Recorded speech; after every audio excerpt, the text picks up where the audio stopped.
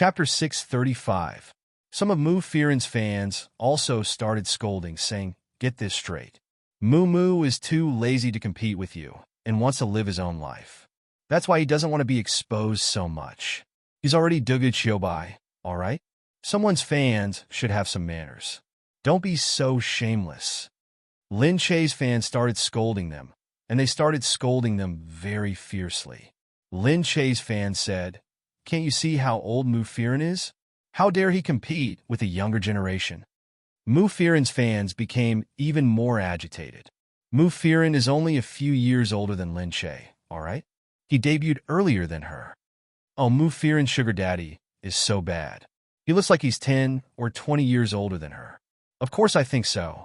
It's still better than Lin Che, who relied on being praised and courted all the way up. Such a person dares to talk about acting skills. It's really hilarious. When our Moo Moo won the Golden Name Award, your Lin Che was still peeing on you. This time, they started scolding him thoroughly. The words that followed were even more unbearable to look at, and they were simply speechless. Yu Minmin was puzzled. At smartmovies.Chin Wanwan was scrolling through her phone, smiling as she watched the scolding war that was getting more and more intense. Sister Lin said with a smile, "Looks like we can reap the benefits from this." Chin Wanwan said, "All right, a lot of our people are scolding each other here, acting as if they are scolding each other. It'll be great if you can expand the influence and bring more and more fans in." Wanwan, don't worry. It's just starting now. It won't be long before the scolding becomes more intense. Don't worry. They just confirmed that the female lead of Blood was given to Lin Che today. We're not prepared enough. Starting today, tomorrow, and the day after, the show will definitely continue. Chin Wanwan's lips curled up into a coquettish smile, and her thin chin also rose a little. Lin Che moved behind Yu Minmin and watched. Yu Minmin said, "These comments are a little strange." "Yeah," Lin Che said, "why would my fans say such things? It's too much, isn't it?" "Yeah, I also think it's too much," Lin Che said. Yu Minmin said, "Moreover, the comments below are all like this. Occasionally, there'll be a comment like this, but once it's over, it's over. Yet, there's so many of them. It looks like someone is purposely posting these comments." "No way. Then what should we do? Let's wait and see first. I'll have someone monitor the situation tonight and think about how we should respond." Lin Che clenched his fists, looked ahead, and said gloomily, "I've never thought about competing with anyone. I don't want to compete with Chin Wanwan, and I definitely won't compete with Moo Fearon. A tall tree attracts the wind. I'm talking about you. All right, let's go back first." Lin Che felt a little depressed. She was scolded at home because Mo Huiling had spread rumors, and now she was being scolded on the internet. She really wondered if she had done something wrong. She must have done something wrong, or if she was really a bad person, that was why she was scolded like this. She could feel that her emotions were a little unstable. She thought that perhaps her period was coming, so she was more anxious. She decided not to look at Weibo or Tieba for the time being when she got home, so that she would not continue to be angry. However, when she reached home, she saw that Liu Beichun had sent her another message. "Wow, you're famous now. There are people in the industry who support you." Lin Che asked curiously, "What do you mean? Didn't you see the WeChat group? They've been arguing for the whole afternoon." "I didn't watch it. I'm just afraid I'm going to be tortured." Lin Che quickly opened the WeChat group. It was unknown how many conversations had been going on inside. It was unknown how long it had been lively. Lin Che quickly scrolled through the chat history and found that many people had come out to speak up for him. Lin Che is the champion of the WW banquet. How can he be worse than Mo Huiling? I support Lin Che. Let's not talk about anything else. Mo Huiling is the one who's shameless enough to come to Gu Jingza's house with a child. Gu Jingza hasn't even admitted that the child is his. Who knows where Mo Huiling got the child from? Gu Jingza doesn't want it, yet she's still sticking it to him. One of the women disagreed. "It's you men who are cheap. You throw him away when you're done playing with him. You women are not cheap, sending yourselves to the door for others to play with. You're the cheap one. You're the cheap one.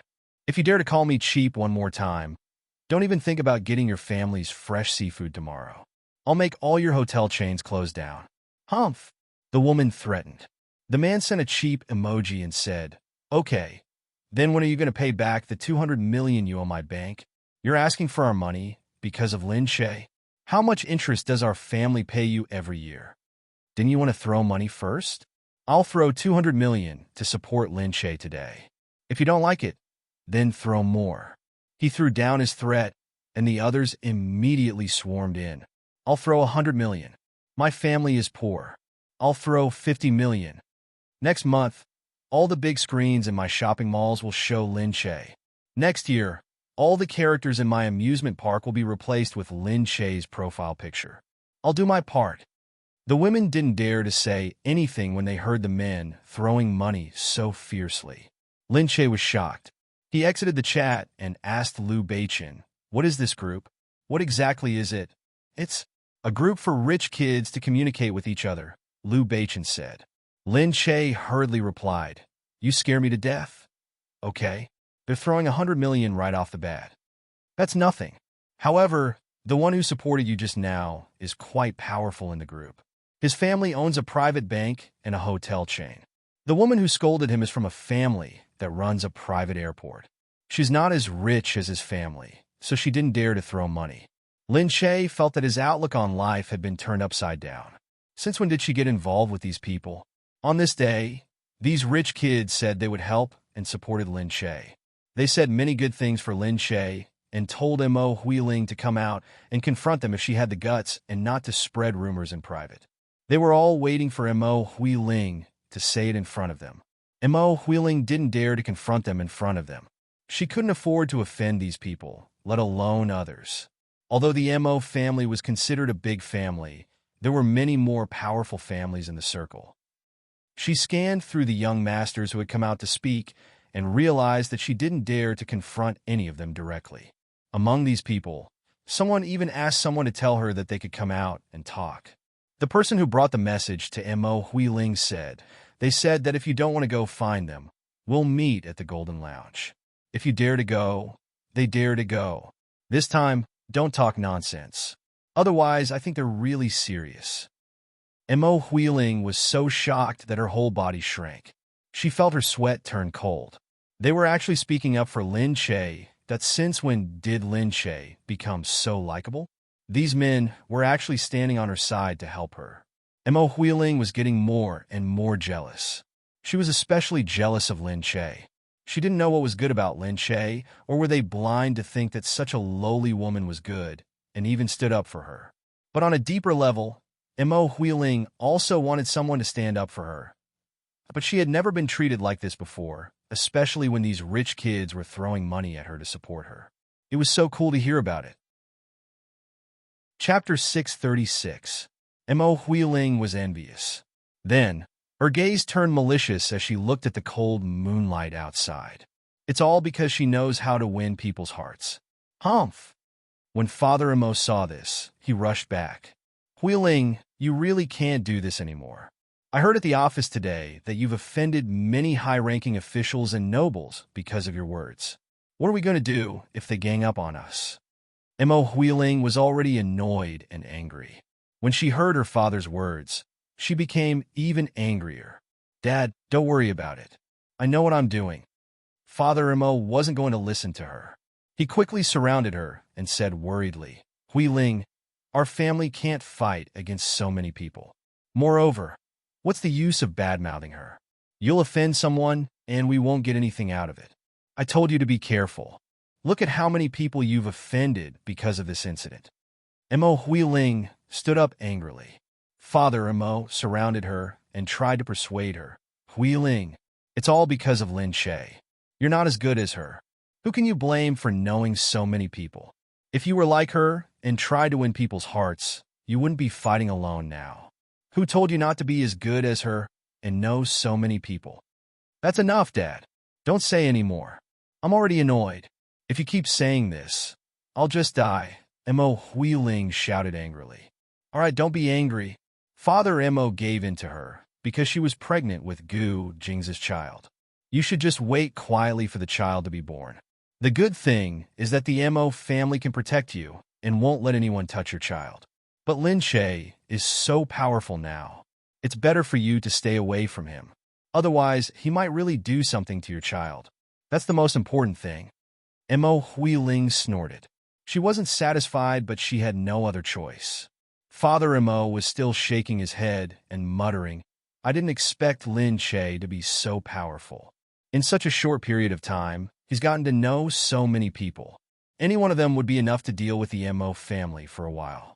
Now that they've joined forces, it's really scary. Seeing that everyone was so supportive, Lin Che couldn't just stand by and say a few words.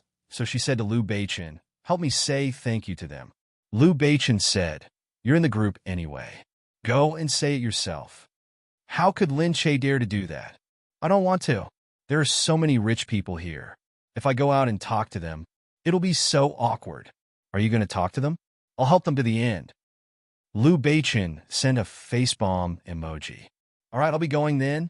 Not long after, a message appeared in the WeChat group.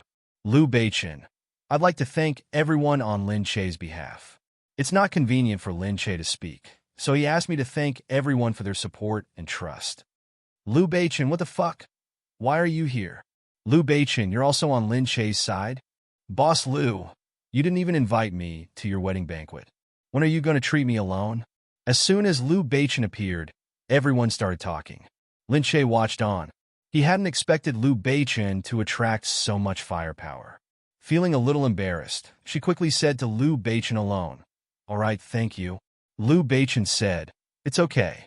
Just ignore them. After Lin Che settled the matter, he returned to the company and continued to watch the war of words that was brewing on the internet. Yu Minmin was still monitoring the situation. When she realized that the war of words hadn't stopped, it was getting more and more heated. She was afraid that she would have to deal with it. She first asked someone to check some IPs and block the IPs that were borrowed from them. Some zombie marketing accounts were also blocked. She even set Lin Che's and Mu Firen's names as sensitive terms. As long as the two were mentioned in the comments, they would be checked. However, the war of words was no longer about whether the two were popular or not. Instead, it was about their acting skills. Some people had ulterior motives and compared Lin Che's acting skills with Mu Firen's award-winning TV series. At that time, Lin Che was still young and inexperienced. Although he also had acting skills, he still had some flaws and didn't feel smooth. Compared to Mu Firen's natural acting skills, he immediately lost his advantage. Some people mocked him and said, how dare you compare acting skills with Mu Firen? There's a huge gap between them. Lin Che was infuriated. However, this piece of information was acknowledged by so many people, and they thought it was a true comparison. Moreover, this was only the beginning. Yu Minmin then discovered that the media released a piece of news saying that Lin Che clearly came out of the audition with a long face. It looked like the audition wasn't ideal, but she still got the role of the female lead in the end. She asked if there was something fishy going on. A netizen immediately used his bold hypothesis and said she pulled a long face at the time, so she probably didn't get chosen. Then, a few days later, people said that her acting skills weren't good, but she used other tricks behind the scenes. That's right. This isn't the first time Lin Che stole a role. Didn't he steal Qin Wanwan's role before? The witchcraft notes were supposed to be Qin Wanwan's too. Lin Che, get out of the cast of Blood. Don't sully Hollywood. That's right. With Lin Che, we won't contribute to the box office. The producers can't be like this. For the sake of the Asian box office, they can't only choose active actors and not actors with good acting skills. We don't want Lin Che to ruin Blood. Lin Che used tricks behind the scenes to push Mu Firen away. If she doesn't have any acting skills, who did she sleep with this time to get this role? Lin Che sat there and sneered as the scolding intensified. These people are really energetic. Yu Minmin said, many people were envious when you got this role, but when Blood came to Country C, they didn't plan to look at them. They wanted to choose Mu Firen first, but Mu Firen couldn't act because of her own matter, so they chose you instead. They didn't consider anyone else at all, but it looks like their roles were stolen. Seriously, they're overthinking things. Lin Che said, forget it. Anyway, this isn't the first or second time they've pinned this shit on me. They can scold all they want. No matter how fiercely they scold, the role won't be theirs. Yu Minmin said, Don't read the comments. I'll handle the problem. The witchcraft notes didn't choose Qin Wanwan originally, and now they're saying you stole her role. However, the witchcraft notes will be released soon. When the time comes, we'll show them what true acting skills are. What should we do now? I'll go and find out who's trying to take advantage of the situation. It's impossible for Mu Firen to be the culprit. She indeed has the intention to retire and wouldn't cause trouble for herself. It should be someone who's using Mu Firen. Chapter 637. Lin Che was too lazy to care about these things. After entering the group, he would open the group chat from time to time to see what these rich young ladies were talking about. Yu Minmin saw that she was looking at her phone and said, "All right, didn't I tell you not to look at the comments? If you peek again, I'll confiscate it." "All right, I'm not peeking at the comments. I'm looking at the WeChat group." Lin Che took out his phone and showed it to her. Yu Minmin looked at it and said in surprise, "Wow, what's this group? It's a group full of young ladies and young masters. Isn't this a group of nouveau riches?" Yu Minmin looked up, her eyes shining. Lin Che said, "Yeah, if I can get in and get some sponsors, then Yu Minmin's eyes were already shining with money. Lin Che patted her head. "Yu Minmin, you're only thinking about money." Yu Minmin came back to her senses and smiled. "No, I'm just saying." Lin Che said, "If you want to go in, I can pull you in." Yu Minmin waved her hand and said, "Forget it. I have nothing to say, even if I go in. I haven't said anything either. I just came in to see what they're talking about. Then I'll just listen to you and see what these rich ladies are talking about. Actually, they're really not that different from ordinary people. I've been looking at them all afternoon." Lin Che said, "They're all talking about cosmetics, shopping, bags, Hermes, Chanel, and the like. The guys are going out to pick up girls, go to nightclubs, buy ships, planes, cars, game consoles, and the like." Yu Minmin exclaimed, "So they're using the time we spend shopping on Taobao to discuss more high-end things? They're really not that different from us, except for the money." Lin Che got up and saw that the president's car had arrived. Lin Che smiled and said, Mr. President is here to pick you up." Yu Minmin looked out and blushed. She said, "I'm going back first. You should go back early too. Go. I won't hold you up." Yu Minmin left just like that. Lin Che sighed as he watched her leave. He took out his phone and continued to read the comments. Although reading the comments was asking for abuse, she couldn't help it. She had a fragile heart, yet she still went in to be abused. She finally understood what it felt like. Sometimes when she saw those unreasonable but righteous comments, she really wanted to go up and scold them. However, her rationality constantly warned her not to scold them. This kind of feeling was the worst. Fuck. Especially those who said that she had no acting skills and that she had relied on sleeping to get to where she was. They said that she would ruin the popularity of the movie and that the box office would definitely fall to pieces. Lin Che really wanted to go up and confront them. He wanted to tell them to come over, and he would act for them to see if they had any acting skills. However, there was nothing he could do. She could only look on and endure.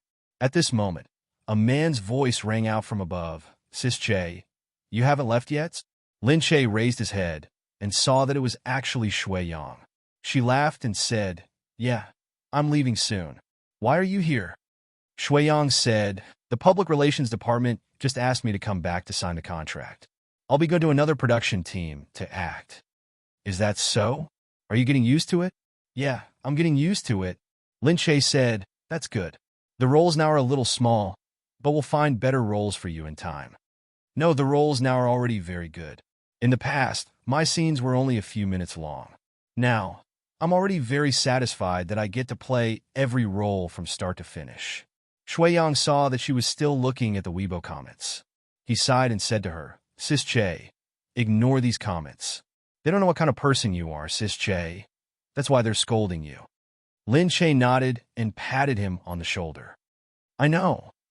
Everything has its pros and cons. I wanted to be famous back then, but now that I have some fame, I'll be scolded. This is for sure. Don't worry about me." "All right. If you're free, you can join some activities or something. I'll see if there's any next time and bring you along." Shui Yang said in surprise, "Can I? I haven't participated in any activities before." "Of course. If there's a slot next time, I'll bring you along." "All right, go to the public relations department. I'm going home, and I'm okay. Thank you, Sis Che. Lin Che watched Shui Young walk away in high spirits, thinking about what he had just said. That's right. When I wanted to be famous back then, I said that no matter what, I would hold it in. Now that I'm really famous, I shouldn't forget my original intentions. That's right. Being scolded means that I'm famous. Lin Che was on his way back when he heard Yu Minmin call him at this time. I asked for their IP address just now. These IP fake reviewers are all from a marketing company. Do you know who this company has worked with before? Who? Our company in the past. Smart Movies? Yeah. Lin Che seemed to have understood. Actually, there were ways for people in the industry to investigate this. Everyone knew about marketing companies, and they would also know which companies the fake reviewers came from. Different marketing companies had different ways of doing things, so they could guess what was going on.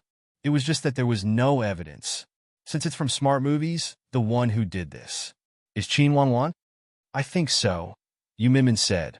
Lin Che finally understood. She was looking for trouble again. After understanding it, her mood instantly became better. If she was really in a bad mood, wouldn't it make Qin Wanwan happier? She also felt that her emotions weren't quite right recently. She was easily affected by things and seemed to be more sensitive than before. In the past, she was careless and never cared about these things. When she returned home, Gu Jingze informed her that she could pick up Prince. Lin Che hurriedly said, "That's great. I'll go over right away." "No need. I'll come and pick you up." "All right." Gu Jingze came as soon as he said he would. He quickly arrived at home to pick her up. Lin Che was much happier, especially when she got home. Without that despicable Mo Huiling being an eyesore, she felt much better. He really didn't understand why she still made life difficult for him when he was so happy now. The two of them went to pick up Prince. When they arrived, they saw that Prince could already move, but they still couldn't let him move too much. He still had to continue to recover from his injuries. The doctor carefully handed the dog over to them. "You still have to cover the one on his stomach. Be careful not to let him lick his wounds." Lin Che hugged the little dog pitifully. "Poor little thing, you'll get better soon. You've suffered these few days. Let's go home soon." Chapter 638. The doctor watched as the two of them took the dog back. The past few days of fear had finally passed, and they were completely relieved. Otherwise, the Gu family's bodyguards would be standing outside, and no one would dare to come in. It would affect their business too much. People who didn't know better would think that they had done something wrong. Lin Che brought the dog back. The servants had already prepared a new, warmer nest for the dog. They were prepared to take care of Prince's injury in case anything happened in the future. Gu Jingze hugged Lin Che. "All right, there's someone watching. Don't worry. Let's go and rest first." Lin Che said, "Can I watch for a while longer?" Gu Jingze purposely pulled a long face. "If that's the case, I'll ask someone to send the dog back to the hospital." Hey, don't. I'm going to sleep." "I'm going to sleep? Okay," Gu Jingze said with an expression that was more like it. He left with Lin Che, who was reluctant to leave. The next day, Lin Che had to go abroad with a crew of blood to sign a contract.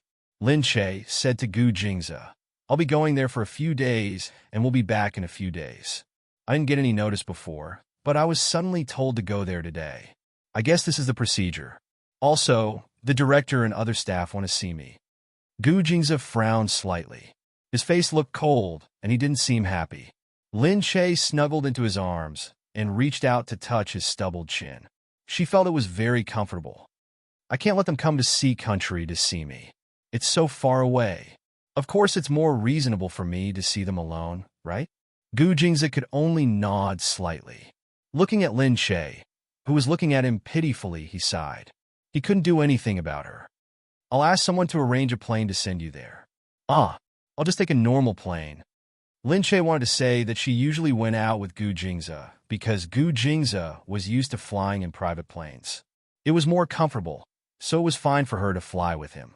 However, once a private plane was activated, it would cost a lot of money.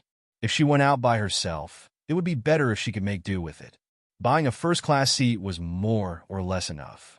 Gu Jingze put his arm around her shoulders and looked straight into her face. His eyes seemed to be saying that if she didn't listen to him, he wouldn't let go of her. No. Lin Che blinked his eyes and looked at Gu Jingze.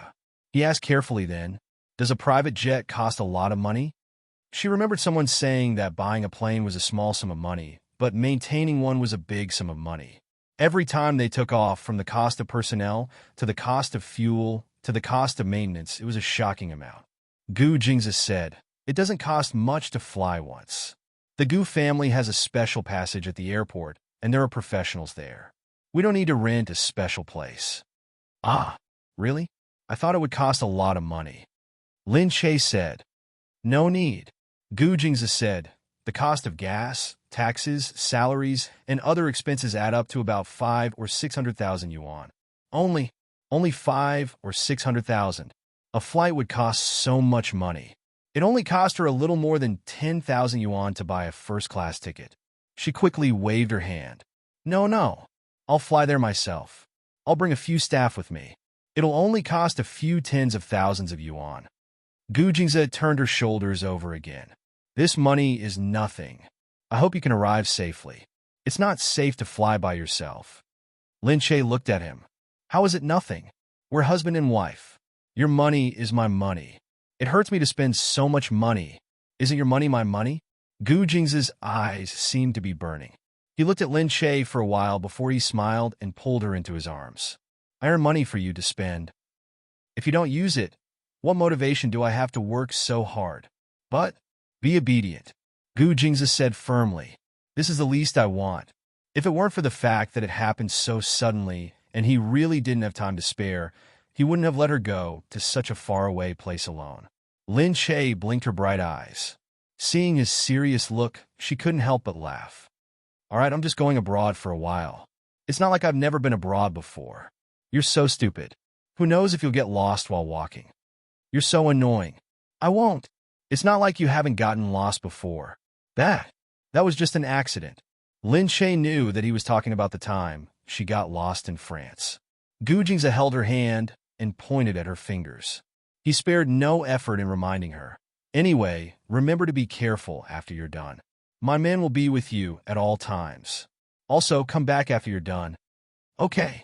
He kissed her lips lightly, leaving a little bit of moisture on her lips. He looked at Lin Che.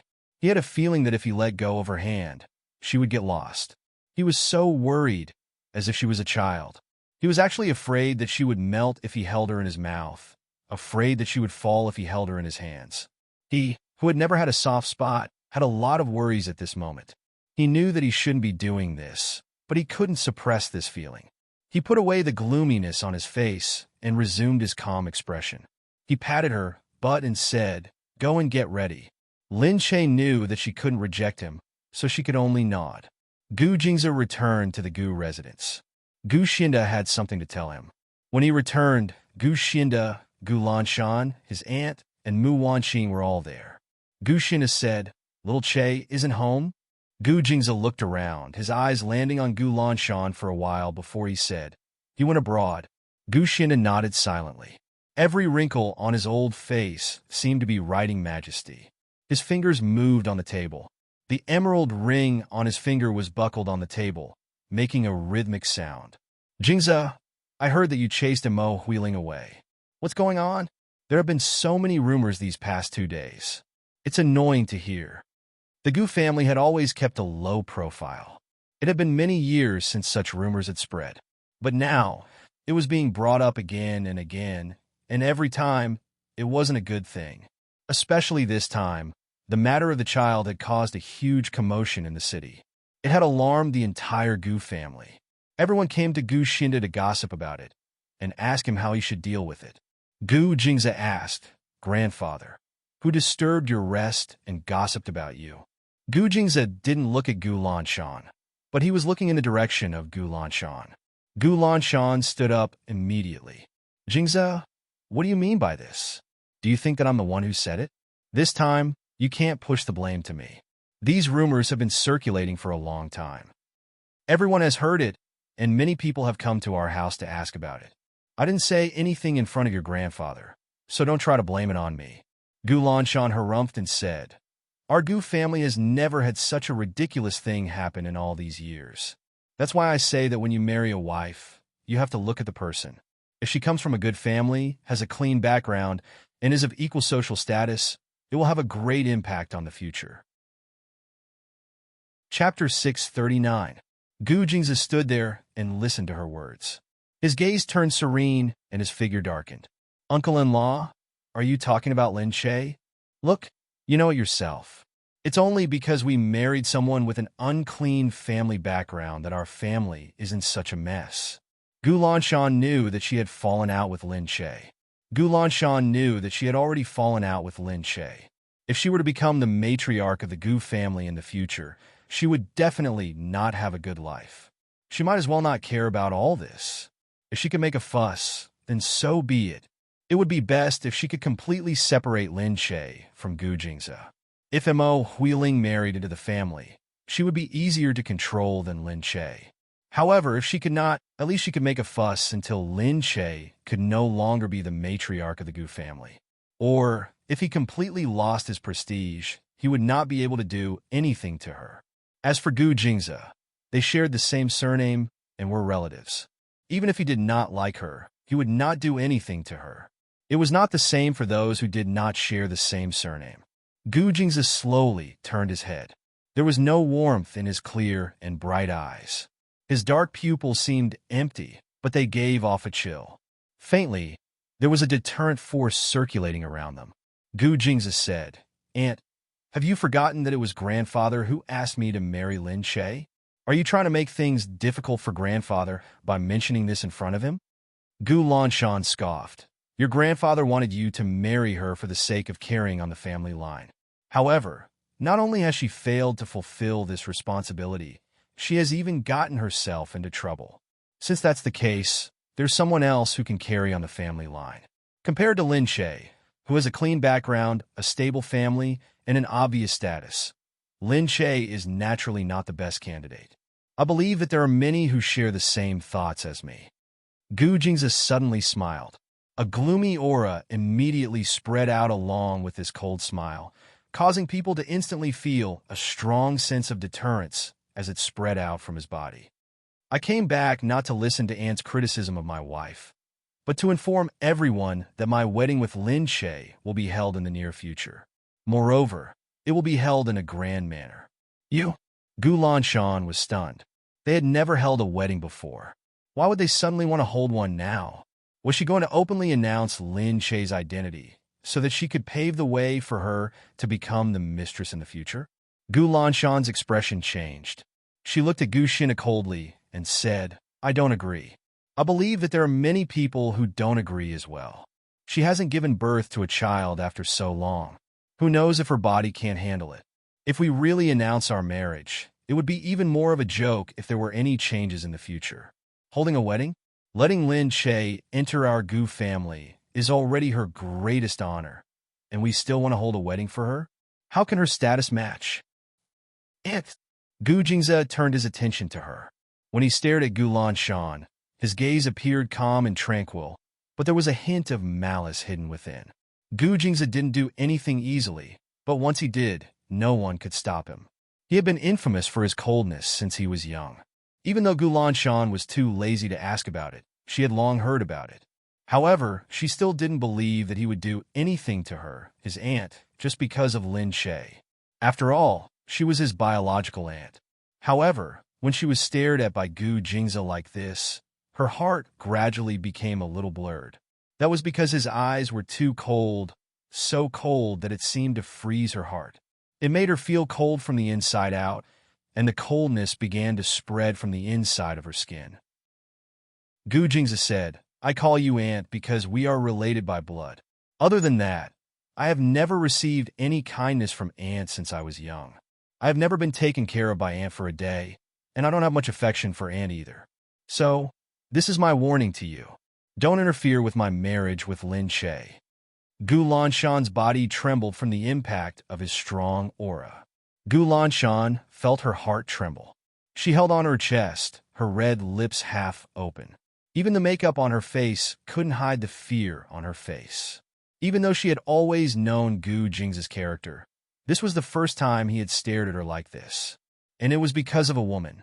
It was because of Lin Che. As a member of the Gu family, Gu Lanshan had never been treated like this in her life. She had never been spoken to like this. However, looking at Gu Jing's gaze, she seemed to have lost the ability to speak and was momentarily at a loss for words. After a long time, she finally regained some strength and turned to Gu Xinda immediately. "Father, I know that you wanted Jingzi to marry Lin Che, but that was elder sister-in-law's suggestion. It wasn't your original intention. Look at what Lin Che has done now, relying on the fact that you appointed her personally. What has Lin Che done? She has even bewitched Jingzi to protect her and go against his own family. If things continue like this, who knows what will happen in the future?" Gu Xinda had been listening intently.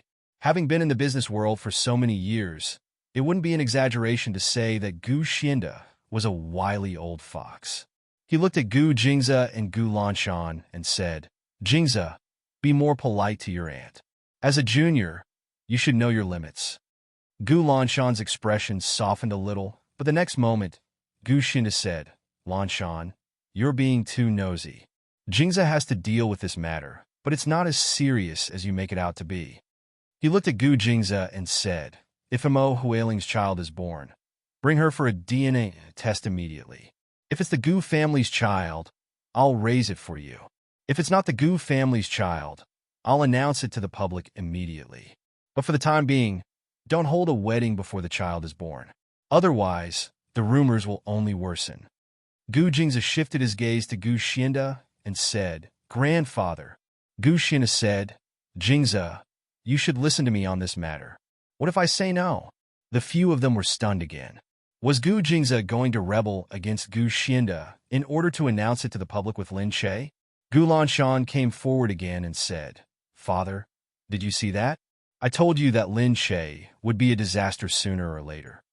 Gu Jingzi was still standing there, but he seemed to have an unstoppable force. He said calmly, "Even if she's a disaster, I'm taking her now. If you want to object, you have to listen to me first. I've already said that I'm going to announce our marriage. The wedding photos have already been taken, and we can start preparing for the wedding soon. It doesn't matter if you object, I don't care. I'm just here to inform you." "You?" Gu Lanshan glared at Gu Jingzi. Gu Jingzi's eyes lit up. "Why, Aunt, do you have a problem with that?" Gu Lanshan couldn't help but take a step back. She was the eldest miss of the Gu family after all, but she was being pressured by her own nephew.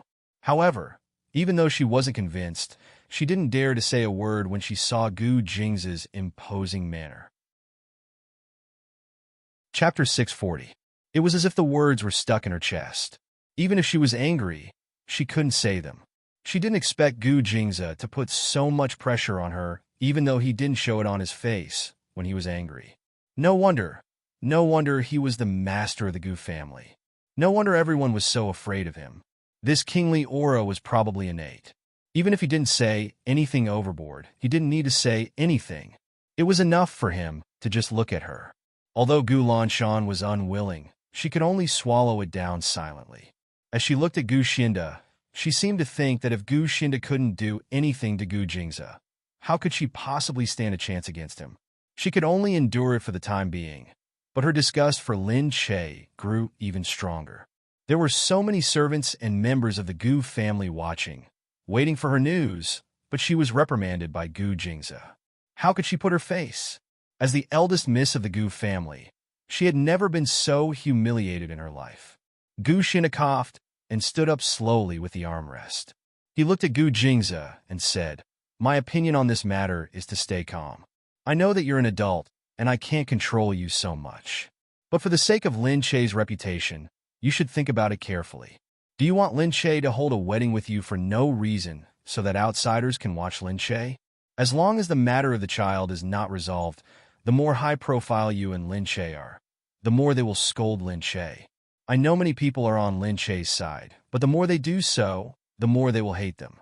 You should think about it carefully. You should know better than me whether I'm trying to scare you or not." Gu Xinda snorted and looked at Gu Lanshan. Gu Lanshan chased after Gu Xinda angrily. Gu Jingzi flicked his sleeves and left, as if he didn't hear Gu Xinda's words. Mu Wanqing was hesitant, but she couldn't care too much about this matter. She could only hold her hands worriedly. her heart full of emotions. Who would have thought that a careless mistake back then would lead to today's unforeseen event? He could only sigh. It was Lin Che's fate that was full of misfortune, causing one incident after another, causing him to be unable to live in peace. However, she was also an experienced person. She knew that no matter who married into the Gu family, they would have to go through this process. After all, it was lonely at the top. She had been at the top for so many years and was used to being pierced by thousands of arrows. She was afraid that the one who would take over this position was Lin Che, and someone as naive as her would not be able to withstand it completely. Gu Lanshan couldn't hide her anger as she walked. Father, look, Jingza is too much. He's going against me, for a woman. I'm his aunt. Gu Xinda said, all right, you're the one who's pushing him too far. I don't know how capable he really is. He's always been a child who hides his abilities from a young age. I can't even guess how many thoughts are hidden in that little head of his. I can't even guess how much power and influence he holds in his hands. And yet you're still pushing him like this? But, all right, it's not like we're at that stage yet. Don't be too impatient when you do things. Gu Lanshan didn't think that Gu Xinda, who had always been indifferent to matters of the heart, had never been this overbearing, even when he was with Mo Huiling and protected her millions of times. Now he, who had always been cold, had actually given Lin Che the first hint of gentleness. Wasn't Lin Che a little too lucky? He was just an ordinary nobody with an ordinary family background. But because of Gu Jing's protection, he suddenly soared to the top like a phoenix and was no longer ordinary. However, when she thought of this strong contrast, and how someone with such a background was standing high and mighty above her, Gu Lanshan felt extremely angry. Lin Che brought the company's people to the airport. Everyone looked at Lin Che excitedly as they walked into the private passageway, entering the private jet's exclusive passageway. Curiosity colored their eyes. Sister Che, this is great. This is my first time taking a plane like this. The passageways here are different from ordinary ones.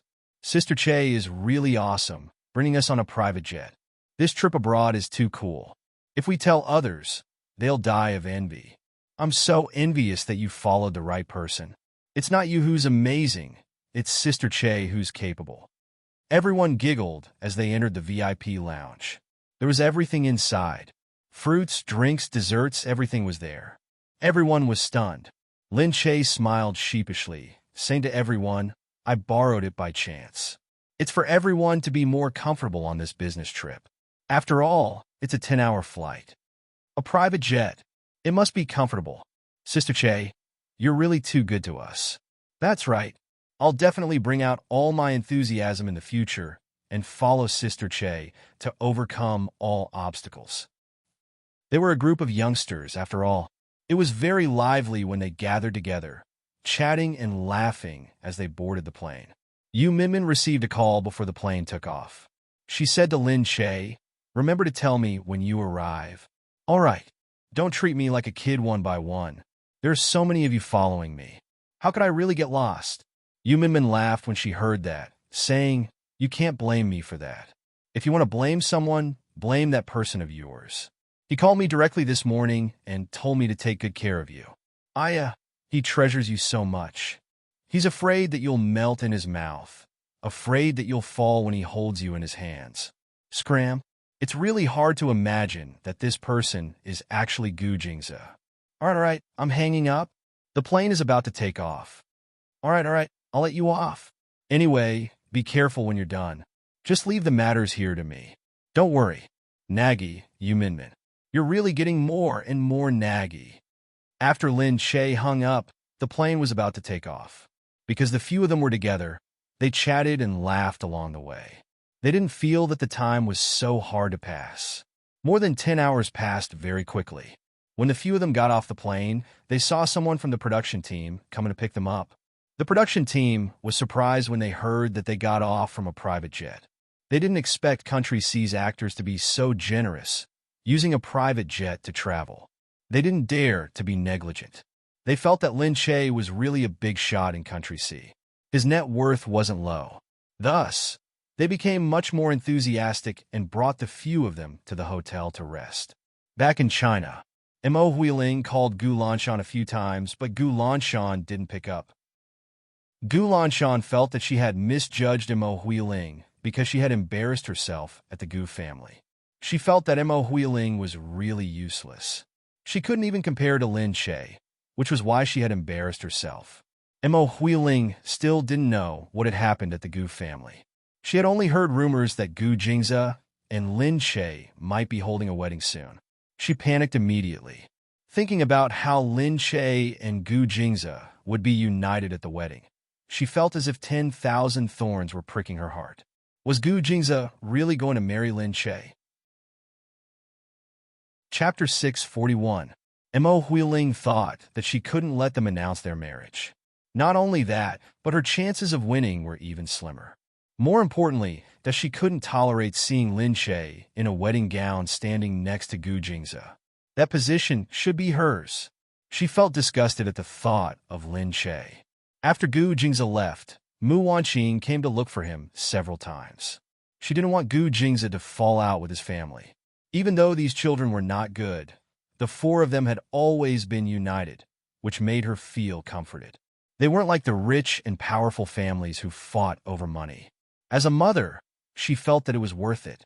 Therefore, all these years, the Gu family had been peaceful and there hadn't been any trouble. She didn't expect that Gu Jingze, who had always been focused on his work, would have his own firm beliefs. He wanted something more than work.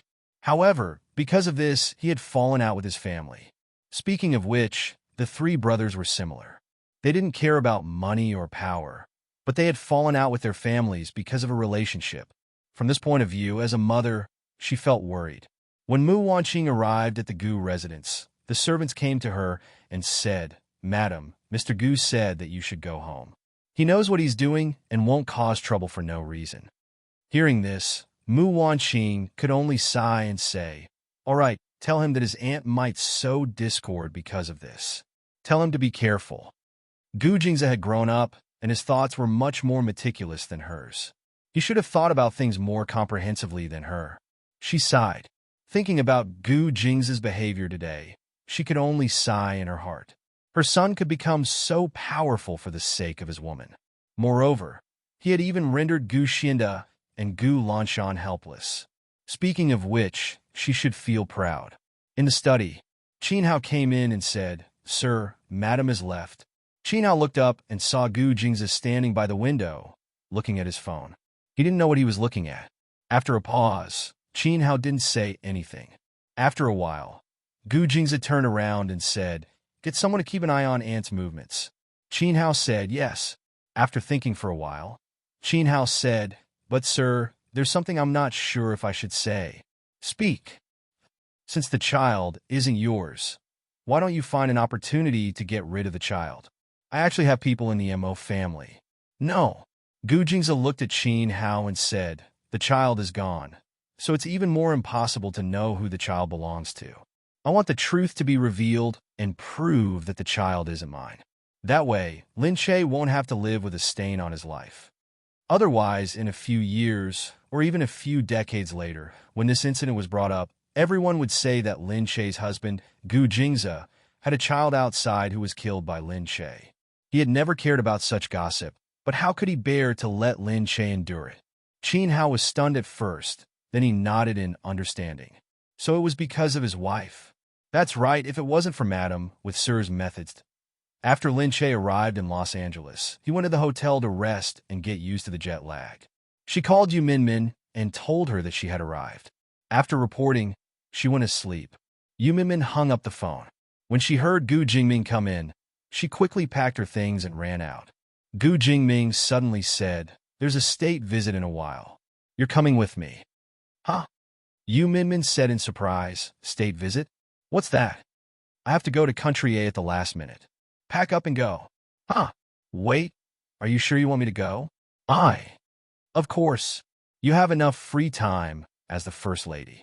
It's time for you to do something. Go pack up."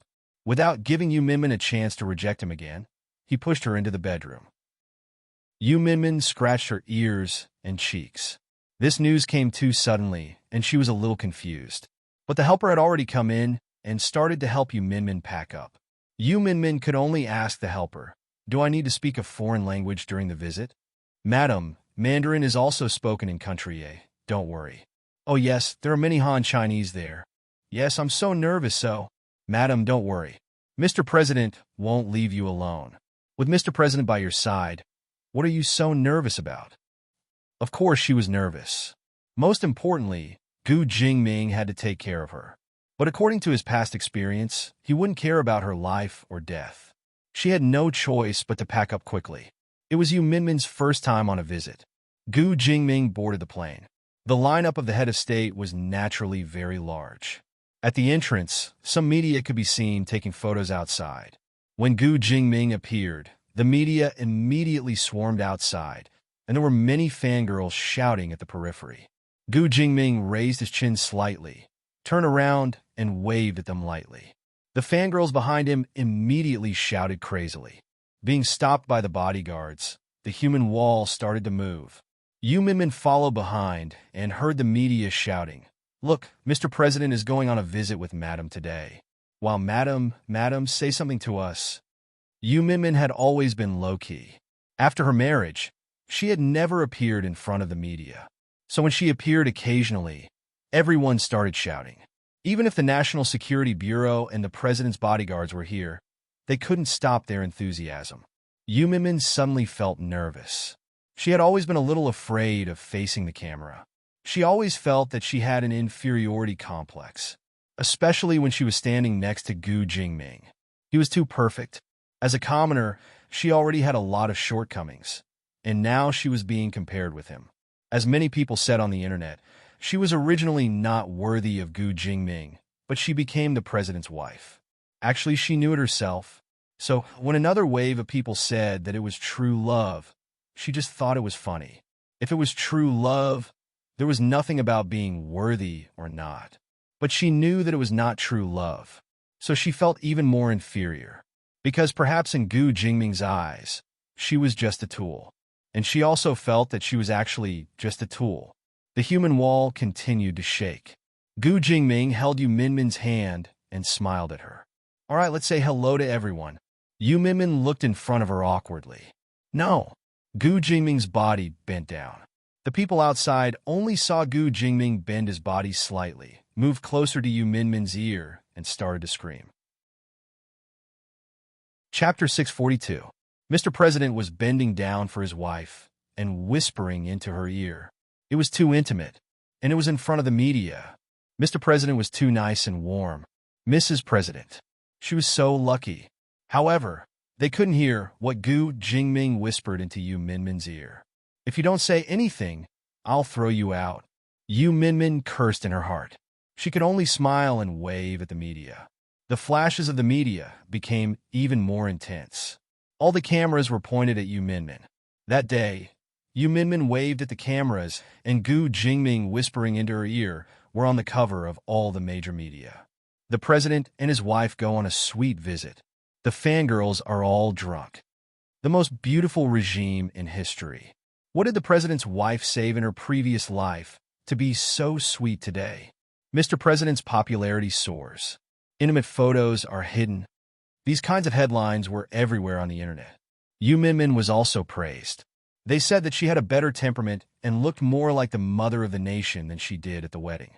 In Suya could see these messages on the television. She narrowed her eyes.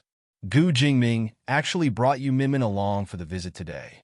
In Suya knew that a few days ago, there was a rumor on the internet that the president never brought his wife along after his marriage. It was as if he was unmarried, which made people suspect that they were married. Gu Jingming's people must have seen this, so the public relations department suddenly let Yu Minmin go with him. Otherwise, Gu Jingming wouldn't have brought this uncultured woman along. In Suya continued to look at the photos. She couldn't hide the sorrow in her heart, not to mention how she would feel when she saw those praises. Yes, no matter who it was, they would look very elegant when they wore the high-class clothes custom-made by the Glass Palace. Didn't they see that it was specially designed by a designer without any logo? Whoever stood in that high position would look like the mother of the nation. It was all because of Gu Jingming's temperament. Actually, Yu Minmin was not the mother of the nation if she was so timid. In Xiao looked at it and picked up her phone. Hey Xiao AI, Jingming is going to visit a nation today. Don't blame me for not telling you in advance. The person on the other end of the phone said, You're really that generous to give Mr. President to me. Aren't I helping you? You said it yourself. Your goods are stuck, and you need to pass through the stripes. You want to find Mr. President to open the way, but I can't do it now.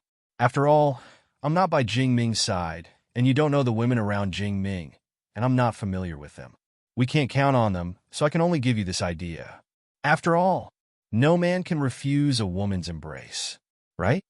Well, then I really thank you. In fact, I saw it today, that you Min is with Mr. President. Some people say that she has temperament. Obviously, she doesn't have temperament. If you stand there, it's definitely the temperament of the mother of the country. What is she? When In Suya heard this, her heart tightened again. This was her pain. It was all her fault that she had missed Gu Jingming and everything that Yu Minmin had gained today. She held the phone tightly, but her voice was still as calm as before. Jingming and I are just good friends now. You can just say these words to me. If others hear it, they will think that I am very unwilling. Yes, of course I will only say these words to you. Okay, I will go to a nation. You said that you would help me, right? Of course, I will ask someone to send the invitation to the State Affairs Gala. Although her relationship with Gu Jingming was no longer what it used to be, she was still able to get an invitation card. That day, Yu Minmin and Gu Jingming arrived at a nation together. Because it was just nearby, they arrived in 2 hours. When they got off the plane, the welcoming party outside was even more enthusiastic. The State Affairs Gala welcomed them personally, and there were many media outlets following them outside. The president of C Nation was both handsome and good-looking. He was famous all over the world. Therefore, every bit of news about C Nation would easily be reported in the tabloids, and Gu Jingming would be mentioned at the same time. After all, Gu Jingming was young, wise, and handsome. He was loved by young girls from all over the world. Politics was originally a boring thing, but because of Gu Jingming, it became lively. C Nation felt that their Ministry of Foreign Affairs had saved a lot of trouble because of Gu Jingming's good looks. Soon, Gu Jingming stayed in the hotel in the capital of a nation, which was specially used to receive leaders from all over the world. Inside, Yu Minmin and Gu Jingming stayed in the presidential suite together. At that time, Yu Minmin thought that the president staying in the presidential suite was really that it was the first time. She did not tell this cold joke to Gu Jingming. She only snickered as she thought about it. When Gu Jingming found her, he saw her sitting there and smiling foolishly. She looked out of the window sideways, and her chest tightened. Looking at her from the side, the curve of her chest looked much better. Yu Minmin felt that something was wrong. When she looked up, she saw Gu Jingming looking at her. She had been caught secretly laughing that Yu Minmin quickly stopped smiling and said to him seriously, What should I do tonight? She was so happy at first, but now she was unhappy when she saw him. It seemed that this happiness had nothing to do with him, right? His face tensed up, and he said to her, Are you asking me? Of course, if she wasn't asking him, who was she asking? There were only the two of them here. Okay. Yu Minmin said, I've never been abroad before. Do you need me to do anything tonight? Otherwise, I won't be embarrassed if I don't know anything. Are you afraid of being embarrassed? Of course she was afraid. There were so many media outlets, and it was her first time abroad. Actually, she rarely went abroad. She did not expect that when she finally did, it would be for a visit. She was afraid that others wouldn't believe her. However, Gu Jingming suddenly said, If you're afraid of being embarrassed, come here. Yu Minmin said, She had been playing dumb so many times that Gu Jingming saw through her immediately. He curled his lips and said, If you don't want to be embarrassed, bribe me first. If I'm happy, maybe I'll bring you along. Hey, how could he do that? Gu Jingming, if I'm embarrassed, I'll be embarrassing you. It's okay. I'm not afraid of you being embarrassed. At most, I'll just tell everyone that my wife has never been abroad before and doesn't understand. Everyone will only remember how embarrassed you were, and they will be more tolerant of me. They will think that I'm very tolerant of you, and that I love you very much. How could you embarrass yourself like this? Yu Minmin looked at him. Unwilling to give in, she said directly, Forget it then. I'm used to being embarrassed anyway. I'll just say it tomorrow. My husband doesn't mind me being embarrassed. What's there to be afraid of? Isn't that enough? Seeing that Yu Minmin was about to run, Gu Jingming immediately grabbed her waist. She wasn't even afraid of being embarrassed, but she was afraid of him. Chapter 643. Gu Jingming said, "Why are you running?" "No, I'm not running." Yu Minmin's entire body was struggling, but she still dared to say that she wasn't running. "Running? If you dare to run again, I'll let the whole world see how I beat you up tonight." "What?" Yu Minmin lowered her head, not understanding how he was going to let everyone see. Gu Jingming smiled wickedly, his eyes full of mockery. Then he lowered his head and bit her neck. Yu Minmin's body trembled. She immediately realized what he was going to do. She wanted to push his arm away, but she was unable to do so. Her body was pushed down by him. Following that, there was still a sharp pain on her neck. It was obvious that it was drilling into her heart. After that, she felt him sucking on her neck, causing her body to stiffen completely. Needless to say, there must be a plum blossom blooming there. It was still on her neck. He loosened his grip a little, wanting to continue. She finally understood the meaning of his words. If she continued to plant them, she would really be too ashamed to face anyone tomorrow. Okay, I won't run anymore. I really won't run anymore." Yu Minmin quickly begged for mercy. Gu Jingming then let go of her, satisfied. He looked down at her face and said softly, "Come, open your mouth." Yu Minmin's face turned red. Gu Jingming frowned. Be good. Open your mouth." Yu Minmin didn't dare to look at him. She opened her mouth slightly. He looked at her, satisfied. Looking at her rosy lips, he couldn't hold back anymore. He lowered his head and pressed her down. Then, he bit her lips, and they were entangled. Even though he was careful not to leave anything on her body, Yu Minmin still cried and begged for mercy that night. She cried for a long time before he finally let her go. Yu Minmin couldn't take it anymore. She lay there and fell asleep. The state banquet was a welcoming dinner that everyone attended after Gu Jingming met the other country's head of state. Yu Minmin didn't attend the official meeting. The two of them discussed some important matters and didn't bring any irrelevant people along. Yu Minmin saw his news on the computer. It showed that he was discussing border trade with the president of country A. The interview was very formal. Gu Jingming was as calm and composed as ever. His straight figure was not any weaker than the soldiers beside him, who were wearing military uniforms. He made people feel safe just by looking at him. This upright appearance was completely different from when he was in bed at night. Yu Minmin felt that she was a masochist. Otherwise, why would she feel that Gu Jingming was so handsome on TV? She was clearly scared to death whenever she saw him. However, compared with all kinds of politicians, Gu Jingming was indeed unique. Moreover, he definitely stood out from the crowd. There was no ambiguity at all. Looking at the other party's president and the officials next to him, no wonder Gu Jingming was the most popular president, because he was really a weirdo among the politicians. As he watched, a guard suddenly walked in from outside. "Madam, it's time to attend the banquet." Yu Minmin hurriedly went out to tidy herself up. In order to cover her neck, she had to choose a scarf to wear. There were many people at the welcome banquet. There were all kinds of staff around, and the media was not allowed to come in. Linda brought Yu Minmin into the banquet. As they walked, she said to Yu Minmin, "You can sit with Mr. President later. Don't worry, we won't talk about national affairs at the banquet like usual, so you can talk without worry." "Okay, I got it," Yu Minmin said. Before entering, Yu Minmin stood at the door and waited for a while. She took a deep breath. The woman on the side seemed to be from Country A. Because Country C was visiting, no one had brought a woman with them except her.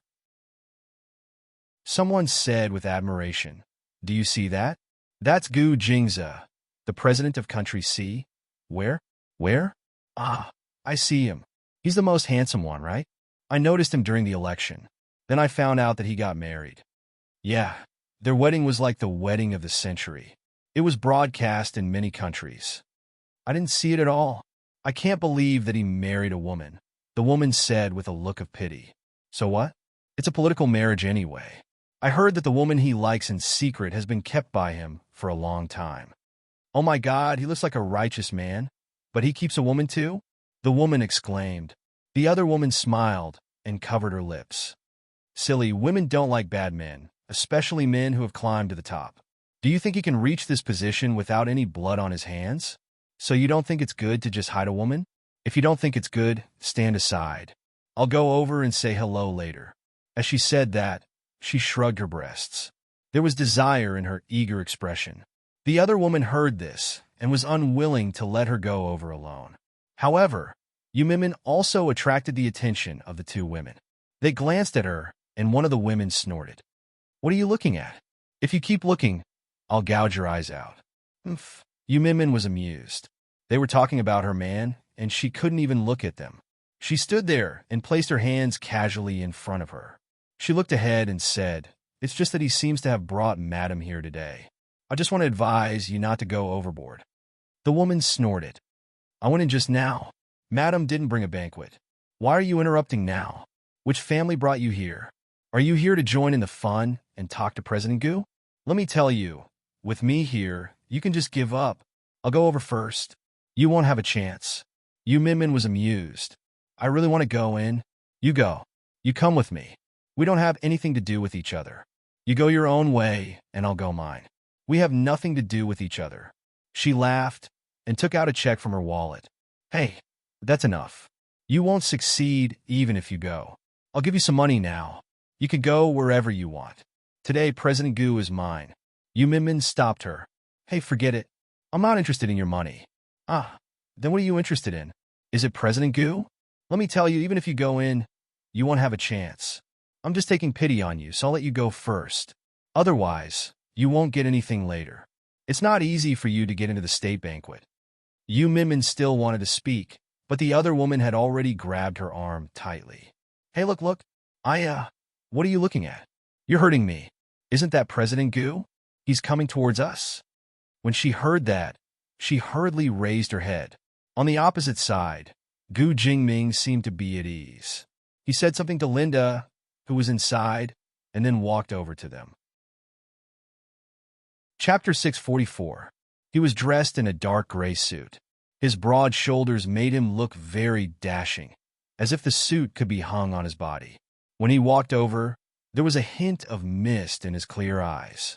Even though he looked calm and composed, Yu Minmin could see that there was a hint of arrogance hidden in his eyes. He was a man with the surname Gu after all. He was destined to be different from others. The girls on both sides saw Gu Jingming's penetrating gaze and looked straight at them. They could vaguely feel the domineering aura in his eyes as he floated over. The two of them immediately became lively. Their emotions were overflowing with excitement, and their eyes seemed to be on fire as they stared in that direction. Wow, he's really here? Oh my God, we're so lucky. Let's go over. The girl didn't forget to look back at Yu Minmin. She seemed to be afraid that she would cause trouble, so she looked at Yu Minmin warily. Hey, you better take a good look at your identity. We're in Country A, and you can't afford to offend us. You should have heard of us, but I don't think I've seen you before. This is probably your first time attending such a banquet. Don't provoke us, or else you'll be in trouble. The other girl snorted. The two of them were about to walk forward when they saw Gu Jingming walking over. His eyes were fixed on one of the girls. The girl blushed shyly, and her heart raced. It was obvious that her eyes were overflowing with passion. Mr. President. Hello? Gu Jingming really spoke to them. The two of them looked as if they were about to melt. They were extremely excited. However, Gu Jingming only glanced at them before he walked over to Yu Minmin. The two girls looked at him in surprise. Gu Jingming held Yu Minmin's hand. The two girls were stunned. Gu Jingming looked at Yu Minmin and sized her up. Yu Minmin lowered her head and greeted him, Mr. President. He raised his eyebrows and said calmly, The two girls behind saw them talking. One of them couldn't believe that Gu Jingming would be interested in this girl. She walked over unwillingly and said, Mr. President, you probably don't know who I am. In a country, all the electrical equipment is provided by my family. My father admires you very much, so he asked me to come and talk to you. She looked at Yu Minmin viciously again and said, I don't know where this person came from. I've never seen her in Country A. Don't you think that she's definitely not outstanding in terms of looks? You have to take a good look. Hearing that, Gu Jingming said directly, "Indeed, she is not outstanding." He looked at Yu Minmin and said, "But in comparison, I think she is more beautiful." What he meant was that if Yu Minmin wasn't outstanding, the two of them wouldn't even be able to compare to him. How vicious! Although Yu Minmin was about to vomit blood, he couldn't help but exclaim in his heart that it was impressive. The faces of the two women on the side collapsed together, like a deflated balloon, one more dispirited than the other. But looking at Yu Minmin, they were very unhappy. Gu Jingming couldn't be bothered with the two of them. He looked at Yu Minmin, who seemed to be to his liking. He put his arm around her and said, "Let's go. Can we talk about it in detail over there?" Yu Minmin wanted to laugh. She turned back to look at the two of them and quickly walked forward with Gu Jingming. The two women were about to vomit blood in anger. It couldn't be. Did President Gu take her away? How could he like her and say that she was better than the two of them? At the side, Linda also looked at the two of them. She snorted and raised her proud face. She had the right to be proud. She was Gu Jingming's Secretary General. In Sea Country, apart from Gu Jingming, she didn't need to listen to anyone else. She immediately ordered the bodyguard beside her. When the president's wife came in just now, you didn't follow her. You scared her. Let's see how Mr. President will punish you. I'm sorry, Miss Linda. It's our fault. The bodyguard quickly lowered his head and apologized. The two women's faces contorted in fear when they heard this. It couldn't be.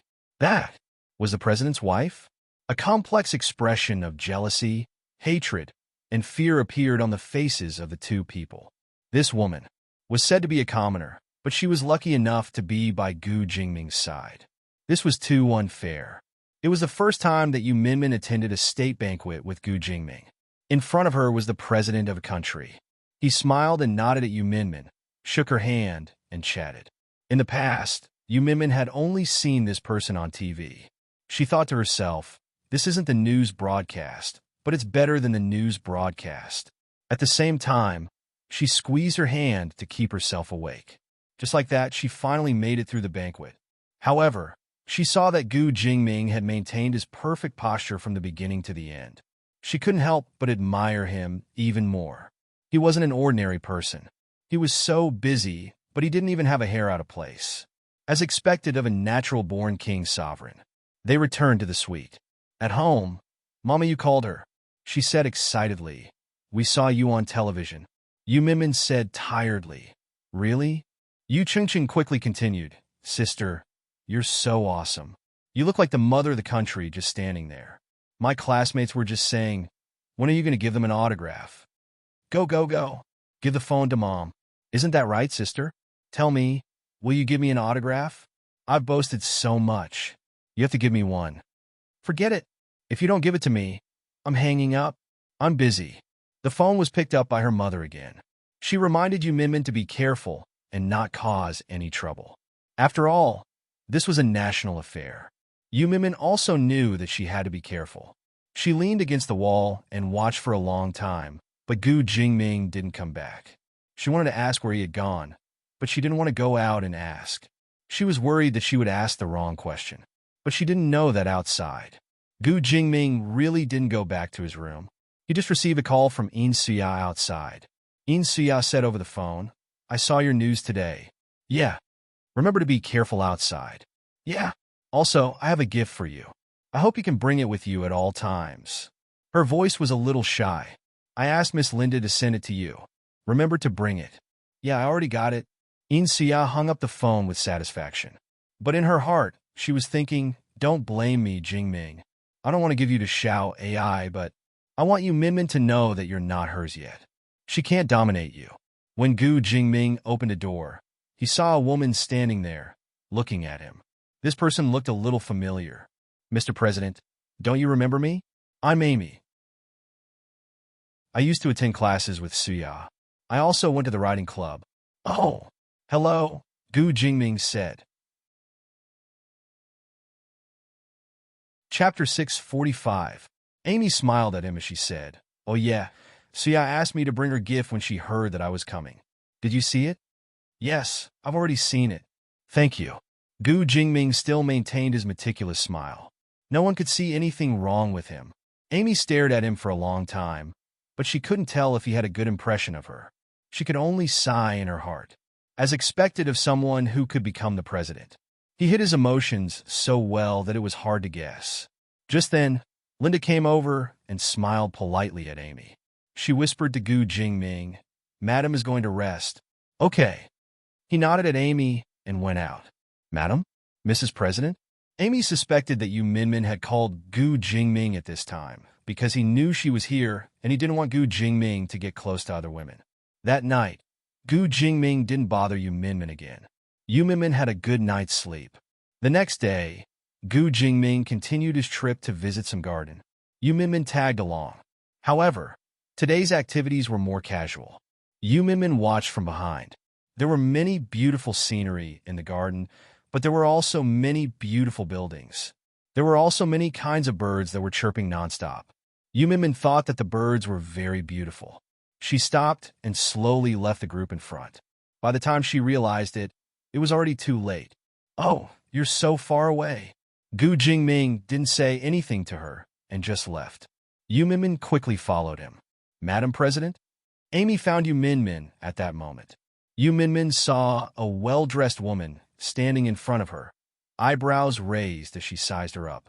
Yu Minmin said, "You called me?" Amy said, "I knew that Suya was outshone by you. Ever since you became the president's madam, I've been wondering what kind of person you are." "Suya? In Suya?" Yu Minmin stopped.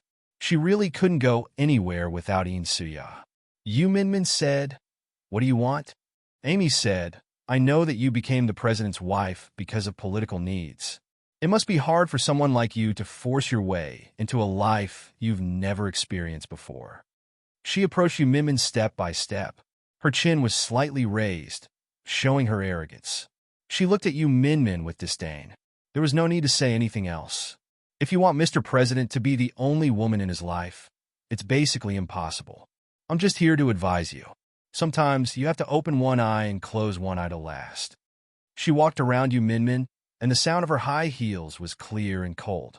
It's impossible for Mr. President to like you, and it's impossible for him to stand on your side. Not to mention that you're not as good as Suya.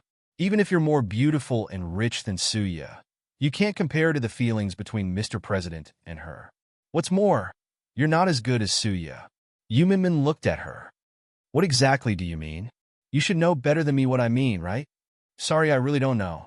Amy lifted Yu Minmin's chin and said provocatively, "Stop playing tricks with me and using those childish tricks. Today, Gu Jingming is mine." "A what?"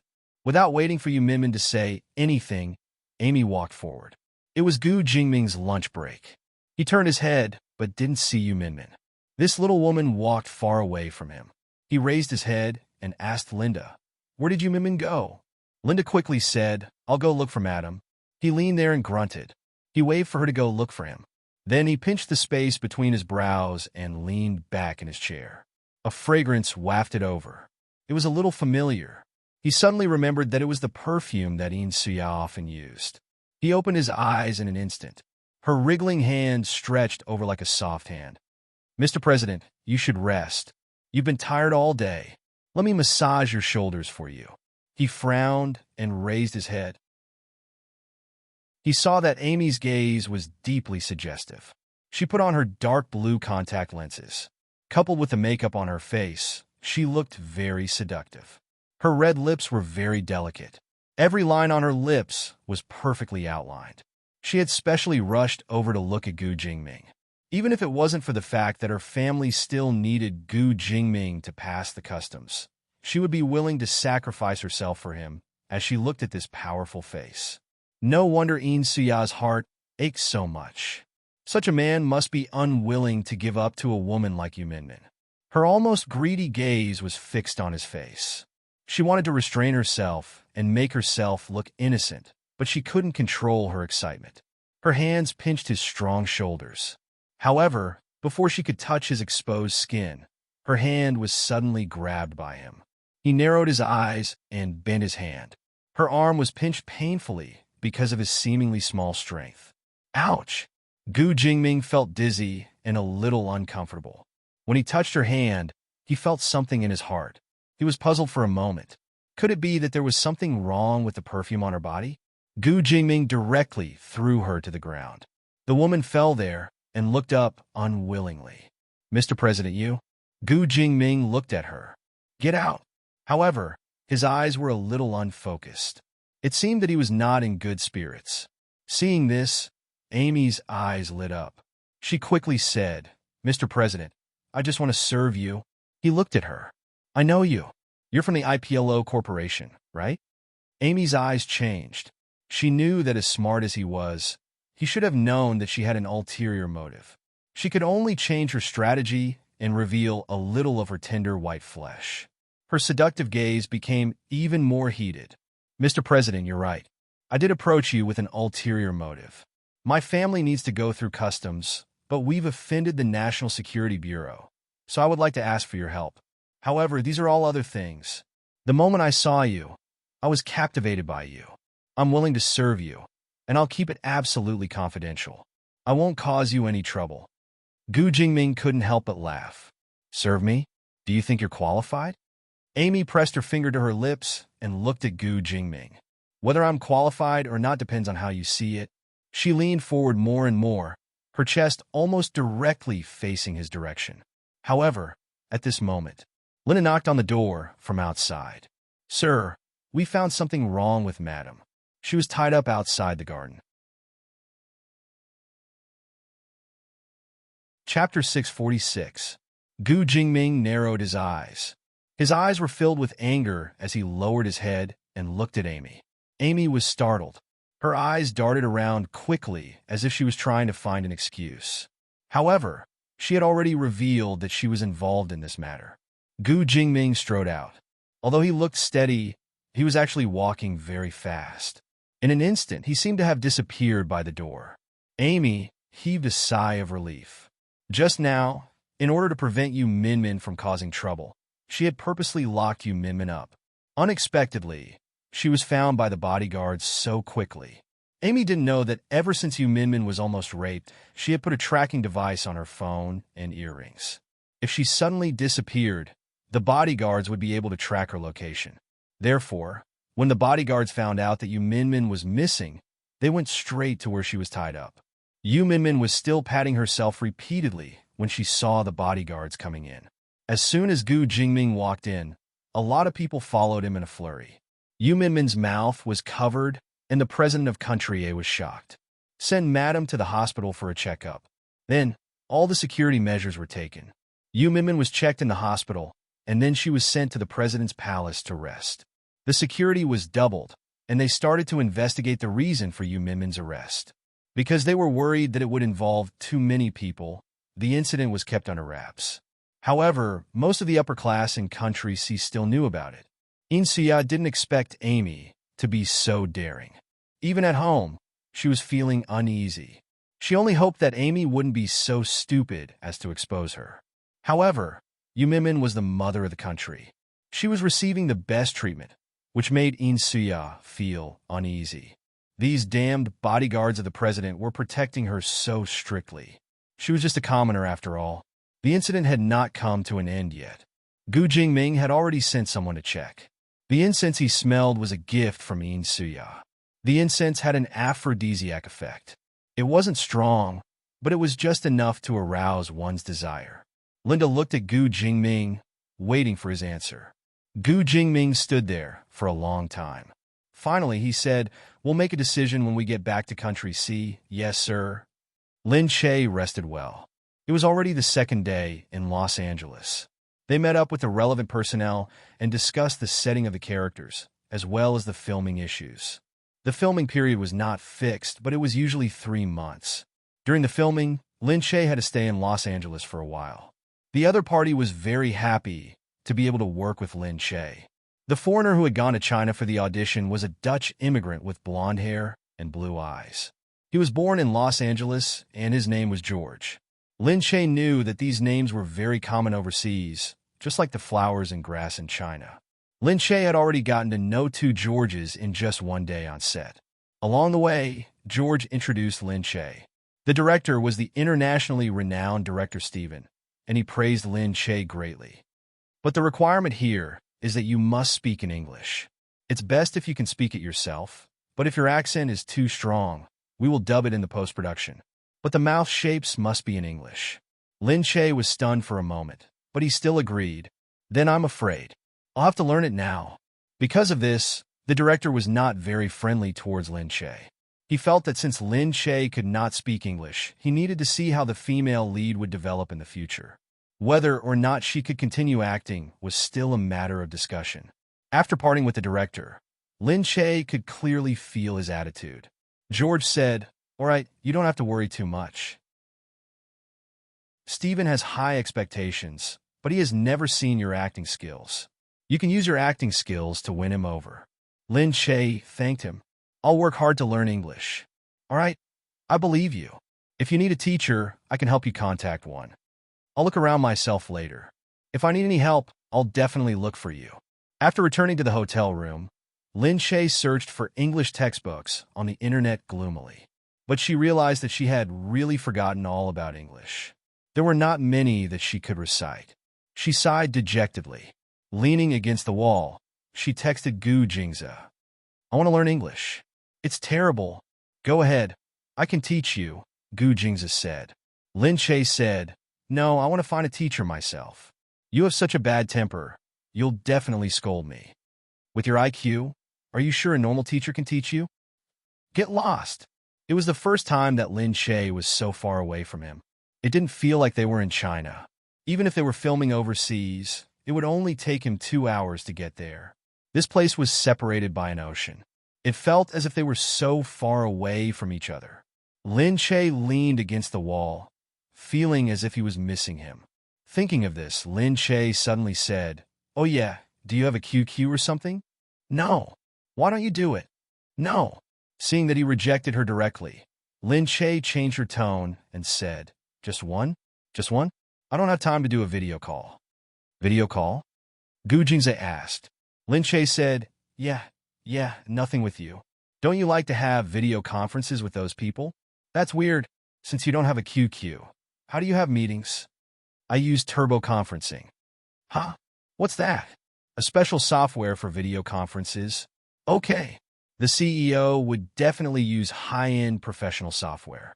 She was really silly to think that they use QQ for meetings. Lin Che said, "Next. Isn't it better if you go next?" After a while, Gu Jingze finally sent a message. "I'm done." Hearing this, Lin Che jumped up and said, "That's great." She gave him a number and asked him to add her as a friend. Then she opened the video call. Gu Jingze was very used to this kind of video call. He frowned unhappily and said, "It's not HD." Lin Che said, You're pretty smart. You learn it so quickly. How did you find a place to download QQ?" "I got the secretary to download it." Lin Che thought that the secretary must have been very surprised that the CEO wanted to download QQ. Lin Che could almost see the disbelief on the secretary's face. Lin Che looked at Gu Jingze's face. The soft light shone on his face. His handsome face didn't seem to have any flaws on the screen. Looking at her, her face looked so big and ugly in the video call. Lin Che thought to himself, God is so unfair. Why did Gu Jingze have to be so perfect? Chapter 647. However, as she gazed at his face, she couldn't help but sigh in admiration. This was her man. He was so perfect that Gu Jingze looked at her and reminded her helplessly, "Keep your saliva to yourself." Lin Che stared blankly for a moment, but then he remembered that he wasn't by his side right now, so he might as well tease him a little. He stretched out 5 fingers and said, No. Little bro, your lord has plenty of money. Come, help me take off my clothes." Gu Jingze's face darkened. Lin Che winked. Come on. Tell me, how much is it?" Gu Jingze looked at her speechlessly. "Do you really want me to take off my clothes?" It's free. If you want to see, I'll let you see, but you have to take off one for me. How about that?" The CEO really knew how to play. It was his first time playing a video game, and he already knew how to play. Lin Che waved his hands hurriedly and said, No. I won't look. But I've already taken off my clothes. As Gu Jingze spoke, he moved the phone forward a little. Then, on the screen, The sexy man slowly reached out his hand and unbuttoned one of his buttons. Even through the screen, she seemed to be able to feel the lines of his muscles. They bulged with the curve of his muscles, giving her an unusual sense of beauty. The next button was undone. The outline of his muscles was completely revealed, and even a little bit was exposed. He deliberately slowed down the spurting of blood. Lin Che felt that his blood vessels were swelling. Her eyes were glued to him. She felt that Gu Jingze was a natural stunner. He was so attractive that she couldn't control herself. Wasn't he a reincarnated demon? That simple action was enough to make people sigh. Lin Che couldn't help but shout, "Okay, okay. Don't take it off." Lin Che was really infatuated. If it was really in front of her, she would have pounced on him without a care and pressed him down on the bed. But now, she could only watch him fiddle with it through the screen. She shouldn't have mentioned chatting. She was torturing herself. "Okay, okay. I was wrong. Don't take it off." Lin Che waved his hands and said. Gu Jingze smiled at her. "What's wrong? Your face is so red. Do you miss me?" "Yes, I want him. I want to touch him. I want to ride him. I want to possess him completely." That's what any woman would think when they saw his sexy movements. In front of him, she had always been the passive one because he was usually too strong, and she had always been the one being pressed down. Besides, even if she really wanted to suppress him, it would depend on whether he dared to. Every time he pushed her, she was already very shy. How could she think of anything else?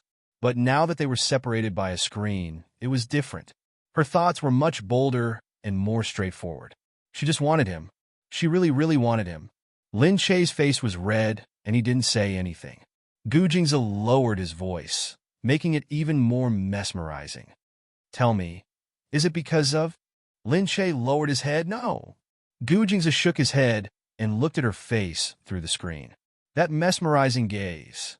Even though they were separated by such a long distance, she seemed to be able to feel it. It was as though he was drilling into her heart and looking directly at her. After a long time, he lightly spat out a few words. "But I missed you. But I missed you." Lin Che's body froze. She raised her head and looked at Gu Jingze's focused face. Hearing his words, she felt so touched that she couldn't control herself. This Gu Jingze was too good at flirting. First, she couldn't control herself, and then he suddenly said such touching words. Lin Che felt that if she didn't have a big heart, she would have died from his sweetness. What a demon! She pursed her lips. She was still thinking if she should say that she missed him when she suddenly heard a loud voice from behind. "Sis Che, you're not asleep yet, right? Director Steven came to look for you just now." "Ah," Lin Che remembered. For convenience's sake, she gave the room card to her colleague. Now that person came straight in. Lin Che's computer was still playing the seductive image of Gu Jingze standing there with his upper body naked. She was stunned for a moment, then quickly closed the computer. However, when she turned around, she saw that her colleague was standing there in a daze. His eyes were fixed on her computer, looking ahead like a wooden person. She must have seen something that, oh my God, her innocence was ruined by Gu Jingze just like that. Of course, it was also her fault for not taking precautions against this. The female assistant who came in was new. She cried out in surprise when she saw Lin Che. She immediately came to her senses and ran over. "Heavens, Sis Che, did I see wrongly just now? Why is there a naked man?" "Naked man. Naked man." Lin Che was so flustered that her mouth was knotted. "You saw wrongly." "That's right. You saw wrongly." "How is that possible? Did I really see wrongly?" "Sis Che, don't lie to me. Look at how red your face is. You must be video chatting with someone." "Heavens, Sis Che, is that your boyfriend? Why are you video chatting naked? This is too explosive." Lin Che hurriedly covered her mouth. All right. Grand Aunt stopped shouting. At this moment, what was even more shocking was that a few staff members came in one after another from behind. They heard the commotion and hurried in to see what was going on. When they heard the female assistant talking about a naked man, everyone's interest was piqued. They called out the moment they came in, "No way, Sis Che. Are you having sex with your boyfriend?" "Sis Che, who is it? Introduce him to us. We're all friends. Yet you're still keeping it a secret?" "That's right, Xiaohua. Quick, tell us. Did you see who it was? Do we know each other?" Everyone started to question Little Flower. Xiaohua laughed, saying, I didn't see who it was clearly. TSK, what a killjoy. Where's your usual good eyesight? Why didn't you use it at a time like this? But I saw him. He's so handsome. He's such a handsome person. Wow, really? But of course. How can Sis Che's boyfriend not be handsome? His figure is super good. I could see his inverted triangle from afar. A pity I didn't get a good look, and Sis Che buttoned it up. The few of them immediately turned around to look at Lin Che with smiles on their faces. Lin Che hurriedly begged for mercy. You guys. That's enough. I won't say anything. You guys aren't allowed to say anything either. Go back. Go back and pretend this never happened. How is that possible? Sis Che, hurry up and tell us who it is. All right. Let's go out. Let's go out together. Are you done with work? You guys can tell us. If they found out that the person inside was Gu Jingze, that she was having sex with Gu Jingze, wouldn't that be even more explosive? She couldn't imagine what it would be like if the news reported that Gu Jingze was seen naked. Everyone's jaws would probably drop. Chapter 648. Lin Che was speechless at the thought of it. She hurriedly asked everyone to go out and talk about work. The assistant said, Mr. Steven just called. He said that there's a gentleman who admires Country C's culture. It's rare for Sister Che to come to Los Angeles, so he hopes to invite you over to learn more about it. Lin Che knew that many foreigners admired Country C's culture and were curious about it, so she nodded in agreement. Steven got someone to pick Lin Che up. Lin Che brought a translator and an assistant with her. They went to a bar, an American country bar. It looked very casual. Inside, Steven saw that Lin Che had arrived, and his attitude was much better than in the day. He said to her, This is a Hollywood tycoon, Mr. Henry. Hello, Lin Che said with a smile. The other party looked at Lin Che and exclaimed, Miss Lin has the characteristics of Country C. You're very pretty. Actually, there are many immigrants from Country C in America. Because America is a big family, it's different from other countries. This is a global village, so when I saw Miss Lin, I knew that with Miss Lin as the lead, the box office wouldn't be a problem, be it in Country C or Hollywood. Lin Che smiled and thanked him. After sitting down, because of the language barrier, she couldn't say much.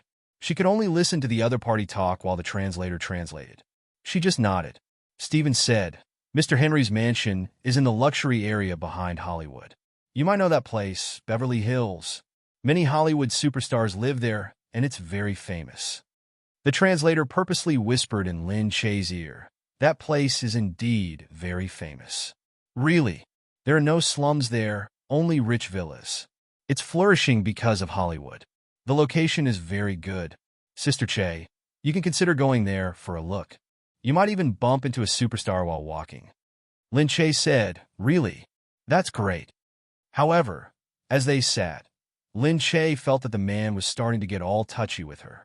At first, Lin Che didn't dare to think in that direction because foreign countries were more open. Their actions might be more intimate and uncomfortable, but it was normal for them. However, it wasn't normal for a man to put his hand on a woman's exposed leg. Lin Che stood up immediately.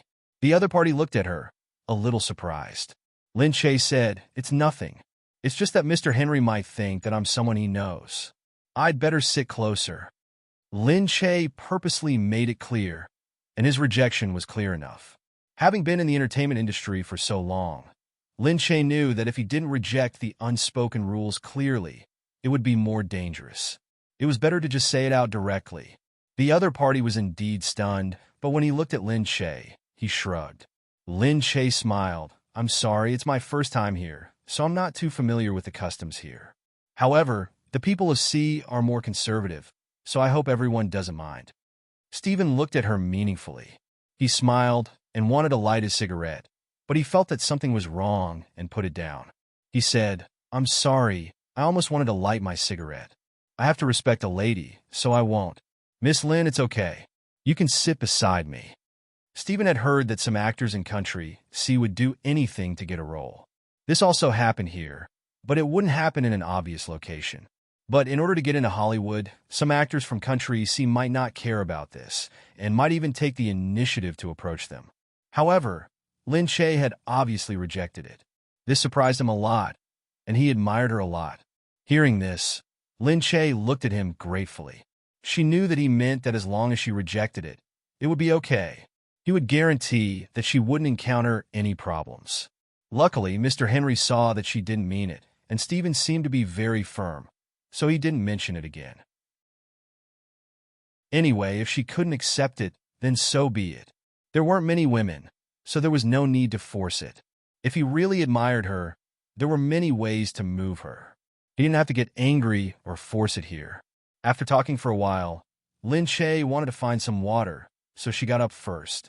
The translator and assistant quickly followed. The translator said, "Luckily, they won't force it in public. Otherwise, it would be really troublesome." Lin Che sighed, "Forget it. I warned him, but he didn't react." Forget it. Actually, Lin Che rarely encountered such things in China because she basically refused all social engagements. She wouldn't show up for ordinary social engagements. She would only go to the wrap party and the cruise gathering.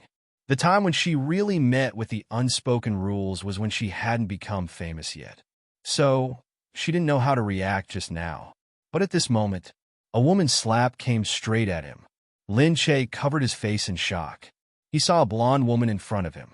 Her hair hung loosely on one side, and the other side revealed her slender and fair neck. She was obviously a very fair Caucasian. She had exquisite makeup on her face, and she looked very gentle, but her expression was very fierce. She said directly, "You're the little woman that Henry found, right? Ha, people from sea, his taste is really changeable." After the translator translated for Lin Che understood immediately and said quickly, "You've got the wrong person. This is my first time meeting Mr. Henry." But the translator was a little too slow. Before the translator finished translating, she had already slapped him again. This time, Lin Che wasn't in a daze, so he went up and started to fight with the woman. "Ah, let go of me. Fuck, did you understand what I said? How dare you hit me?" Lin Che shouted. He was not one to be outdone, and he was never afraid of others in a fight. The other party looked fierce as well. She didn't expect Lin Che to fight back directly, but after knowing, she grabbed onto Lin Che and didn't let go. She encouraged him.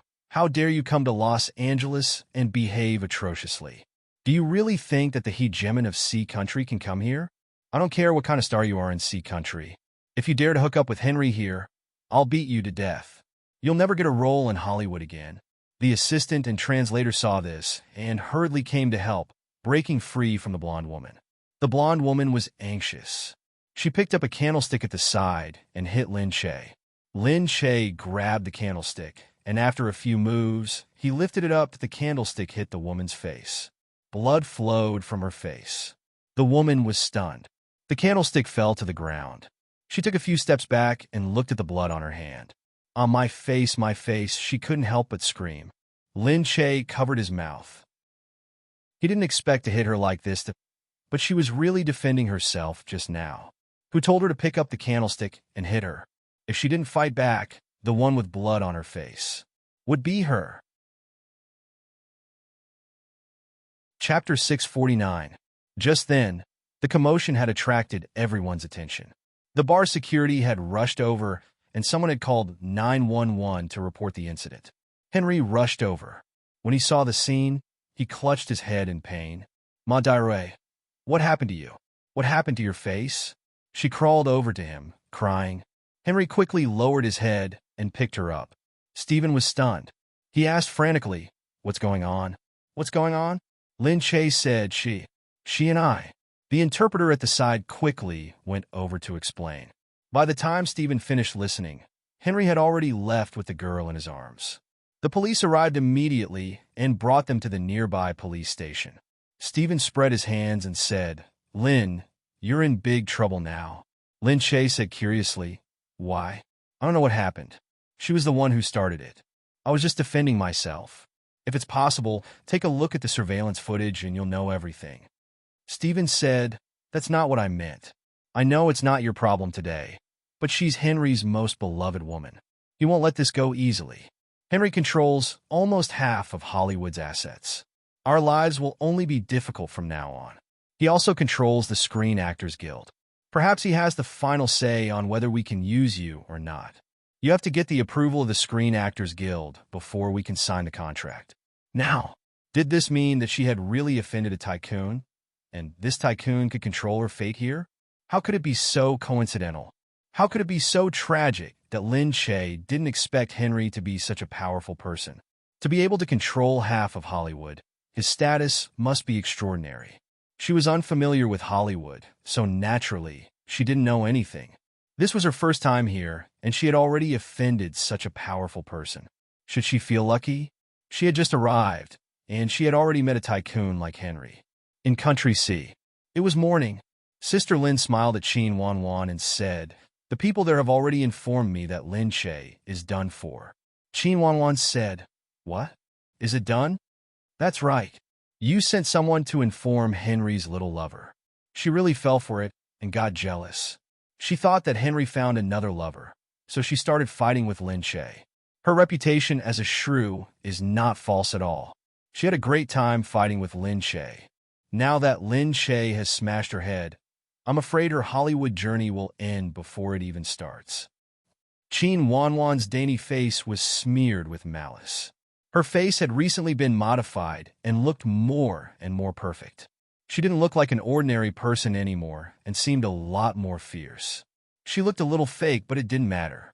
On TV, she should appear much gentler than in real life and wouldn't look so fake.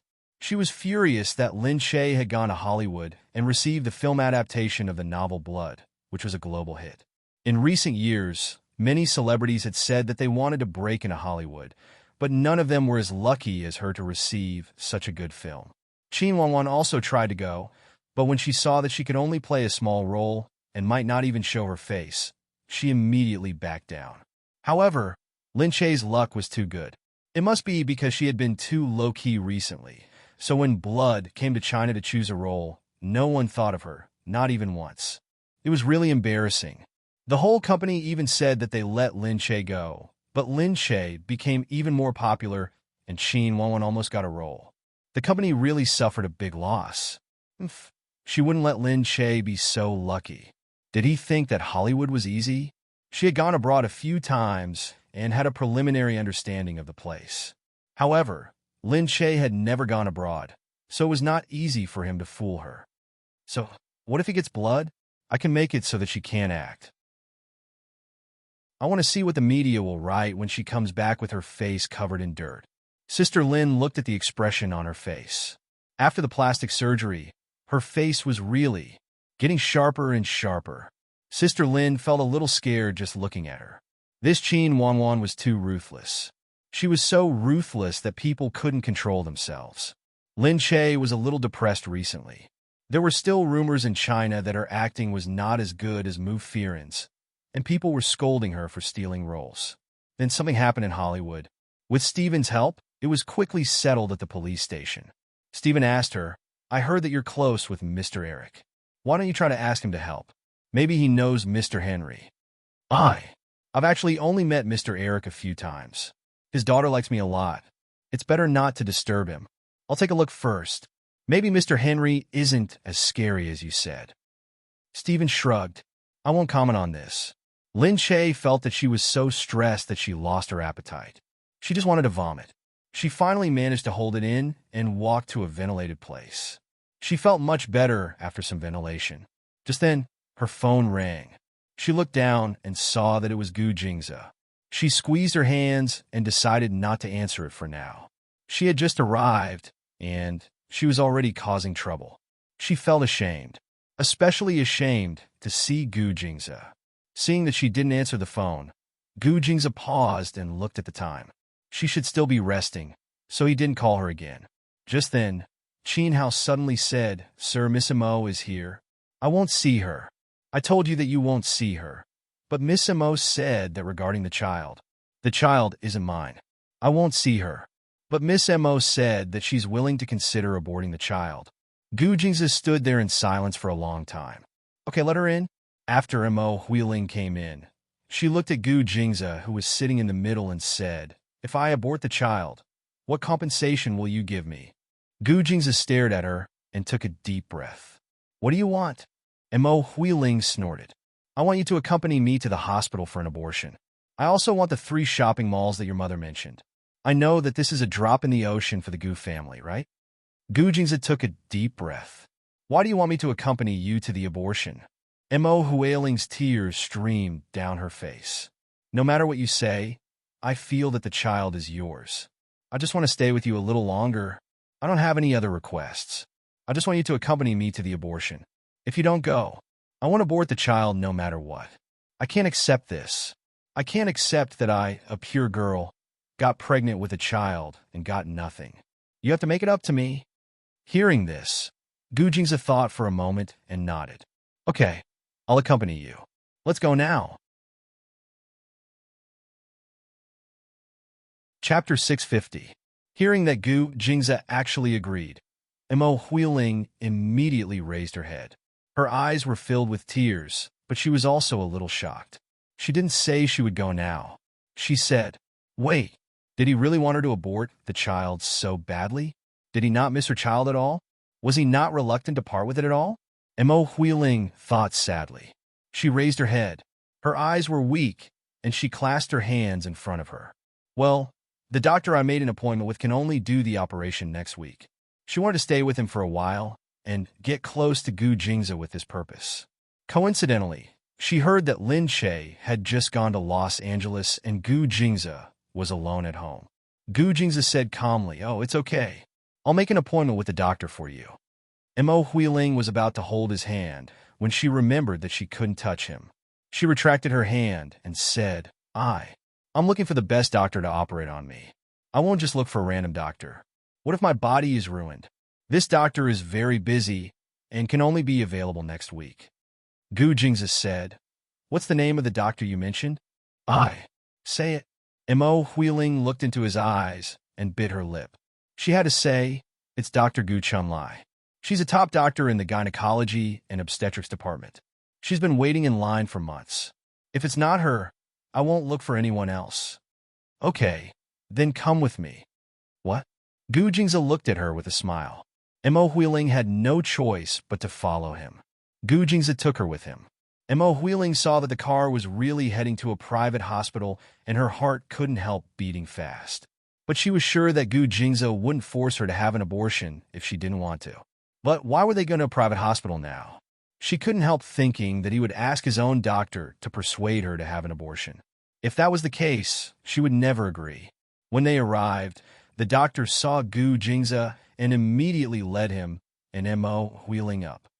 Mr. Gu, everything is ready. Where's the doctor? Dr. Gu is here too, the doctor said respectfully with a smile. Mo Huiling was shocked. What was going on? Dr. Gu, wasn't he the most difficult doctor to hire? Why would he let Gu Jingzi turn around and said, go in? Dr. Gu is waiting for you. No. You're lying. How could it be Dr. Gu? Mo Huiling said in a panic. Gu Jingzi snorted. Why can't it be? Dr. Gu walked out of the room. Mo Huiling took a look. It really was her. Dr. Gu said, Miss Mo, you're here. Just in time. Come and have a checkup. You? Mo Huiling thought that she had miscalculated. The Gu family was not an ordinary family. It was much easier for them to hire a doctor than her. She had made an appointment with this Dr. Gu for such a long time. She didn't expect that the Gu family would ask her to come, and she would come directly. She had forgotten that Gu Jingzi had his own abilities. Gu Jingzi put his hands in the pockets of his windbreaker, his side profile expressionless. Mo Huiling had no choice but to hurry inside. Gu Jingzi snorted. Seeing that Mo Huiling had gone in, he waved his hand and said to someone, go in and keep an eye on her. Mo Huiling lay on the bed. Seeing that Dr. Gu's attitude towards her had improved because of Gu Jingzi, she couldn't help but curse in her heart. Even though the Mo family was not as wealthy as the Gu family, she was still the young mistress of the Mo family. This doctor's attitude had changed too much. Miss Mo, I'm here to do an ultrasound. It's a little cold, please bear with it. She rubbed something cold and slippery on Mo Huiling's belly. Mo Huiling was unhappy no matter how she thought about it. Notice she couldn't just let the baby go. She didn't intend to abort the baby in the first place. She just wanted to get close to Gu Jingzi. Now that Gu Jingze was forcing her to have an abortion, she would definitely find an excuse. Her original plan was to drag it out for a week. Perhaps she could change Gu Jingze's attitude. If she couldn't change it, she would find an excuse. Anyway, she would never abort the baby. At this moment, she felt the ultrasound machine placed on her belly. It felt extremely uncomfortable. She pushed the doctor's hand away angrily. "Get lost. Who do you think you are? You're just a snob. How dare you touch my child? Do you know that I'm carrying the heir of the Gu family?" She harumphed, jumped down from the bed, and ran out. "Hey you?" The doctor was stunned. She snorted in her heart. If it wasn't for Gu Jingze, she wouldn't have come. However, she really didn't know that this woman was related to Gu Jingze. Otherwise, she wouldn't have acted so arrogantly. Seeing that the woman had run away, the doctor didn't dare to say anything and just let her go. Mo Huiling ran out of the room immediately. Gu Jingze grabbed Mo Huiling, who was running out of the room. Mo Huiling raised her head and said anxiously, "I'm sorry, Jingze. I still can't bear to abort our child. I can't do it." With that, she pushed the doctor away and ran out of the room again. A few bodyguards wanted to follow her, but Gu Jingze raised his hand to stop them. "Forget it." He turned around and said, "Let her go." He had already guessed that she was going to play tricks again, so he let her go. Outside, Mo Huiling turned around and looked at the hospital. She was a little vexed. She didn't expect Gu Jingze to be so wary of her. If he treated her even 1/10 as well as he treated Lin Shay, then he wouldn't be like this. However, right now, in his heart, there was only that little slut, Lin Shay. He really didn't know what that little slut had done to make him so loyal to her. He even treated her so well, to the point that he was jealous of her. But she couldn't come here for nothing. She took a photo of the hospital and Gu Jingze's car. She harumphed and thought, "Lin Shay, oh Lin Shay, you saw Gu Jingze accompanying me to the hospital. Do you really think that Gu Jingze treats you wholeheartedly?" She didn't believe that Gu Jingze and Lin Shay were so close that there wouldn't be any misunderstandings. Lin Shay, who was in Hollywood, was still in a terrible fix. Stephen looked at Lin Shay and said, "Now he has indeed started to say something to the Actors Union. He asked the union to ask you to go back for abusing Asian actors and trying to occupy the Asian market without caring about the quality of the movie. He also wants to hurt the local actors' pay and ruin the market." Lin Shay knew that when the people from Sea Country came here, they would rather ask for less pay in order to film a Hollywood movie. Hence, with low pay and high box office sales, it would bring in some investments. This kind of good thing naturally made the movie companies here very willing to use Asians. This would also affect the local actors' pay and pull down their pay. Their union had a lot of influence and authority. If Lin Shay really offended the union, there would be no way to turn back. Chapter 651. Lin Shay took a deep breath. Looking at Stephen's helpless expression, she said, "I'll go and beg for mercy." After the translator translated her words, Stephen said in surprise, "You're going to see Mr. Henry?" "That's right. It's my fault. I'll figure it out myself." No, it's not your fault. You want to see Henry because of me. Actually, Henry was curious about the celebrity we invited and wanted to see you. You don't have to go. Why would I blame the director?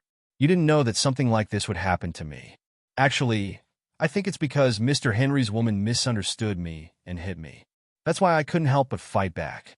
But now that I'm under someone else's roof, I have to lower my head. Lin Shay had always felt that she was a flexible person. Moreover, she had no choice but to give in now. Hearing this, Stephen didn't say anything else. He just gave Lin Shay the address he knew. Lin Shay followed a translator to the place and looked around the famous rich district. It was indeed extraordinary. Lin Shay had seen the Gu family's villa district many times and felt that this place was not bad. But the interpreter looked around in shock. These rich people really know how to enjoy life. It's so nice to be near a mountain and a river. Lin Shay found the house number and went with the interpreter. The big iron gate in front of them was tightly shut. Lin Shay knocked on the door, and the old man inside came out to ask who they were. The interpreter quickly said the name. The old man looked at Lin Shay and went in to report. Soon, he came out and said to Lin Shay, I won't see you. You can leave. Lin Che stood at the door and said, Hey, why won't I see you? I hope you can tell Mr. Henry that no matter what, I shouldn't have hit that lady that day. I'm very sorry, so I'm here to apologize. I said I won't see you. If you dare to come in, we'll call the police and say that you're trespassing. I advise you to leave quickly. Otherwise, I'll let the dogs bite you later. Can you see the sign? Humph. Lin Che glanced at the sign and said, I hope you can continue to tell Mr. Henry that I'm here to sincerely apologize to him. The old man closed the door. The translator spat on the side and said, This is outrageous. Isn't this bullying? They were the ones who attacked first. We were just defending ourselves. Lin Che said, I was the same at that time. I didn't pay attention. Why did I hit her face? It would be fine if I hit her somewhere else, but if I hit her face, it would be too damaging for a woman. That's why I must have been very angry. Sis Che, let's go back if we can't do it. If the domestic media found out that you're here, they'd be surprised. You're a superstar, and your popularity is off the charts. No matter where you go, you'll be surrounded by people. Yet, you're here at the mercy of them? Lin Che, on the other hand, didn't think it was a big deal. In another place, there was nothing comparable. However, she had experienced this kind of thing in China. Thinking about it, because she was with Gu Jingze helped her think of a lot of things. Over time, she became dependent on him. It had been a long time since she had dealt with something like this on her own. She found a seat and sat down. She patted the place and asked the translator to sit with her. Let's take a break and wait for a while. Maybe there will be a turn for the better. Even if there isn't, let him see our sincerity. The translator watched as Lin Che found a rock and sat down. His expression was a little ugly. He couldn't help but feel even angrier. He felt that it was too pitiful for the great Lin Che to sit at someone else's door. Who was she? How could they treat her like this? However, the person inside was Henry, a Hollywood mogul. He shouldn't have any feelings for any actor, not to mention Lin Che, who was just a small-time actor in Country C. At the same time, outside, the storm had already begun to surge again. In China, Smart Movies suddenly released a press release stating that Qin Wanwan was going to Hollywood for an audition for the role of Blood. Everyone was curious. Wasn't the actor for Blood already decided? It was Lin Che. Why did Qin Wanwan suddenly want to go? Smart Movies said that because the other party might change their roles, they wanted Qin Wanwan to go for an audition that night. There was a chance that she could replace Lin Che as the female lead of Blood. That day, Qin Wanwan was stopped by reporters at the airport. The reporters surrounded Qin Wanwan and asked, Are you going to replace Lin Che? What happened to Lin Che in Hollywood? Why was he kicked out of the cast? Has the role been completely changed? Qin Wanwan smiled and replied, Sorry, I don't know anything about this. The company just informed me that there's a role for me. Because I'm a loyal reader of Blood, I accepted the role. I'm not too sure about Lin Che's situation. He's been quite busy since he started his own studio, so he doesn't really contact me. She evaded it very cleanly and even complained. She meant that Lin Che didn't want to be friends with her and didn't contact her anymore, so she didn't know anything. Of course, the reporters weren't willing to let her go and kept asking her what was going on. Qin Wanwan said, I think Hollywood is a very professional place. I believe that they wouldn't choose a role randomly. They probably chose a role based on a professional perspective. I'm not too sure about anything else. She was saying that they must have chosen a role based on a professional perspective. She was implying that she was more suitable than Lin Che and that there was no other reason.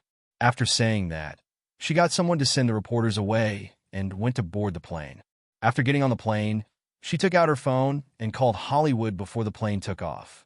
Her English wasn't good either. She wanted to be an actress, so she didn't have the mood to learn English. She didn't even pass her cultural classes.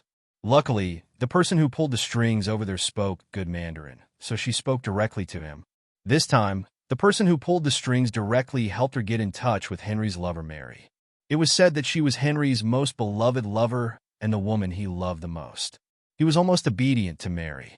And this time, when Mary heard that it was her, she directly talked to Henry and got him to recommend her for the audition. Qin Wanwan thought smugly. So, what if they had already chosen her? Wasn't she the one who got the role now? Lin Che couldn't win against her. Since she had already hooked up with Mary, Lin Che would go back to where he came from. Mary wouldn't let her survive in Hollywood. Lin Che was still waiting at the door. After waiting for a long time, he felt a little dizzy. The sun was a little strong.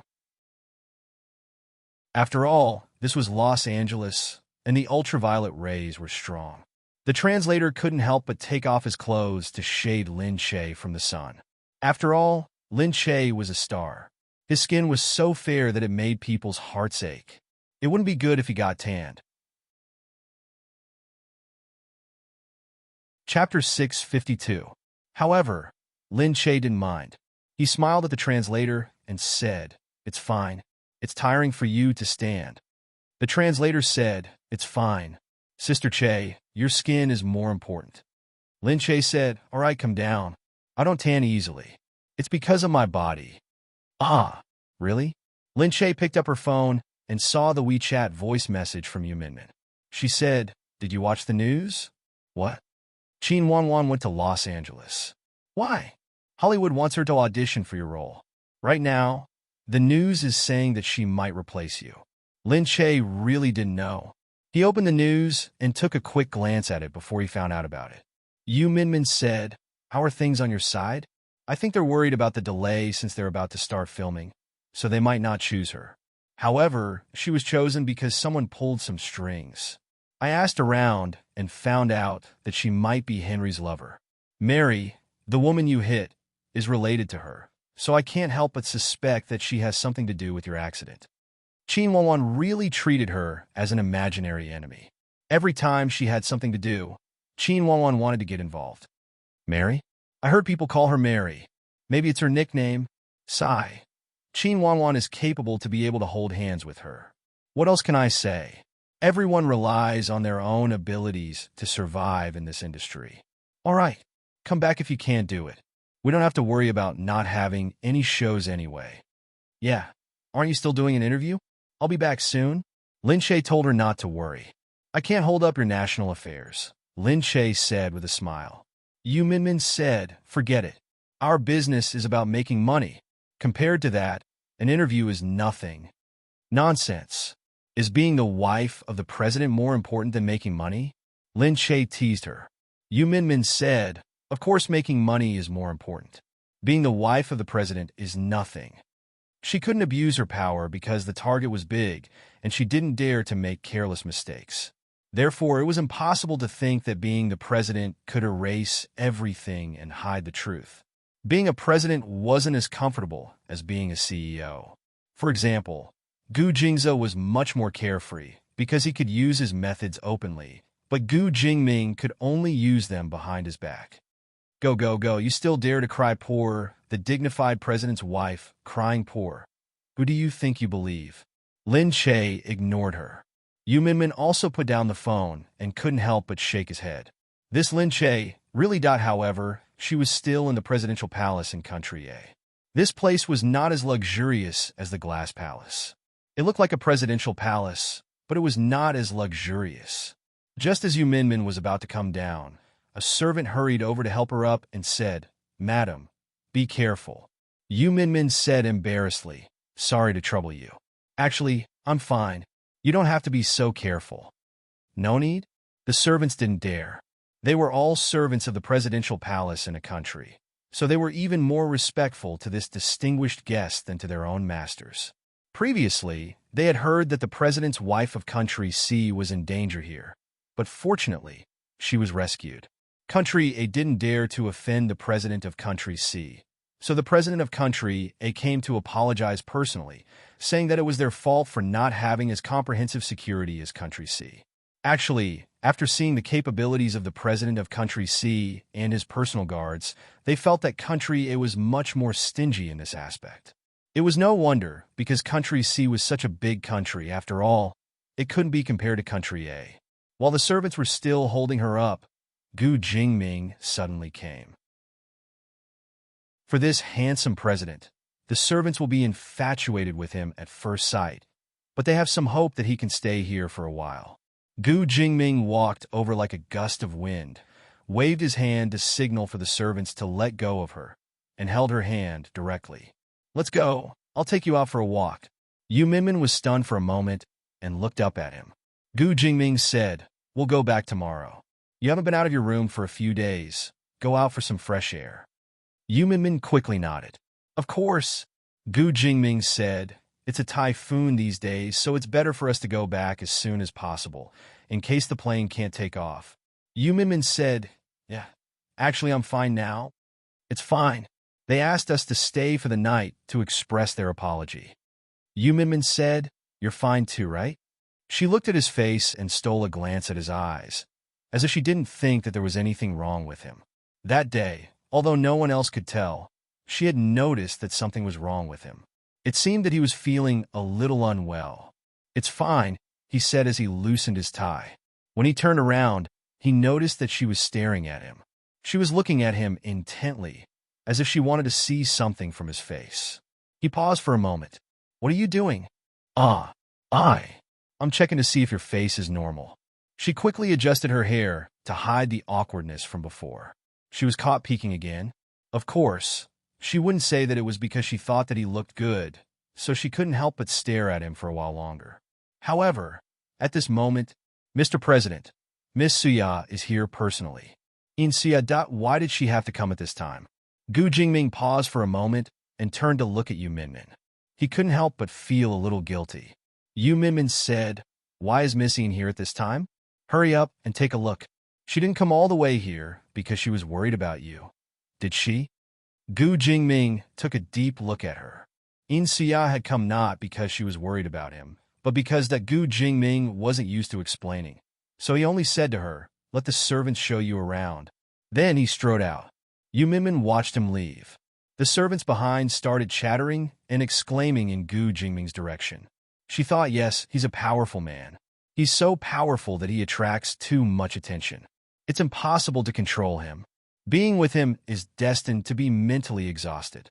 In Suya was summoned by Gu Jingming. Seeing Gu Jingming, In Suya quickly said, "I heard that something happened to you." Gu Jingming said, "It's a small matter, but this thing."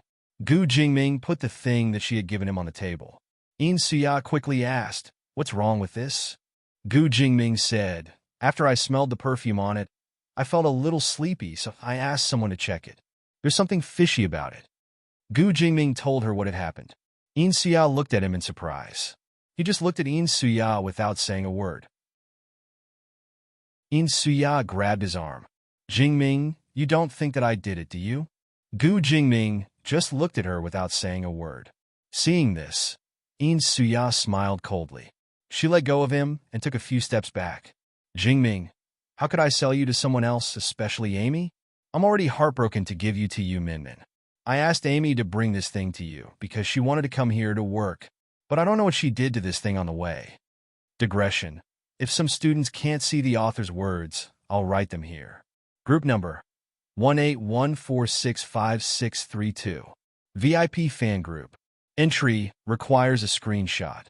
524189129. Ordinary fan group. Entry requires verification. Verify the name of any character in this article. Chapter 653. Gu Jingming narrowed his eyes and looked at In Suya. In Suya looked at him. "Do you really doubt me? Do you really doubt me?" Gu Jingming's eyes darkened, but he couldn't hide his eagle-like gaze. In Suya had never seen him show it many times. He would only look at her like this when he was facing his political enemies.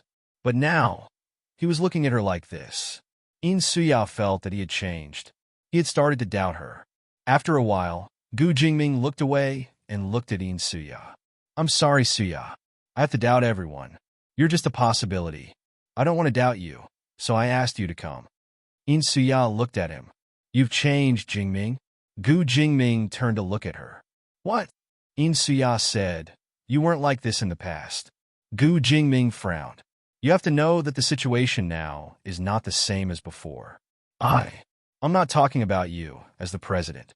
I'm talking about the Gu Jingming I know. Jingming, if I hadn't left back then, I would have agreed to be with you." "Suya," Gu Jingming interrupted her.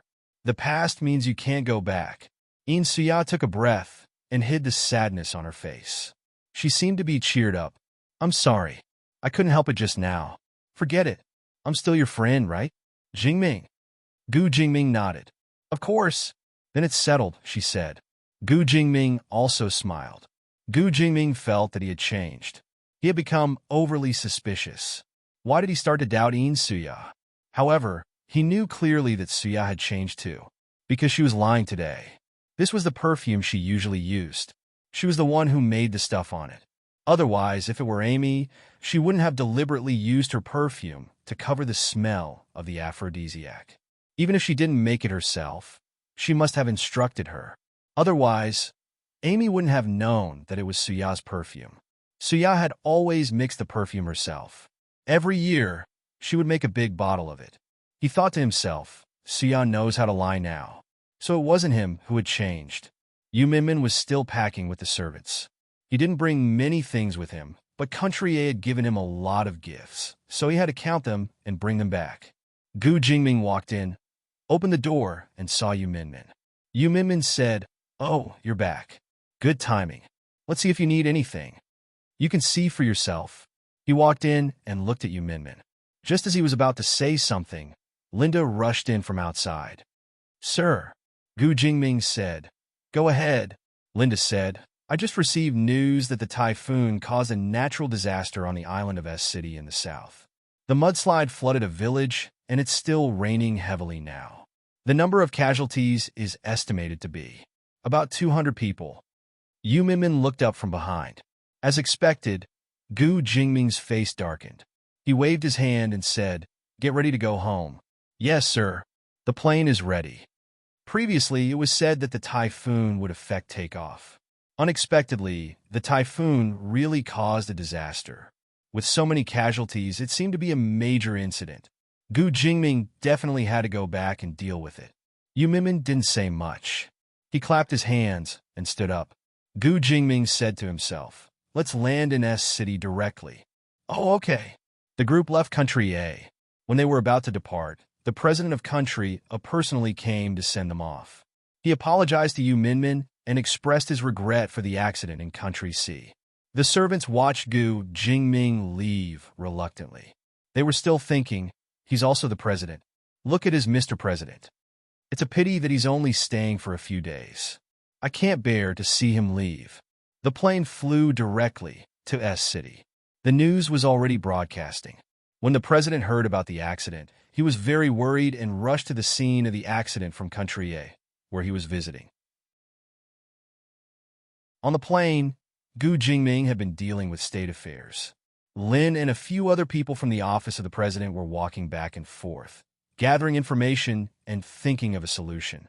Yu Minmin seemed a little redundant at the side. She couldn't say anything about this kind of state affairs and could only watch everyone busy.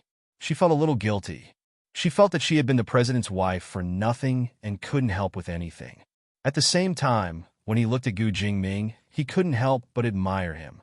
Under such circumstances, Gu Jingming was like a strategist, dealing with the chaos in an orderly manner. His demeanor of a king was not lacking at all. Soon, they arrived at S City. When they got off the plane, the mayor came to welcome them personally. It was still raining.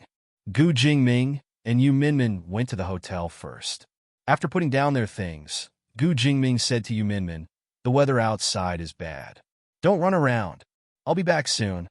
Yu Minmin said, "Okay, don't worry. Just be careful."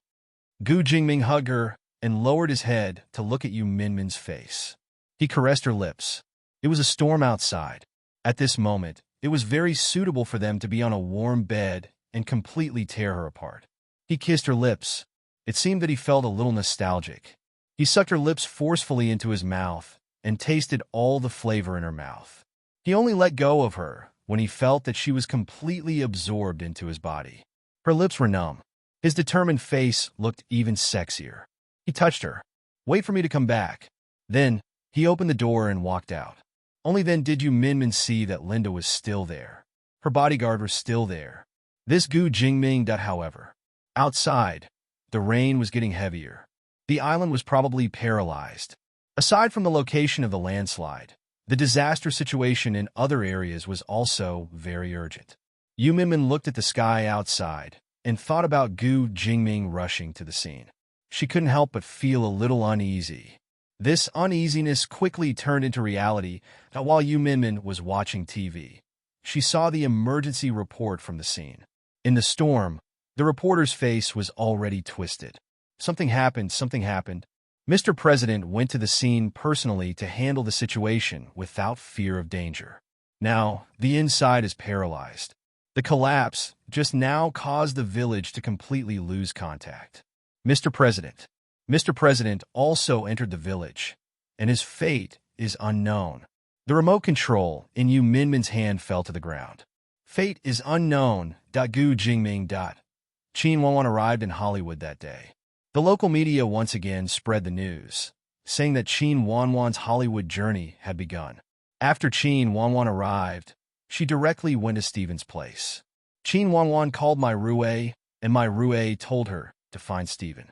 Mai Rue said, "Thank you for helping me.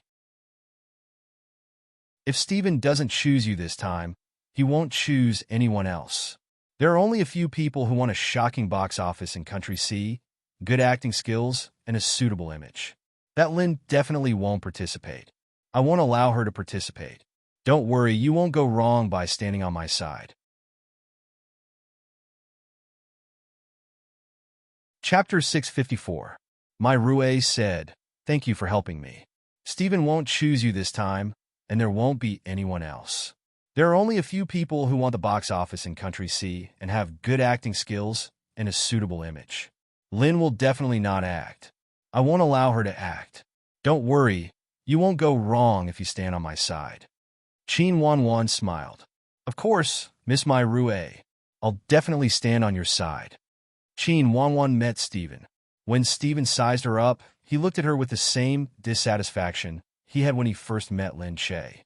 Qin Wanwan tried to curry favor with him, but Steven didn't like it. He blocked her and said to her, "Why don't you act first?" Qin Wanwan felt a little awkward. She was going to audition right away. Steven said, "I saw Lin Che's performance on film, and I thought it was good, but you didn't give me the film, so I can only watch you act live. This is the script. Take a look and let me know when you're ready." "All right, Lin Che and I debuted in the same year. We're both top-notch actors in the country, don't worry," Qin Wanwan said with a smile. Steven doubted it and watched. Leaving her to read the script, Qin Wanwan was a little unhappy. Luckily, she was a big shot in the country, but she was treated like a newcomer here. However, Steven was such a big-shot director. She had been to Hollywood a few times and knew that the people here wouldn't notice the influence of Country C since they didn't watch movies in the country. After a while, Steven came to urge her, and she had no choice but to go on stage. It was a love scene. She felt that it was easier to act in love scenes. Actually, the hardest part was the normal conversations. It was easy to look unnatural. Emotional scenes, crying scenes, and tragic scenes were easier to grasp because of the intense expressions. Steven watched Qin Wanwan's performance and nodded without saying a word. He took the script and left, saying that he would go back and discuss it with the others. George walked over and looked at Steven. "How was it?" Steven shook his head. "Not as good as Lin. Then, if it's possible, I hope Lin can handle it well. But if she can't, it can only be her. Moreover, she was recommended by Mr. Henry. We offended Mr. Henry this time, so we won't be stopped if we want to act. We have to give him face. All right, I'll ask Lin and see what's going on over there." Lin Che was mercilessly rejected by Henry, so he could only return to the hotel. Everyone sat around trying to think of a solution. But, as they were unfamiliar with Hollywood, it was indeed difficult to think of a solution. After a while, news suddenly came from the country, saying that the president was in danger, and his life was still unknown. Lin Che was startled. "Oh my God, it can't be, then Sister Yu. Hurry up and give Sister Yu a call. She should have insider information. Is the news still important? If something really happened, would Sister Yu still be in the mood to send you news?" Lin Che didn't say much and hurriedly called Yu Minmin. But it was powered off. Lin Che panicked even more. Yu Minmin was someone who would never turn off her phone. It was a necessity for her to keep her phone on 24 hours a day. She quickly logged into WeChat and sent a message to Yu Minmin. Naturally, she didn't reply, but she hoped that she would have the chance to see it one day. Everyone looked at Lin Che. Lin Che could only shake his head. Everyone leaned against the wall, dejectedly. It feels like a national event is so close to us.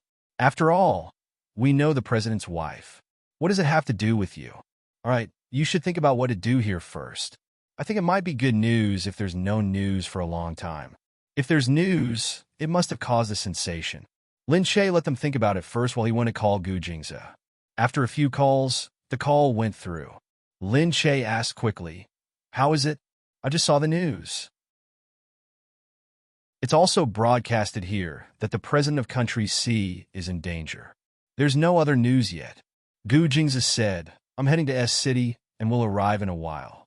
My plane has been stopped and I'm on the highway." Lin Che said, "Why is it so serious? Is the typhoon very bad?" "Yes, it's very bad." "God, you have to be careful, Gu Jingze. Don't worry, I'll be fine. Be good and behave yourself there. It might be better not to return to China for now. There's a typhoon here and the weather is terrible." The weather in Los Angeles was still good. Lin Che couldn't imagine how cold it was in China. Lin Che returned to his room, and everyone watched him enter. "What's wrong, Sister Che? Did you find out anything?" Lin Che shook his head. "Not yet." "Okay, I thought Sister Che would be able to find out something. Why must Sister Che have news?" "Sister Che is so amazing. She must have more connections than you." "What do you know?" Lin Che said, "Yu Minmin can't be contacted now. She should be busy. If we do our job well, we'll be doing her a favor." Lin Che thought, misfortune never comes alone. Of all times, she was still failing here, and there was another problem with Yu Minmin. However, what she didn't expect was that while misfortune never came alone, there was one more thing. Lin Che was still looking at her phone when she heard a ding and a WeChat message popped up. She opened it and took a look. It was an unfamiliar person. The message said that she was Mo Huiling. This girl Lin Che accepted. He didn't know what she was up to by contacting him at this time. Mo Huiling didn't say anything. She sent a photo. Lin Che took a look and found it strange.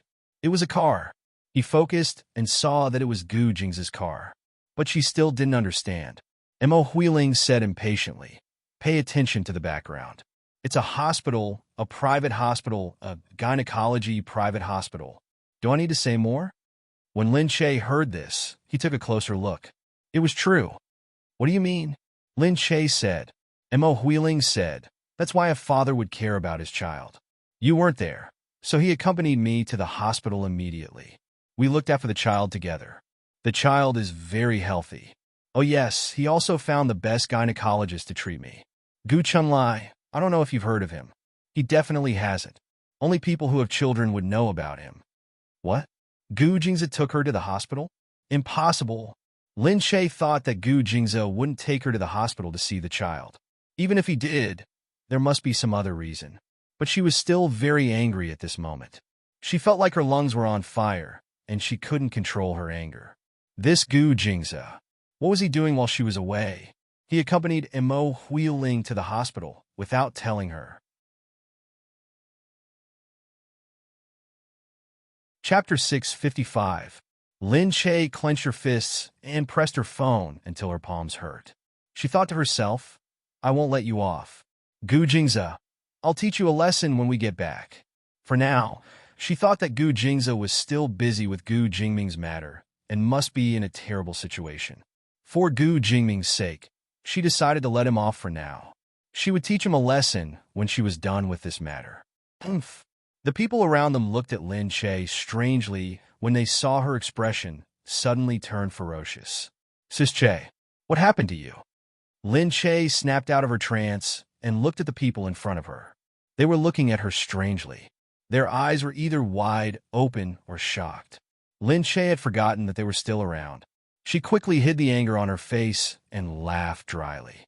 "Oh, it's nothing. It's just that I'm going out for some fresh air."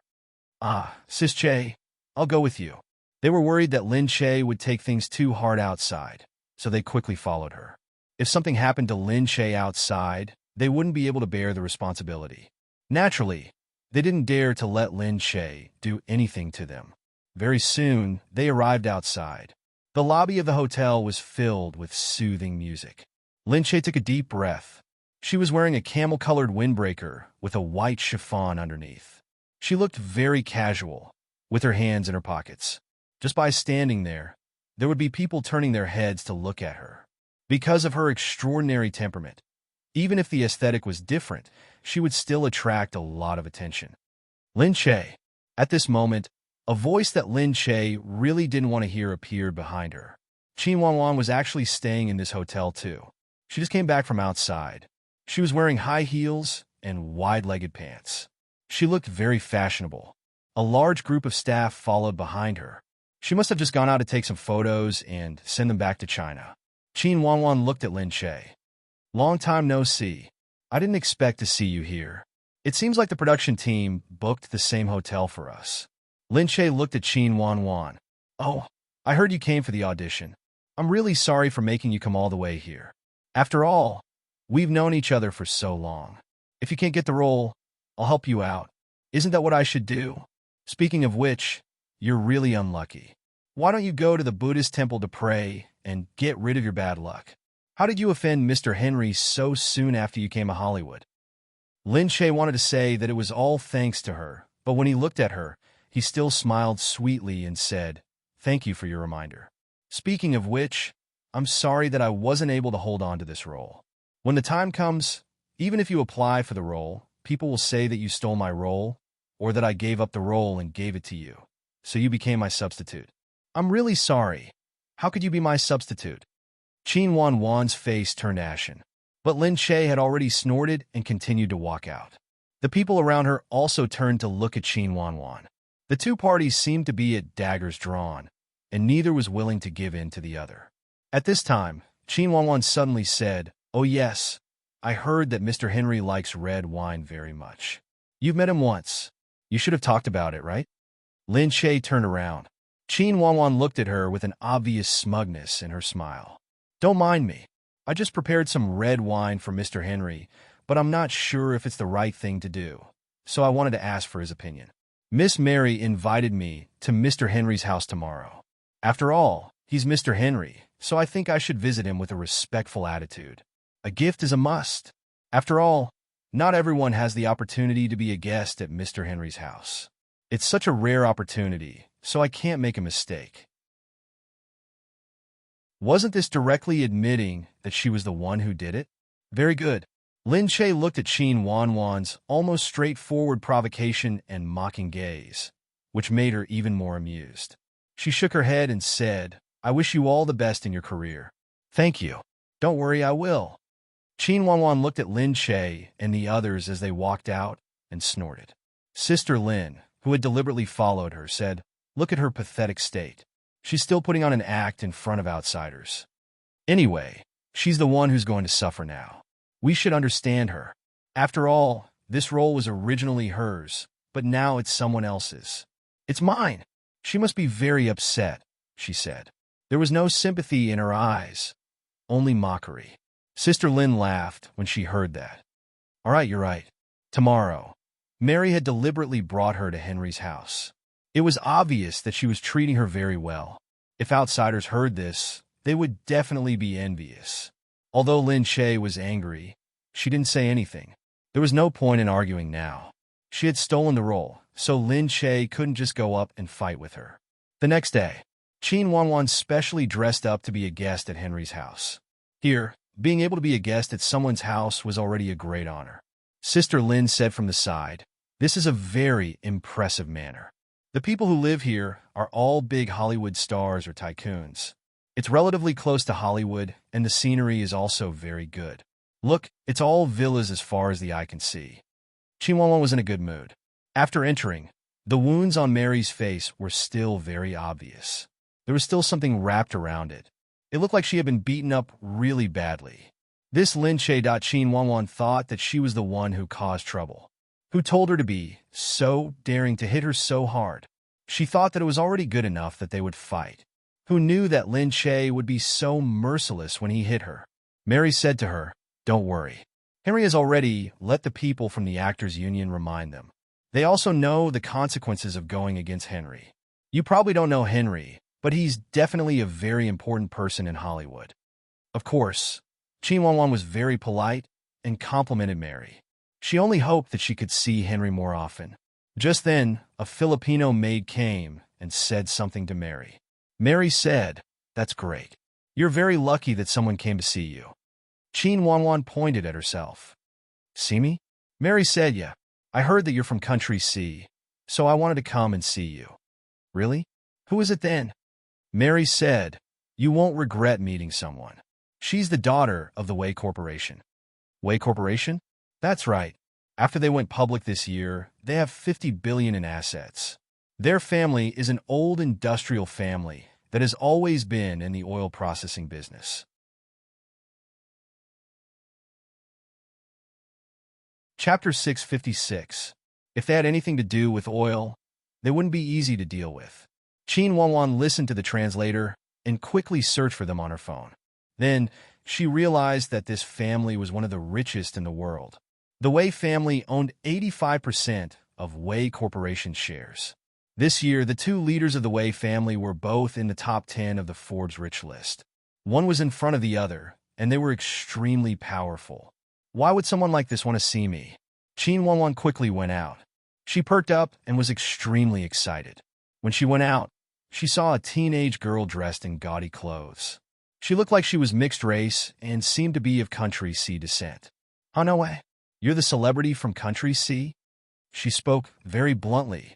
Although Chin Wanwan thought it was strange, she didn't dare to offend her. She quickly said, "You can speak Country C? That's great. I'm really surprised that you can speak with a local accent here." The young girl walked over and sized her up rudely. She looked at her as if she was looking at goods, and it made Chin Wanwan feel a little uncomfortable. She cursed in her heart, but she had to pretend to be friendly on the surface. She had to keep telling herself that it was all right. She was a Missy, and she was the Missy of such a big family. It was normal for her to have a temper. However, the next moment the young girl switched to English. She ignored Chin Wanwan and said to my Rue, "From your description, I thought it was someone I know, but it's not. Forget it. I'm not interested. I'm leaving." My Rue quickly went up to her. "Hey, don't be like this. Since you're here, sit for a while. I'll get you a game console." "It's okay. My dad wants to take me to the beach. He wants to surf, so I have to follow him. You know, his fatherly love has exploded recently, and he feels like he's mistreating me." My Rue could only say, "Forget it then. Since your dad called you, I'm sorry, but she's not the person you want to see." "It's okay, but I don't think she's good. Is she going to act in blood? She doesn't look suitable at all." About that, my Rue didn't know what to say, so the young girl waved her hand and left. Chin Wanwan was bewildered. Mary waited until she was completely gone before saying, "She's very headstrong. She even ran away from home for more than 3 years and just came back not long ago. She's actually the illegitimate son of her father, who had an affair outside. She just came back to the family, so she's a little weird, but she's rich, so you know I have to give in to her." Chin Wanwan said, "Oh, then why did she come to see me?" "Nothing. I'm probably just curious about Country C," my Rue didn't say. She only came because she thought Chin Wanwan was someone she might know. However, the translator already told Chin Wanwan, which made Chin Wanwan feel it was a pity. She did not have the ability to know such a rich young lady. It seemed that she had really recognized the wrong person. As for Lin Che, she heard that Henry was going to play on the yacht by the sea today. There would be a gathering on the yacht parked by the sea. It might be a small private gathering, but Lin Che still decided to give it a try. After all, they could only communicate with Mr. Henry in person. At the seaside, the UV rays were strong. She brought her staff to the location of the yacht that Stephen had mentioned. Just as they were about to go there, they were blocked. "You can't go there. I'm here to see Mr. Henry." "Mr. Henry?" "No. This is a private gathering. You can't go in." Lin Che stood there and looked inside. He thought that if he went in, he would have to come out eventually. Otherwise, he could only wait for him to come out. However, at this moment, "Hey!" A cheerful girl's voice startled Lin Che. She turned around and saw a girl with an afro running towards her. "Hey, it's really you. That's great," she said in Country C. She had already jumped over quickly. Lin Che was stunned at first. Then, when he saw her, he suddenly remembered who she was. "Ah, it's you." Human trafficker. No way. You came here from France to kidnap people? Of course, Lin Che remembered this non-mainstream girl. When she was in France, she was sold by this girl and even counted the money for her. When they went back, Gu Jingzi scolded her very much. Now she actually appeared here. No way. She was still non-mainstream, but she didn't look as down and out as before. Looking at Lin Che, she directly threw herself at him and gave him a big hug. I'm not here to kidnap people today. I changed my profession a long time ago, okay? She got down from Lin Che and said to him. Lin Che said, Really? Then why are you here? My home is here. I'm here. I'm on vacation here. My dad brought me here to have fun, she said. That's great. You finished running away from home? Lin Che said. She scratched her afro. Yes, I'm tired of France. I think I'll just come back. She didn't say that she accepted Lin Che's sponsorship. For a moment, she felt as if she had received a warm baptism. She suddenly thought things through and was ready to come back and face her own problems. Fortunately, after she came back, her father no longer forced her to marry him. Her life was much better. I've been looking for you for a long time. A few days ago, I saw a publicity photo. After seeing it, I thought it was you, so I rushed to find you. I didn't expect it to be you. I was very disappointed today, but I didn't expect to meet you here. Lin Che was also very surprised. She said, The sun is too strong. Let's go. I'll take you to eat. She wanted to say, but she was looking for Mr. Henry. But looking inside, it was obvious that she wouldn't see Mr. Henry today. She thought about it and decided to go eat first. So she left with the young lady. In China's city, the torrential downpour continued. The sky outside was already red. The day looked like night. It looked very scary. Gu Jingzi suddenly arrived. Yu Minmin ran out like a madman. Mr. Gu, you're finally here. How is it, Mr. President? Don't worry. Gu Jingzi stood there. Big brother will be fine. I'll go to the scene immediately. I'm looking for a boat to go there now. But the island collapsed. The wind and waves are too strong. It's not easy for ordinary boats to enter. We've already dispatched the best boat from the Navy nearby. They're ready to go there immediately. Yu Minmin was even more frightened when she heard this.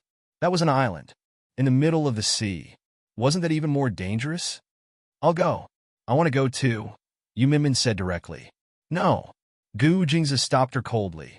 It's very dangerous. The life and death of the country's president are already unknown. I can't let the president's wife be in danger.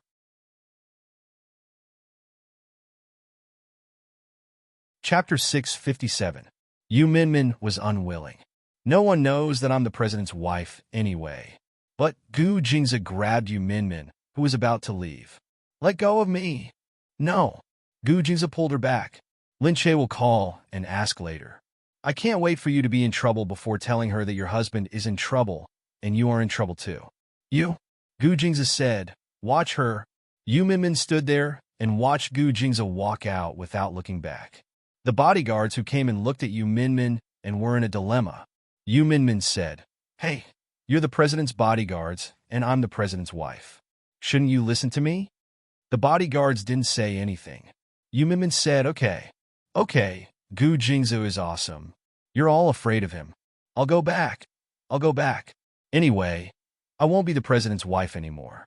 The president is gone. What's the use of having a president's wife? Yu Minmin returned to her room. The bodyguards wanted to follow her, but Yu Minmin turned around and stopped them. Get out. All of you. I want to be alone. The bodyguards saw this and stayed outside. Yu Minmin's eyes didn't blink as she watched the news. The news kept reporting about the disaster. Many people were praying for Mr. President. Many young girls were crying as they watched the news. However, Gu Jingming's life was still in danger. Yu Minmin bit his finger and read the report saying that the additional Marines had been sent there and the collapse was still continuing. He received a weak signal from the island, but he couldn't get the specific situation. He only knew that the disaster was still very serious. Yu Minmin waited for half an hour and felt that she couldn't wait any longer. Yu Minmin looked outside. She was on the 6th floor, and it was still raining heavily. She leaned against the window and looked down. Theoretically, It wasn't impossible to go down. There were air conditioners and flower racks everywhere that she gritted her teeth. In the end, she tore down the curtain. As she descended, she tied one side of the curtain to her body and the other side to the iron railing below, imitating the rope used in rock climbing. As she descended, she tied the curtain down. Bit by bit, she walked down in the face of the wind and rain. By the seaside, Gu Jingzi stood there. In the midst of the madness, the Navy commander was shouting, "No one goes over there. No one is allowed to move. Let us do it." When the Navy saw a man in a white shirt standing on the beach with a black umbrella, he hurriedly said, "Hey, I'm talking to you. Let's go." However, when the Marine commander came over, he was shocked. It turned out that the person standing was Gu Jingzi. The guard said, "This is Mr. Gu." "Oh, yes, he looks like the president. I didn't notice it just now." "I'm sorry, Mr. Gu." The naval commander hurriedly said, "But it's still too dangerous here. Sir, you'd better go inside." Gu Jingzi said, "It's okay. Just do your best to rescue them. I'll stay here and won't cause you any trouble. I have my own protection measures." The commander glanced at the bodyguards behind him and the bodyguards with the Gu family's insignia and quickly nodded. These people were even more valiant than the army. Naturally, he had heard about them from the inside. Gu Jingzi said, "After you go in, try your best to block the news. Remember, no matter what happens to Mr. President, don't broadcast it." When the Marine commander heard this, he was shocked. Looking at Gu Jingzi's solemn face, although the cold wind was biting cold, the cold temperament and domineering aura coming from Gu Jingzi's body was still enough to shock people. "Yes, don't worry, Mr. Gu. This is a heavy responsibility." Of course he understands. Meanwhile, at this moment, Yu Minmin, she ran directly to the pier and saw people coming and going. Screams and noises could be heard constantly. There was also the army stationed in the distance. The place was tightly guarded and no one could enter. To her surprise, there were still quite a few girls shouting that they wanted to go over, saying that they wanted to go find Mr. President. Other than some girls, there were also some boys who were fans of the president. They seemed to be making a lot of noise. Yu Minmin hurriedly went over. In the dark night, in the chaos, no one thought about who Yu Minmin was. She saw a girl whose face was red from crying. She quickly went over and asked, "What's wrong? Did something happen?" The girl was sobbing and couldn't even speak properly. Yu Minmin suddenly thought that something had really happened. However, the people next to her quickly said, "We're going to look for Mr. President. They won't let us pass. We're going to contribute to the country. Why won't they let us go? Can we go volunteer?" "Sob, sob, sob, Mr. President. I don't know what's going on with him. I'm going to save someone. If the boat can't pass, can't you find someone to swim over? It's not that far anyway." Everyone was making a ruckus, mostly because they wanted to go in and save someone. Wasn't this nonsense? Yu Minmin was shocked just now. She finally understood that the situation was not getting more serious. Her gaze fell on the inside, and she became even more determined. "Let me pass. I want to go in," Yu Minmin said. The people who were blocking her didn't even look at her. The girl next to her said, "It's useless. You don't have to beg him. Humph. He just won't let us pass. He's really cold-blooded. We've been waiting here for an hour, and he still won't let us pass." Yu Minmin grabbed a military-looking person in front of her and ignored the girl behind her. She said harshly, "Let me in. I want to find my man." After all, Gu Jingming was her man. She had to go find him. No one could stop her. When the people behind heard this, they also shouted, "Yes, yes, find my man. Mr. President is ours." The soldier glanced at Yu Minmin. "You guys should go back quickly to support Mr. President. Hurry up and leave. Don't be a hindrance here. We know how you feel. But right now, we want to go in more urgently than anyone else. Enough. Stop talking nonsense. I want to go in. Get out of my way now. I want to get on the boat and find Gu Jingming. Do you hear me?" The soldier was stunned. Seeing Yu Minmin wipe her wet hair, he took a closer look. The person in front of him was the president's wife. Yes. Sorry, I didn't realize it was you." He didn't dare to delay and quickly opened the defense net. The people behind him were all shocked. "Hey, what? Why could she go in? All right, move aside. She's the president's wife." "Ah." The people at the back began to chatter. After Yu Minmin went in, she went straight to the main road. The soldier said, "The ships sent by the Navy are in front of us. They'll set off soon. I want to go up and find Gu Jingming." "What? But it's too dangerous." "It's okay. Is Gu Jingza here?" "Yes." The soldier looked at Yu Minmin's determined face and said. Yu Minmin said, "It's good that he stays here. I'll go with him. Otherwise, you guys haven't been with Gu Jingming much. How would you know his characteristics?" Yu Minmin's words made sense. The soldier thought for a moment and quickly went to report to the officer.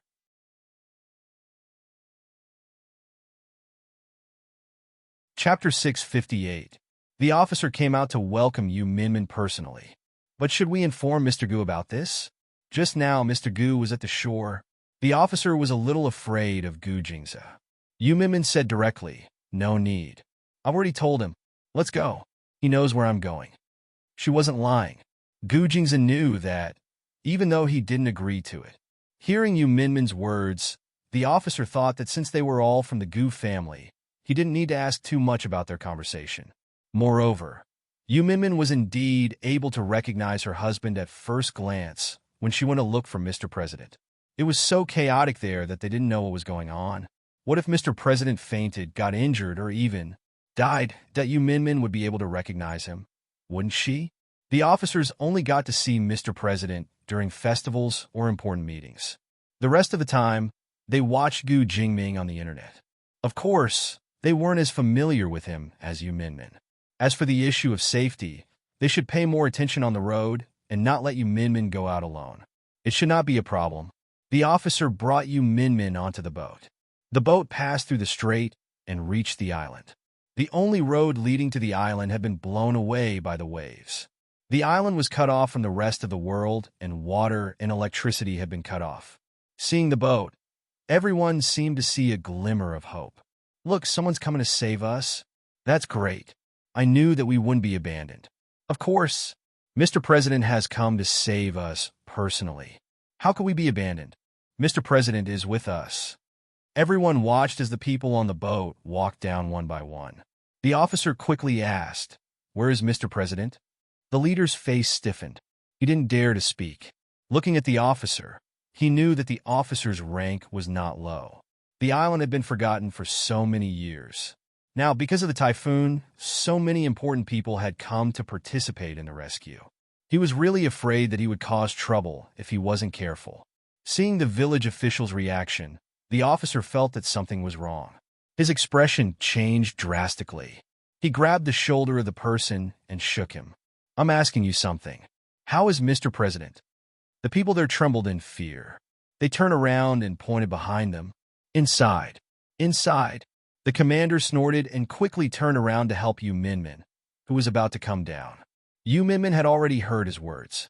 Her heart sank, and she suddenly felt a little afraid. She was really afraid that Gu Jingming would never come back. Then what should she do? "What should I do?" That Yu Minmin jumped off the ship and ran forward. The people on the fleet also hurriedly followed. Only when he was far away did he see a group of people surrounding a house. They seemed to be talking to each other anxiously. Suddenly, lightning flashed and thunder rumbled in the sky. Yu Minmin stopped where he was. As his eyes turned, the uneasiness in his heart became more and more obvious. Then he ran out. "Move aside, let me in." Just as she reached the door, she was forcefully stopped by someone. No one is allowed to enter. No one is allowed to get close to it. Everyone has to obey the rules. The person at the door said. Yu Minmin said, "Let me in. I told you not to enter." "Hey, let her in. She's the president's wife." Behind them, the commander had also rushed over. When he saw the situation, he hurriedly shouted from behind. Hearing this, the person who stopped her was stunned. He couldn't help but let go of her. Yu Minmin quickly ran into the house under the watchful eyes of the people around her. This was an ordinary house. There were other members of Gu Jingming's bodyguards in it. Yu Minmin's sudden appearance startled everyone. Then, they cheered happily. Yu Minmin was here. Was the rescue team here too? Madam, you're here." Yu Minmin came in and asked immediately, "Where is Mr. President?" "Inside." Madam, Mr. President is... The person who spoke lowered his head silently. Yu Minmin's heart sank again. Then, he hurriedly opened the door and rushed in. When he opened the door, he smelled a strong medicinal smell. Gu Jingming was lying on the bed. His body was still wrapped in bandages. In the middle of the white bandages, there were bloodstains. He frowned and lay there motionlessly. Yu Minmin's heart ached. Gu Jingming, she hurriedly ran over. She threw herself at Gu Jingming's bedside. When she touched the back of Gu Jingming's hand, she felt the coldness on it. Her palm trembled. She quickly held his hand and warmed it. She raised her head and called his name softly. Gu Jingming? Gu Jingming, wake up.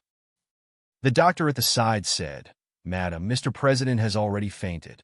We don't have enough medicine in the village, and Mr. President's injury is too serious. So, without anesthesia, we sewed up the wound on Mr. President's chest, and Mr. President fainted. He has been unconscious for an hour. What? His injury is very serious? Yu Minmin raised her head.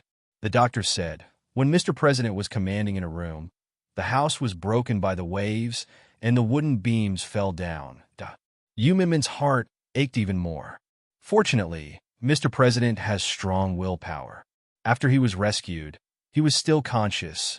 However, he lost too much blood, causing his body to be too weak. I suggest that Mr. President go to a better hospital for treatment as soon as possible. Yu Minmin raised her head and saw that his usually calm eyes were tightly shut. His handsome face was pale. She couldn't help but brush away some of the hair on his forehead. Then she nodded and said, take him to the ship. We'll go to another hospital. Gu Jingming was then brought to the warship by the bodyguards. The best hospital in S City had already prepared a private ward to receive him. Then, the news began to broadcast that Mr. President was fine. He was only slightly injured, but his life was not in danger. He needed to go to the hospital for treatment. Chapter 659. The reason he was loved had nothing to do with his looks or his background. It was because of his hard work. Los Angeles. Lin Che was eating with the young lady. The Chinese food the young lady ordered was a little disgusting. It was obvious that she had never been to Country C. However, the young lady ate with relish and said, my dad doesn't like Chinese food, but I like it. Lin Che said, the Chinese food here is a little too bland. It's different from what we usually eat. Oh, is it? You'll know when you go to Country C. Oh yeah. What's your name? You haven't told me yet. The young lady said, my name is Abigail. Wow, that sounds nice. What's your surname? My surname is Wesley. Oh, it seems like you were born here. Don't you have a name from Country C? No, I'm my dad's illegitimate son. He doesn't like my mom, so he doesn't allow me to come into contact with Country C's culture. Okay. While she was eating, Lin Che's phone suddenly rang. She saw that it was Gu Jing's number. She smiled and quickly picked it up. How is it, Gu Jing's? Yeah, don't worry. I've gone to the island to pick up Big Brother. He's just injured, but his life is not in danger. He's being treated in the hospital now. Yu Minmin is there too. Really? That's great. That's great. It's good that he's fine. Lin Che was relieved to know that there were no problems there.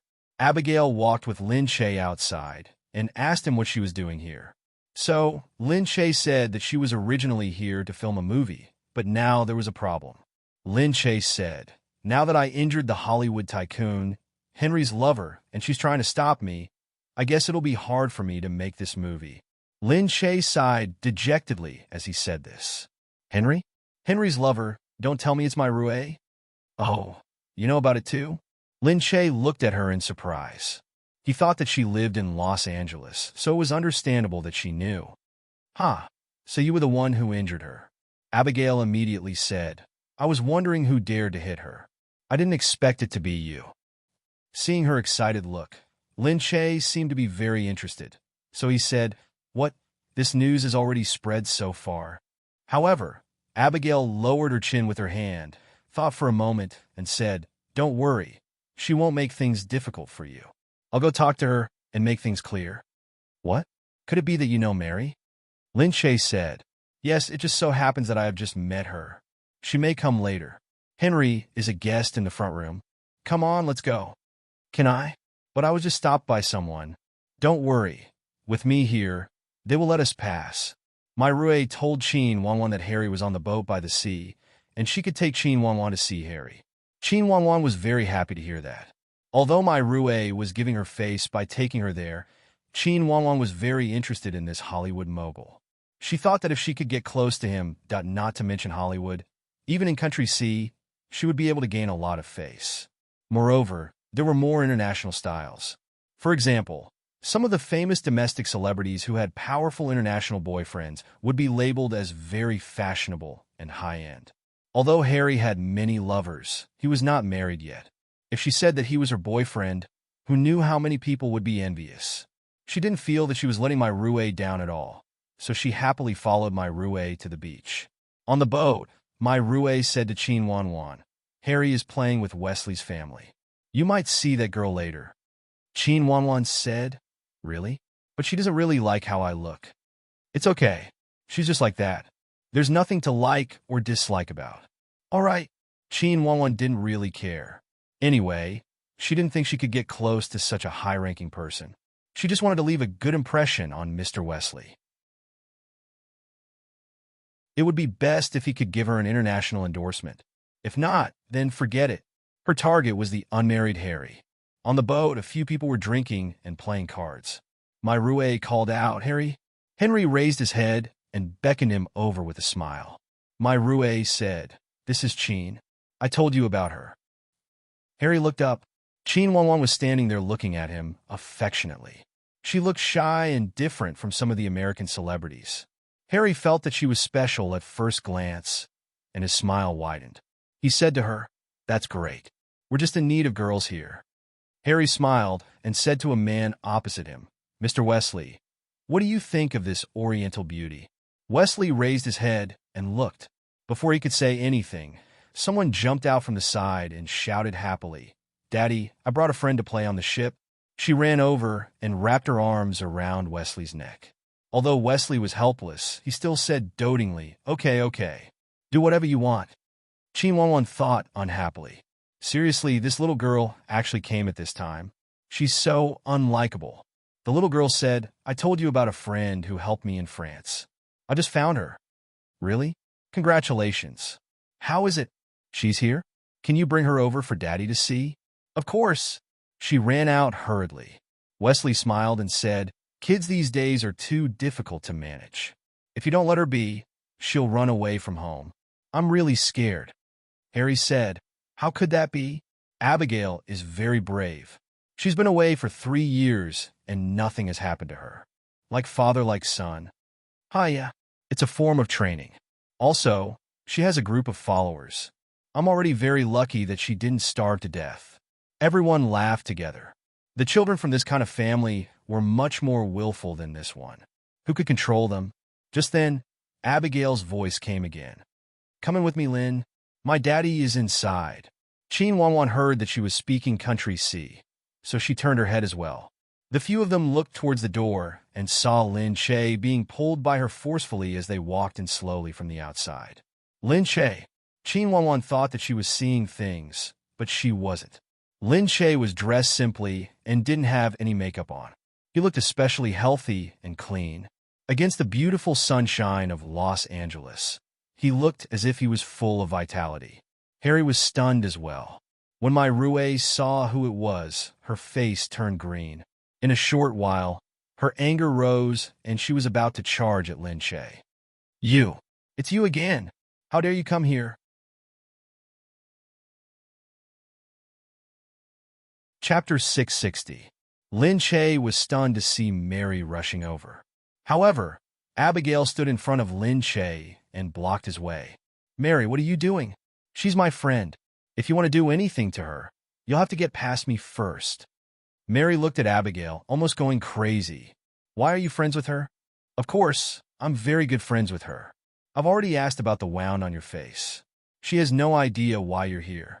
I've met her boyfriend. He's a super handsome guy, and he's very rich. He drives a Lamborghini everywhere. How could she have anything to do with Henry? You've been misled. How could that be? Maybe you're not. Do you choose to believe me or the woman beside you? Mary was stunned. He turned to look at Qin Wanwan and then at Abigail. Before Mary could react, Wesley had already stood up.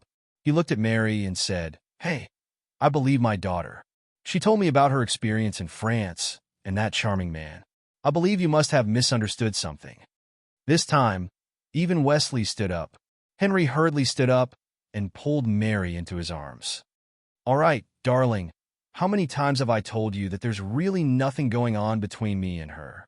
You just won't believe me. Now you should understand, I really only have you." Henry looked at Lin Che. In order to please Mary, he wanted Lin Che to back off. But now, even Wesley was on Lin Che's side. Mary had no choice but to calm down and say, "All right." Abigail then turned around. "All right, Lin. I've already told her that Mr. Henry understands. He won't make things difficult for you anymore," Abigail said as she looked at Henry. "Uncle Henry, am I right?" Henry looked at Abigail. He would definitely give Wesley face. It wasn't easy for him to get close to her. How could he give up so easily? That's right. He said to Lin Che, "I'm sorry for making things difficult for you. But you know that women can't be provoked. I was just too obedient to Mary." Mary hit him shyly. "Don't push the blame onto me. It's all because you're too flirtatious." "Oh, darling, I've done so much for you, and you still doubt me." Qin Wanwan didn't expect this at all. Her mouth was slightly agape as she watched this scene. Lin Che and that girl, the girl looked at Qin Wanwan with a frown and said to Wesley, "Daddy, who is this person? I just saw her, and I think she's very annoying. I don't want to see her here. She only knows how to compliment me, and she looks like a dog." Wesley said, "Oh, really?" He raised his head and asked the ship's security to take her away. "Let her leave this place. This place is too crowded for the time being. It's not good to welcome any more guests." Qin Wanwan was asked to leave. She looked very disheveled as she glared at Lin Che. She wasn't willing to accept this, but all she could do was wonder how Lin Che knew this young lady, Wesley's daughter. Lin Che's luck was simply too good. There was always someone who could save her from trouble. However, Qin Wanwan didn't know that Abigail liked Lin Che and helped him because of Lin Che's kindness. Her kindness created an opportunity for herself. What she said to Abigail in France made Abigail remember it to this day. That was why when she saw the poster, she thought it was Lin Che and rushed over. None of this was a coincidence. It was just that Lin Che was repaid for what he did. Qin Wanwan was directly kicked out, and Abigail helped her solve the problem here. Only then did Lin Che realize what was going on. "It can't be. This ship belongs to your family?" "That's right. Did Henry do it for you just now?" "Not really. He thought you were easy to bully, so he acted casually. Now that he knows you're not easy to bully, he has no choice but to face you head on. He really listens to Mary and spoils her too much." "Okay," Lin Che said, "but since your family is so good and your father loves you so much, you still ran away from home for 3 years." "Of course. If I didn't run away, Daddy wouldn't look at me so seriously. However, I learned a lot during those 3 years and found a lot of direction in life." Abigail looked at Lin Che. "Also, your words made me decide to find my life again, so I should thank you, Lin." Lin Che smiled. "If you really treat me as a friend, just call me Lin Che." "Well, Lin, when you call each other by surname, it means you're not friends, right?" "That's right. When we're not familiar with each other, we call each other by surname." "All right, then I'll call you by your name, Lin Che." The two of them looked at each other and smiled. The next day, the situation changed back to Stephen. He was very happy that he could work with Lin Che again. Although he felt that Lin Che was lacking in the beginning, after some comparison, he felt that Lin Che was the best actor in Country C. He was much better than Qin Wanwan. Stephen said, "We'll sign the contract soon." "That Qin girl, she really can do it.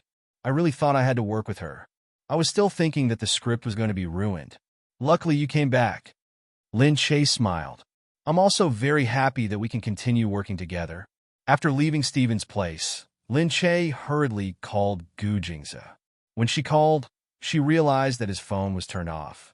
She couldn't help but feel a little strange. Why was his phone turned off? Did something happen to Gu Jingze again? Lin Che was still thinking about it when Abigail suddenly called again, asking to eat with her. Lin Che said, "I even brought my staff with me. Abigail said, "Very well. Let them come together. My family has a holiday villa in Los Angeles. It's by the sea, and the scenery is very good." Lin Che told the assistants and translator about it, and they were all very happy. The translator said to Lin Che, "Wesley's family is in the oil technology business. They're very powerful and very rich. Sister Che, we're really surprised that you know her." Lin Che also said, "It was a coincidence because of some small matters. I didn't expect her family to be so powerful." The staff at the side swept away the depression from a few days ago and felt that they could finally hold their heads up high today. At this moment, they said happily, "Of course, Sister Che is so powerful. She must know many powerful people. All right, stop bragging. Abigail is just a little girl, but she's a powerful little girl. We're going to bask in Sister Che's glory today and see the vacation home of a rich man." Lin Che didn't know that at this moment, Gu Jingza had just gotten off the plane from Los Angeles, that the people at the side looked at Gu Jingza and asked, "Should we inform Madam now?" "No need." Gu Jingza looked at the time and said, "Let's go to the place first." "Yes, sir." Gu Jingza thought for a moment and sent Lin Che a text. "You look for me?"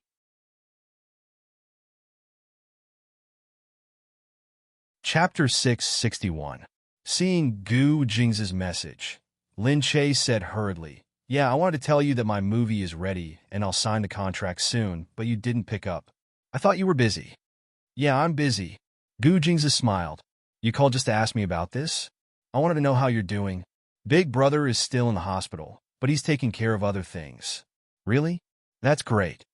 Is there anything else you want to tell me?" Lin Che blushed slightly as she read the message. She felt empty inside. It seemed that she had been alone for the past few days. She did miss him a little. There were many things to do during the day, but at night, she felt that something was missing. In fact, nothing was missing. The only thing missing was the existence of a person. Whenever she was bullied and had to take the blame herself, she would think that it would be great if Gu Jingza was there. He was so smart and farsighted. He would definitely come up with a good idea, unlike her who was so stupid and could only do things in the stupidest way. Moreover, she also missed his passionate embrace. She missed the satisfying feeling when she hugged his hard body to sleep. However, she didn't forget that Gu Jingza was hiding something from her. She hadn't gotten even with him because of the many things that had happened previously. She had decided that she wouldn't forgive him when she got back. Thus, she harumphed and didn't reply to him. She brought her people to the place that Abigail told her. Abigail called someone to pick them up. When they arrived at the resort, they saw the beautiful White House and the beach not far away. From the room, they could see the blue coastline. The sun was shining brightly, and it was the perfect season for surfing. There were people playing in the sea, but not many of them. Everyone was overjoyed when they saw them and ran over. Abigail came out to welcome them. She looked at the faces and smiled. "Come in. There are swimming facilities inside. You can play in the sea." When the staff saw this, they were extremely surprised. One by one, they quickly took out their mobile phones to take pictures and show off to others. They said that they followed Lin Che to the holiday house. This place was really too beautiful. Today, they could also enjoy the enjoyment of the rich. Abigail said to Lin Che, "Are you coming back soon?" Lin Che nodded and said, "Yeah, I'll go back after signing the contract. I'll come back when the shooting schedule is confirmed." "What a pity," said Abigail. "I wanted to play with you some more." Lin Che said, "You'll have a chance when I get here." Abigail said, "Actually, I've never been to Country Sea before. My grandmother is from Country Sea, but my mother doesn't even know how to speak Country Sea's language. I learned Country Sea's language from my grandmother.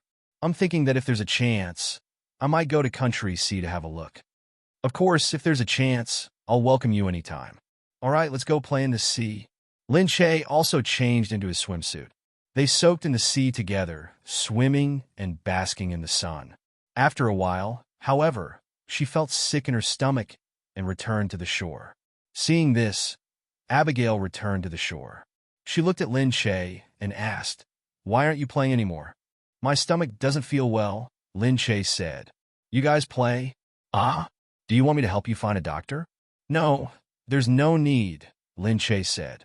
Maybe it's the days when girls are the most troublesome. Ah, I know you're talking about your period. That's right. Lin Che drank a mouthful of water and felt much better after basking in the sun for a while. She calculated the time. Actually, it was about time. No, to be exact, it had been a few days. It was just that she had been so busy recently that she forgot to pay attention to this problem. She thought about it strangely. Could it be that she was pregnant? However, she quickly shook her head and told herself not to think too much. The last time she thought she was pregnant, it turned out to be a mistake. She even went out of her way to buy a pregnancy test. It was really too stupid. Perhaps it was because she was really too busy that her period couldn't be balanced, which was why she kept delaying it. She really should pay attention to her body. After playing here for a while, her body didn't feel too well, so she didn't go into the water again. She quickly said goodbye to Abigail and returned to the hotel. Everyone had a good time and kept sighing. The coastline here was really beautiful. No wonder so many Hollywood blockbusters were filmed here. And then there was Abigail, rich, beautiful, and so lovely. Lin Che didn't participate in their discussion and went back to her room alone. As she looked at the things, she felt a little like eating noodles. She wanted to eat hot instant noodles with an egg, some vegetables, and a slice of ham. Just then, Gu Jingza happened to send her a text message. Still awake? Yeah, I'm hungry. I want to eat something. What do you want to eat? I want to eat boiled instant noodles. Okay, I'll make it for you, Gu Jingza said. Don't tell me you made it and send me a picture. I'm really hungry. If you dare to do that, I'll bite you to death. Outside, Gu Jingza heard what she said and smiled. He raised his head and said to someone, go buy 2 packets of instant noodles, some eggs, and some ham. Send them to me quickly. Yes, sir. The person who came with him looked at Gu Jingza and looked at the person beside him strangely. However, everyone knew that Gu Jingza treasured Lin Che to the extent that he would grant her every request. So even if they felt that instant noodles were harmful to her health, no one would say anything. After a while, Gu Jingza really took 2 packets of instant noodles for her to see. Lin Che looked at the instant noodles and smiled bitterly. She replied with a crying face, just you wait. Gu Jingza said, what's wrong? I didn't take a bowl of noodles for you. That won't do either. Oh, really? So, you're going to bite me? Yes, I'll bite you to death when we get back. Go back? Why not now? Lin Che was still staring at her phone in a daze when she heard someone knocking on the door opposite her. She froze for a moment and jumped over to open the door with her phone. When she opened the door, she saw Gu Jingza, who was holding a shopping bag. You. Lin Che held onto the door and looked at Gu Jingza in surprise. Why are you here? Come and bite me. Lin Che really wanted to bite him. He actually went to the United States to film it without telling her. He was really addicted to hiding it from her. But now, before she could deal with him, he had delivered himself to her doorstep. Lin Che's emotions faded away. He looked at Gu Jingza, clenched his teeth, and jumped onto him.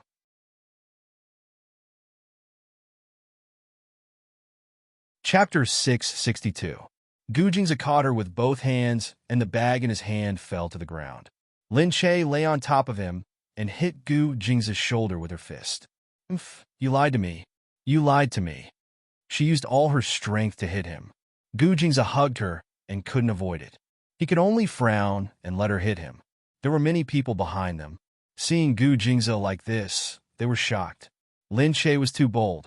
How dare he beat Gu Jingza in front of them like this? Although they were husband and wife, it was fine to do it in the house, but there were so many people watching that although they knew it was nothing, the other party was Gu Jingza. They were used to strategizing, so they weren't used to being hit by Lin Che in front of his subordinates. However, to her surprise, although Gu Jingza was frowning, he didn't show any signs of getting angry. He simply allowed Lin Che to hit her like that. Only when she was tired from hitting him did she take a deep breath and allow Gu Jingza to carry her horizontally. Are you done? If you are, it's my turn. On his handsome face, his cold eyes outlined Lin Che's cheeks. Then, he carried Lin Che into the room. The people behind looked at each other and quickly picked up the things on the ground and put them inside. The couple obviously didn't care about anyone else. Gu Jingza looked at Lin Che and immediately kissed her lips. He sucked on her tongue with all his strength. The people behind couldn't help but think, if this was the punishment, that how many women would line up to be punished like this? However, their President Gu was too impatient. He kissed her just like that, which made the people behind them blush even more. They did not dare to look any longer. They put down their things and hurriedly closed the door for the couple. They couldn't help but sigh in their hearts. They had heard how much Gu Jingza doted on Lin Che. Now that they saw it with their own eyes, they finally understood. Gu Jingza let go of her reluctantly. The kiss just now had almost covered her whole body. Dry wood and blazing fire. They reunited after a long time. Although it didn't seem to be that long, they felt as though they hadn't met each other like this for a long time. So much so that Lin Che initially rejected him. However, in the next moment, when he saw his large hands easily undoing the button, he couldn't take it anymore and took the initiative to put it on. Just like that, the two of them were ignited and rolled around on the bed. After that, Lin Che felt even more hungry. When he let go of her, Gu Jingza heard her stomach growling. Lin Che looked down and said with a sad face, "Really?" Gu Jingza smiled. "Didn't I bring noodles? Let's go eat noodles." "But this hotel doesn't have a kitchen," Lin Che said. Gu Jingza took a look. The hotel the production crew had booked for Lin Che was indeed a little lacking. Gu Jingza said, "Let's go. I have a place nearby. I've already cleaned it up. Let's go there and cook." Lin Che said, "Is there a place to stay?" Gu Jingza nodded, picked up the clothes, and helped her put them on. Lin Che put on the clothes and followed behind Gu Jingza. She picked up the instant noodles on the table and rushed to the place he mentioned. When they arrived, they saw that the place Gu Jingza mentioned was in the so-called wealthy district on Balihua Hill behind Hollywood. Wasn't this the place where the Hollywood tycoons lived? That made sense. Was Gu Jingza a tycoon too? In the small bungalow, Gu Jingza put down the things and asked Lin Che to wait in the dining room while he went to the kitchen to find something to cook. Gu Jingza was very fast. Although he had only cooked a few times, he was very familiar with the technique. Not long after, the noodles were placed in front of Lin Che. There were some eggs, ham, and vegetables. Just looking at it made Lin Che's appetite increase greatly. Lin Che couldn't help but remember the first time she ate noodles. Gu Jingza was surprised. At that time, the bowl of noodles she cooked was completely eaten by Gu Jingza.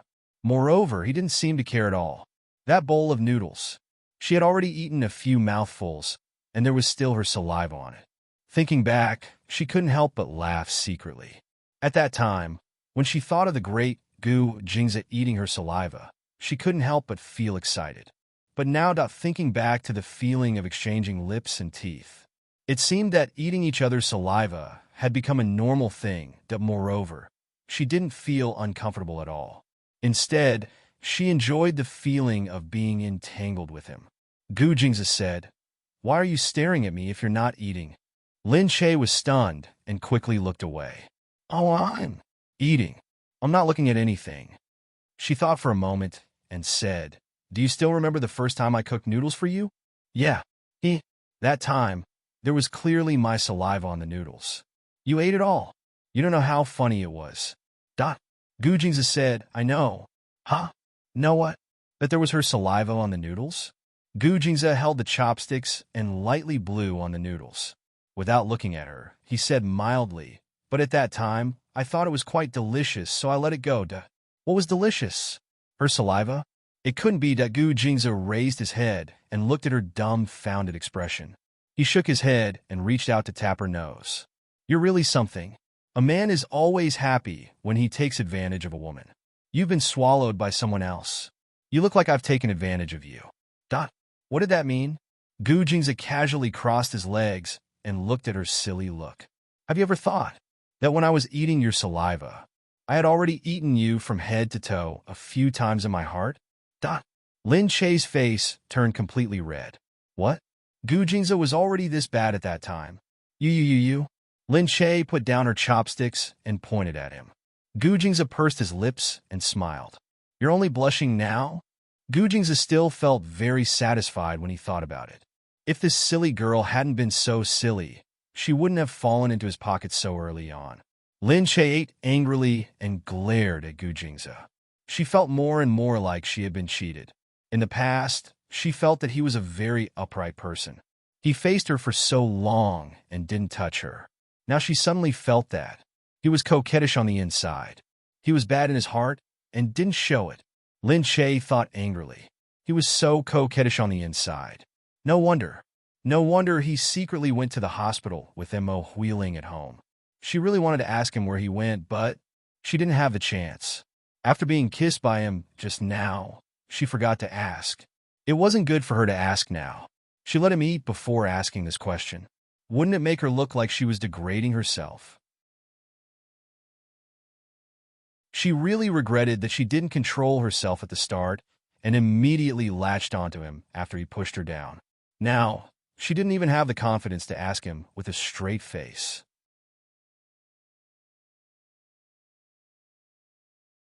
Chapter 663. It was all Gu Jing's fault. He loved to seduce her and didn't let her go even though they had just arrived. Boo-hoo. Lin Che glared at him and said, "Hurry up and eat." After they finished eating, they went to wash up together. Gu Jingza looked at Lin Che, who was holding an electric toothbrush and brushing his teeth. The vibration of the electric toothbrush made her mouth bulge. He stared at her and smiled, which made Lin Che even more puzzled. She looked up and said, "What are you doing?" Gu Jingza said, "Speaking of vibration." He slowly grabbed Lin Che. Lin Che grunted, her mouth still full of foam. "I'm not done yet. Let me help you." He took a glass of water for her to rinse her mouth. She mumbled. After brushing her teeth, he kissed her. Their mouths were filled with the fragrance of mint. Their intertwined lips slowly moved closer. Lin Che recalled the regret he had felt earlier. She hadn't figured out what had happened between him and Mo wheeling. She couldn't fool around with him anymore. However, before she could do anything, his hand had already completely covered her chest. He pushed up, and her clothes were pushed up. Her flat stomach and beautiful breasts leaped into his eyes like a jumping rabbit. Lin Che pushed his shoulders. Let go of me." However, Gu Jingza turned a deaf ear to her. He lowered his head and gently bit her most sensitive spot. She shrank back and moaned uncontrollably. After Gu Jingza bit her, he swirled the tip of his tongue back and forth. His movements were sometimes slow and sometimes fast. Lin Che couldn't help but moan. She wrapped her arms around his neck, and her whole body was almost hanging on his body. Just like that, he carried her outside to the roller washing machine. After she was placed in it, she felt cold. Standing in front of the small washing machine, he had perfect access to the most sensitive part of her body. As soon as he pressed the switch, the machine started to vibrate. Lin Che could feel her body shaking along with his. All she could do was grab onto him tightly to prevent herself from slipping down. However, the result of her clenching was that her body was pushed deeper into the washing machine. Lin Che couldn't help but moan. She lost her train of thought. The result was that his body, which had just been washed, was washed again. That night, when Lin Che laid there exhausted, he was still thinking about how things had turned out this way. Didn't she say not to do this before she figured out what he had done with Mo wheeling? How could she have completely forgotten about it after he moved like that? She was truly unable to extricate herself from his charms that the next day, Lin Che told her staff that she was temporarily staying at a friend's house. The staff were also a little surprised, but it was understandable that Lin Che had friends outside. After all, she was a famous celebrity. At this time, Abigail suddenly called her and said that she went to her hotel but couldn't find her. Lin Che told her his address, and Abigail said that she would come to find him immediately. Soon, Abigail arrived. She lives very close to here. After she came in, Lin Che went to open the door. She complained, "You moved here and made me go to the hotel. Luckily, the hotel isn't far. But why did you suddenly move here?" Then, Gu Jing's figure flashed out from behind. Abigail's eyes lit up when she saw this charming man. Although she had only seen him once in France, this man was unforgettable. She immediately said, "Oh, he." She pointed at Gu Jingza for a long time before smiling ambiguously. She squinted at Lin Che and said, "Well, I was wondering why you suddenly moved here. So, it's because your boyfriend is here." Gu Jingza looked at this young lady. She was still as difficult to deal with as before. But when he heard that she was from Wesley's family, Gu Jingzi didn't say anything. Moreover, she had just helped Lin Che. "Come in and sit down," he said. Abigail nodded quickly and pulled Lin Che inside. "Oh, he's so handsome. Say, you have such a handsome man. How can Mary suspect that there's something going on between you and that old man Henry? Really, you should let Mary see what a real man is like. Other than her, who else would treat Henry like a treasure?" Of course, many men thought that Henry was good. After all, Henry was a Hollywood mogul. However, to a girl like Abigail, Henry was naturally nothing. Lin Che said, "You're here to play with me again? Don't you have to go to school?" "No. Although my dad enrolled me in a school, I often study at home. Anyway, the school won't expel me. They'll even give me a diploma in the end." "Fine, how willful." Lin Che said, "But you need to have a direction too. Do you have anything you want to do?" "Want? Not at the moment. I've been looking for a direction in my life, but I haven't found it." She looked at Lin Che and blinked. "But I have a direction now, and that is, I want to go to Country Sea." "Really?" "That's right. Lin Che, I'll go to Country Sea with you." Lin Che looked at the smiling Abigail. "Seriously, Qin Wanwan was preparing to return to China today. She couldn't afford to embarrass herself here, so she had to go back. However, some reporters came to Hollywood. When they saw Qin Wanwan coming down from the hotel elevator, they went up to her. "Wanwan, did you fail the audition?" The production team of Blood just announced that they had signed a contract with Lin Che. Qin Wanwan didn't want to answer. She came here full of ambition, but she didn't expect to go back without getting anything. Sister Lin quickly blocked them and said sourly, "Yeah, we were told to come for the audition and we agreed. But who knew that Lin Che would be so amazing? He came here and got to know some big shot. We don't want to compete with Lin Che in terms of connections. After all, our connections aren't as strong as his." Sister Lin was deliberately pushing the reason for their failure to the audition to Lin Che's connections. She seemed to be implying that Lin Che was chosen because of the unspoken rules. Everyone in China knew that Lin Che had always been well-liked by these rich people. They didn't think it was inappropriate when they heard it. Instead, they looked at each other and quickly asked, "Then, who did he get to know?" Sister Lin said, all right, we don't know. It's fine even if we failed the audition. After all, he got to know some big shot. Mu Firen didn't even audition, so we won't compete with Mu Firen." Sister Lin continued to pour dirty water on Lin Che, and the topic of Lin Che stealing Mu Firen's role continued. Anyway, there were protests in China. They didn't want Lin Che to act in the audition and felt that Lin Che's acting skills weren't worthy of Hollywood.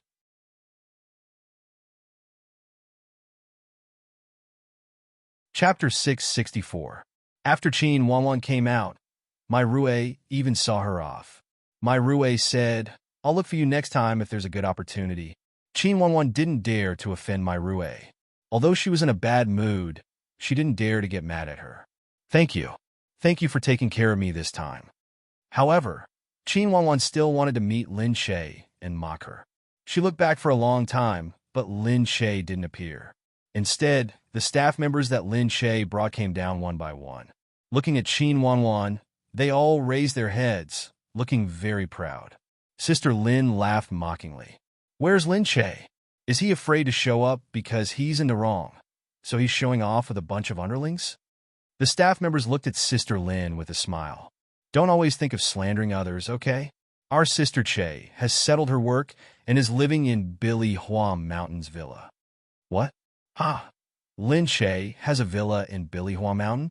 Well, we don't know where Sister Che has a property.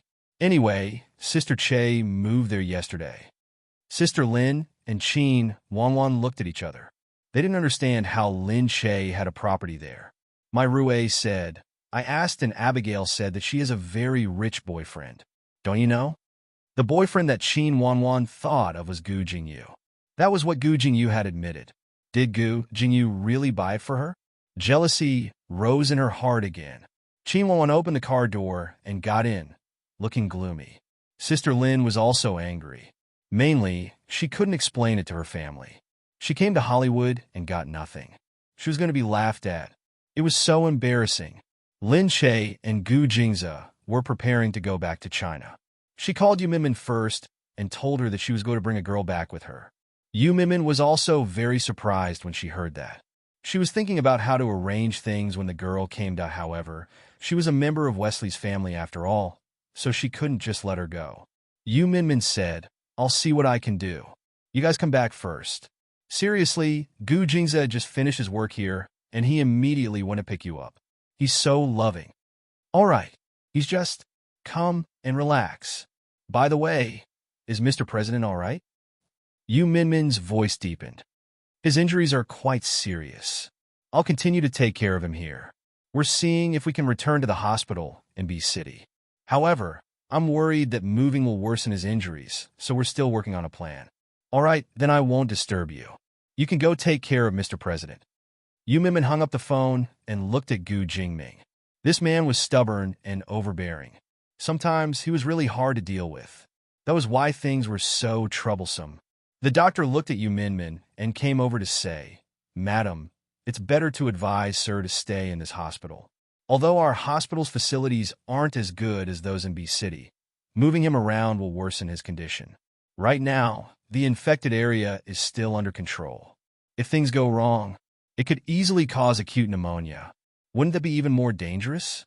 Yu Minmin said, "Mr. President doesn't think that the equipment here isn't good enough. It's just that he's anxious to return to Glass Palace to deal with government affairs.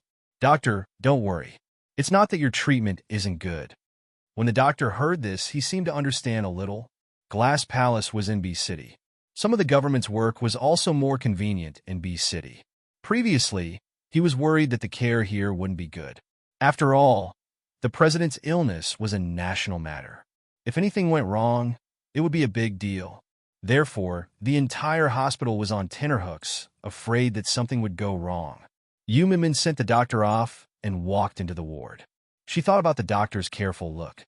Indeed, anything that happened to Gu Jingming was not a small matter. Just a thought could make one's imagination roam and make one feel like kneeling down and begging for mercy, that no wonder Gu Jingming rarely showed any special expressions in front of outsiders. Yu Minmin entered the room. Gu Jingming was still in a deep sleep. Yu Minmin stood there and looked at his sleeping face quietly. Seeing that his handsome eyebrows were furrowed, as if he couldn't even flatten them with an iron, she gently caressed them with her hand. This man was really beautiful. Even though he was sick, he didn't look the slightest bit disheveled. Instead, he had a kind of frail beauty. His sharp edges outlined his cheeks. His pores were extremely fine, and his skin was well complemented. The shadow of the sunset on his nose made his entire face even more striking. Yu Minmin thought that even if he wasn't the president, he would definitely be a dragon among men. Every expression on his face had already written about his extraordinariness. She couldn't help but touch his forehead, as if she wanted to soothe the worries on his head. However, Gu Jingming suddenly opened his eyes. Before she could react, Gu Jingming's hand had already quickly grabbed her hand and locked her down. His gaze was as sharp as a blade as he stared at her coldly. "Who is it?" His thin lips spat out a cold warning. It was obvious that he thought it was someone else. Yu Minmin didn't expect him to be so vigilant even when he was sick. Her wrist was in excruciating pain. She cried out, It's me." When Gu Jingming heard her moan in pain, he immediately let go of her. Yu Minmin was released. She rubbed her wrist and said gloomily, "You're so strong." Gu Jingming looked at her. His voice was not as sharp as it was just now. "What are you doing?" Yu Minmin's eyes moved.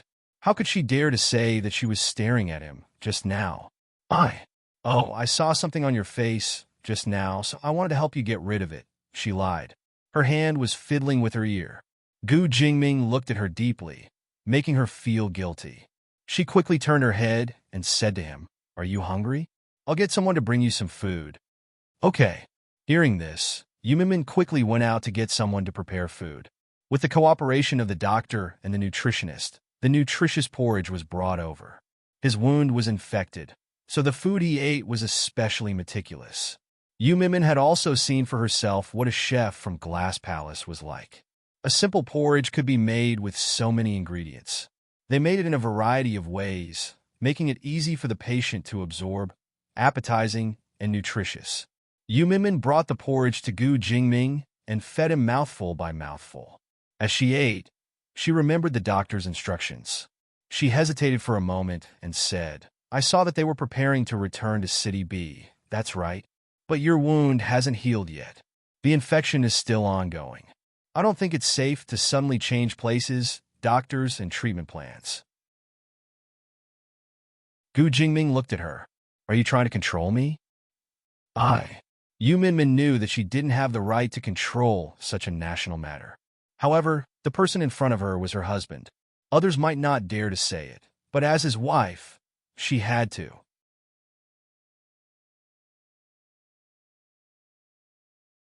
Chapter 665. Gu Jingming, you can deal with the government affairs in a few days. You can also deal with some of them here. There are other people who can do it if you're not here. If a national institution can't function normally without the president, then this national institution is too weak. Yu Minmin, Gu Jingming threw the spoon in his hand. Seeing that the bowl was about to fall, Yu Minmin hurried to catch it. But the porridge still fell to the ground. Yu Minmin's hand was scalded and hurt. Luckily, the porridge had been cold for a while and was not freshly served. Yu Minmin was annoyed. She looked at Gu Jingming, who was lying on the bed, and said, What's wrong? You're the president, and I'm the citizen. You were elected by us, one vote at a time. I don't have the right to criticize you. Aren't you a public servant of the country? Gu Jingming's face froze again. Coldness spread in his eyes. Yu Minmin was furious. She ignored him and went to pick up the bowl and chopsticks. The porcelain bowl fell to the ground and broke. Yu Minmin picked it up and cut her finger. She looked at it and cursed her bad luck. She casually wiped the blood off her finger and picked up the bowl. Gu Jingming stared at her face. Yu Minmin came back quickly and got a new bowl of porridge. She said to him, You're so anxious about the government affairs. Hurry up and eat. You'll have the strength to recover after you eat. Otherwise, how are you going to manage the government affairs if you die in bed? Yu Minmin. He must have spoiled her too much recently. That was why she dared to talk to him like this. Yu Minmin shuddered. She felt that she was too impulsive just now. She had been too anxious about his affairs. But now he didn't care about her safety, that Yu Minmin looked at his gloomy face and felt a little scared. She was worried that he would kick her out. That would be funny. However, Gu Jingming just looked at her and said in a low voice, Come here. How dare she that she could sense danger from his expression. She was afraid that she would be beaten up badly if she went over. She knew very well how overbearing he was. He wouldn't allow anyone to disobey him. Otherwise, he would take revenge behind her back. He must have been very angry when she said that. I still need to talk to the doctor. You eat first. I'll go first. I told you to come here now. Gu Jingming interrupted her and said coldly. Yu Minmin quickly took 2 steps forward. As soon as she got close to the bed, Gu Jingming grabbed her wrist. He turned her over and pressed her down on the bed. His angry face was stained with frost. He glared at her as if he wanted to swallow her whole. What did you just tell me? Say it again. His voice was filled with anger. His face, which smelled like medicine, made Yu Minmin's heart clench. Under his body, she was worried that if he moved, his wound would be torn. However, she was also worried that he would come down recklessly to take revenge. She quickly said, I was just angry just now. No, I'm not angry. I'm just worried about your health. Really? Her frightened look didn't ease his expression. Just as he was about to press her down, he suddenly felt something wet on his hand. Lowering his head, he saw a patch of blood on his palm. He paused, then took her hand. There was a cut on her finger, and it was bleeding. His frown deepened, and he looked a little shocked. What happened? He pulled her up and looked at her hand. Yu Minmin hissed in pain. He sighed and called out, Doctor, come in. The doctor had heard it from outside, but he didn't dare to come in and meddle with the president and his wife. Hearing Gu Jingming's call, he rushed in. Her hand is injured, Gu Jingming said. Seeing this, the doctor quickly ordered someone to bring something. Yu Minmin looked at Gu Jingming and said quickly, It's okay. It's just a small cut when I was picking up things. Shut up. He once again cut her off coldly. glaring at her, as if he was extremely impatient. Yu Minmin could only shut her mouth and wait for the doctor to treat the wound. When he wrapped her hand, she realized that the back of her hand was red. "Madam, this?" Yu Minmin could still feel Gu Jingming's frightening gaze on her head. She said quickly, "It's okay, doctor. It was scalded by the porridge, but it's not serious." Sure enough, the gaze on her head became colder. Gu Jingming said, "Apply the ointment." The doctor said quickly, "It'll be fine after applying the ointment.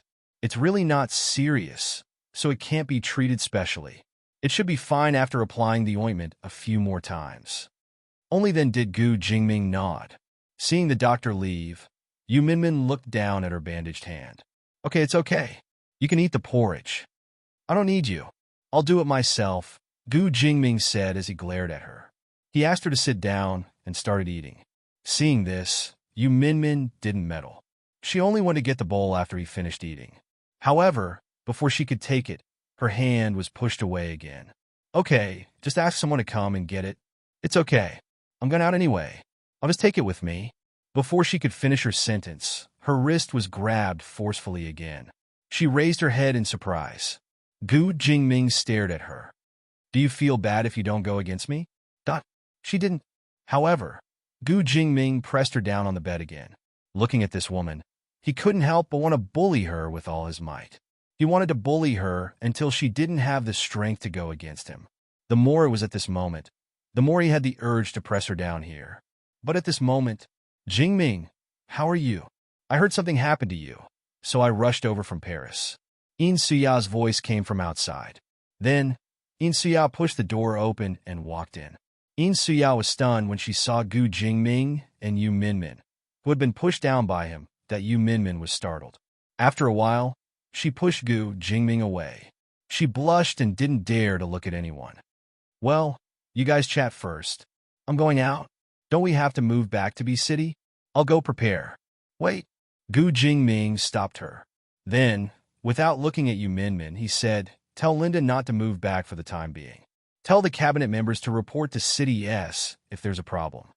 Yu Minmin was stunned again. She looked up in surprise and hurriedly said, "Oh, I got it." Gu Jingza and Lin Che returned to B City with Abigail.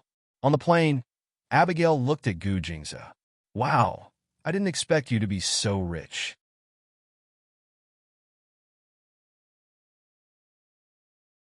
Chapter 666. She turned around and said, "What a pity, Lin Che.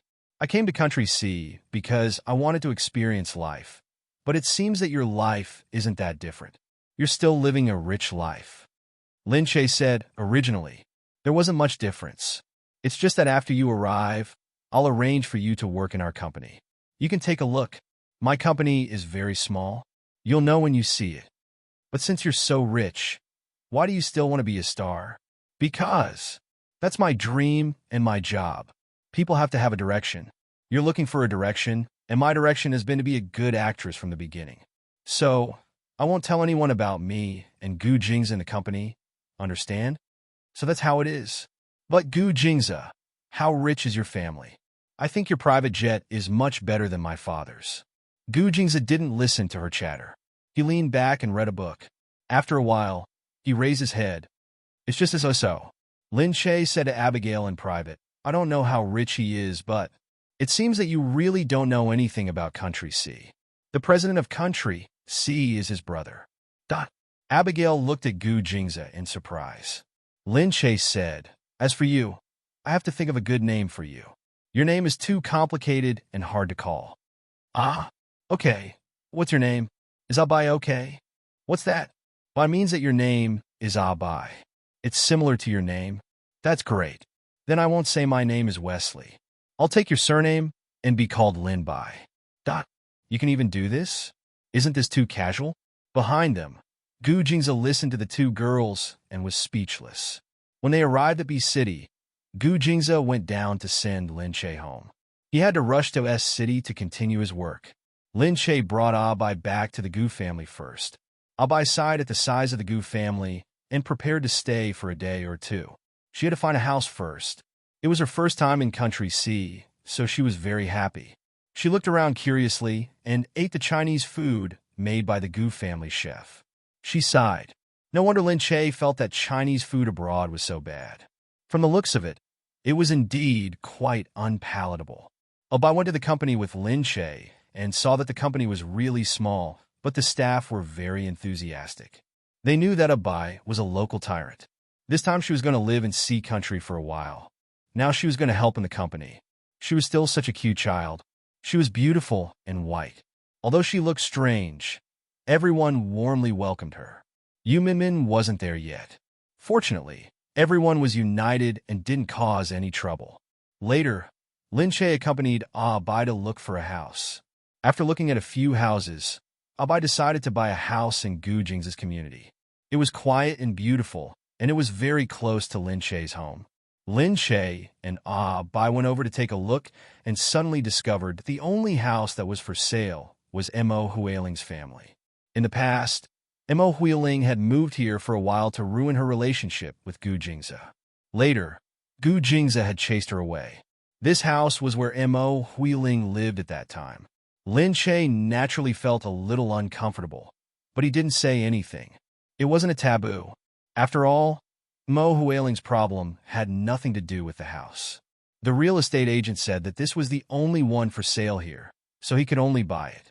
Although Abai was a little girl, she was still very generous with her money. She immediately bought it and quickly prepared to go through the procedures. Lin Che sighed in the car. I didn't expect you to live there. Really? Fate makes fools of people. Abai asked puzzledly, what's wrong with that place? Lin Che said, that place. It's the place where a very depressed woman lives. What woman? Lin Che told Abai. Abai slapped the seat. Why didn't you say so earlier? If you had, I would have. Forget it. It's that woman's fault to sell this house again. What does it have to do with the house? Anyway, it's yours after you buy it. Lin Che remembered that she hadn't properly asked Gu Jingze and Mo Huiling why they went to the hospital. She said, all right, I still have to go see what Mo Huiling and Gu Jingze are doing. What? Are they still together? Not really. It's mainly because Mo Huiling is pestering Gu Jingze. But this time, I still have to go to the hospital to see if they went to the hospital together. Why don't you just ask Gu Jingze? She said. Lin Che said, if I have to ask everything, then our relationship is too passive. Really, he won't confess to me. He definitely has to report to me about this kind of thing at any time. Okay. Lin Che quickly found the hospital according to the photo. She looked at the door, and it was indeed here. She went inside and thought for a moment. She couldn't go in herself, so she asked Abai to go in and ask. You go and ask if Gu Jingze has been here. Abai spread out her hands speechlessly. She went in and asked and quickly came out. Yes, he has been here. Ah, really? Lin Che had already sat up excitedly. Abai said, I went over to ask. I asked if Gu Jingze had been here with a woman called Mo Huiling. The person at the front desk looked at me for a long time and asked if you were related to Gu Jingze. I said he was a friend, and she said that the guest's information can't be casually told to you. What does that mean? Lin Che said. Abai said, are you stupid? Since she said that, it means that Gu Jingze is a guest. Oh, that's right. If she hadn't been here before, the front desk would definitely be very surprised. If she didn't know who Gu Jingze was, she would even think that it was strange. But she still asked who she was to Gu Jingze, and then she said that the guest's information couldn't be revealed. Great, great. Gu Jingze really came here.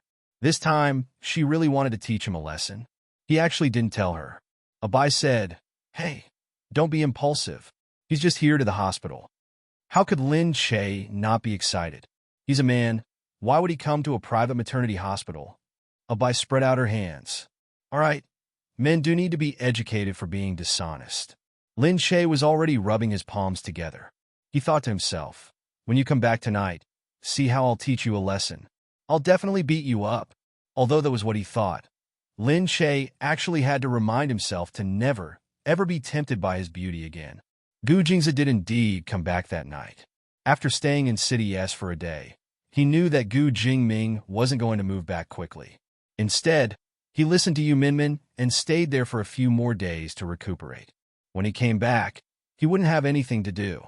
He He might as well just wait for him to come back in City B.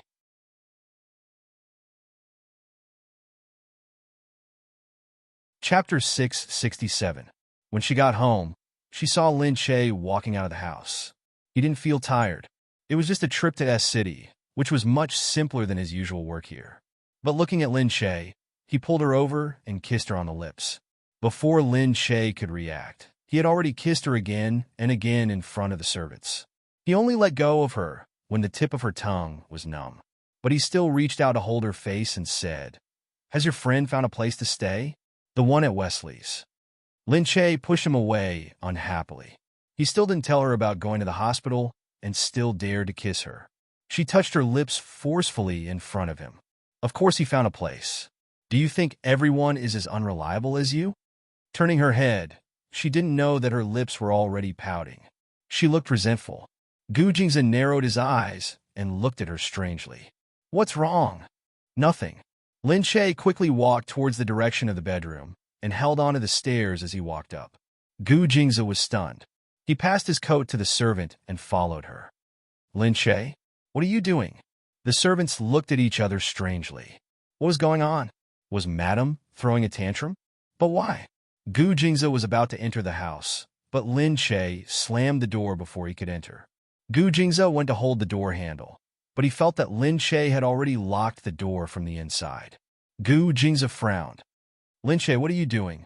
Lin Che snorted. "I'm not feeling well today. I want to sleep alone." "What?"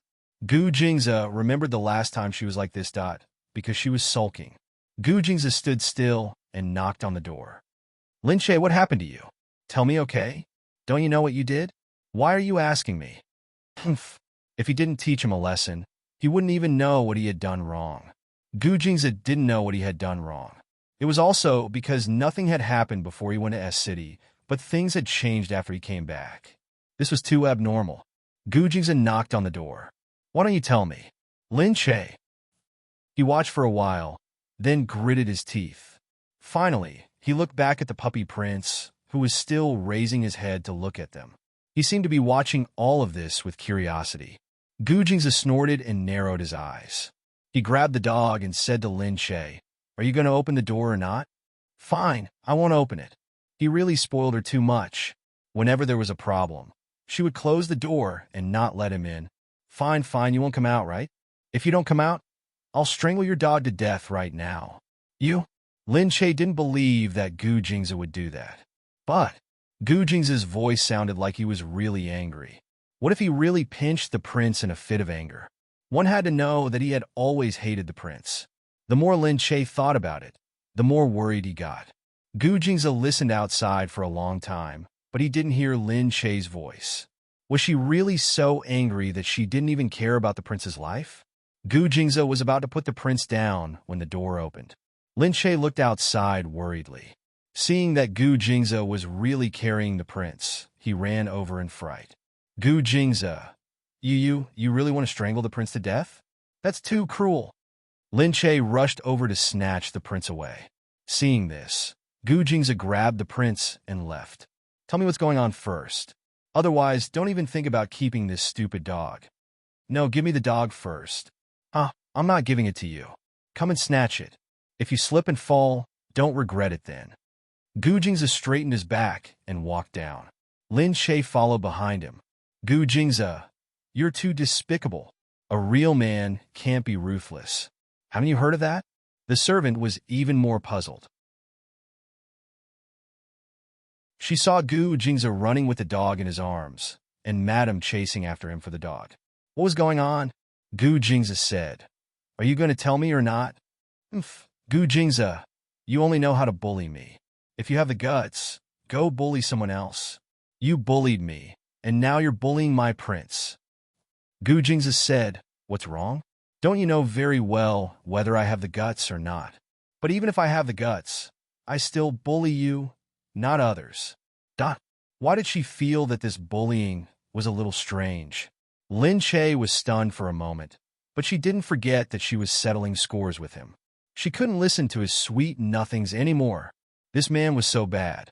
This time, she definitely couldn't let him off easily. You have to return the prince to me. We can try. Are you going to tell me or not? If you don't, I'll make my move immediately. Do you really want to take the risk? Umph. Gu Jingzi, if you dare to touch the prince, I'll fight you. Ha! I want to see how you're going to fight. Lin Che tried to snatch the prince away. Gu Jingzi really grabbed the prince and hung him in the air, as if he was going to throw him down. Lin Che was instantly furious. Although she didn't think that Gu Jingzi would do it, she was still angry. You. Gu Jingzi, just you wait. Are you going to tell me or not?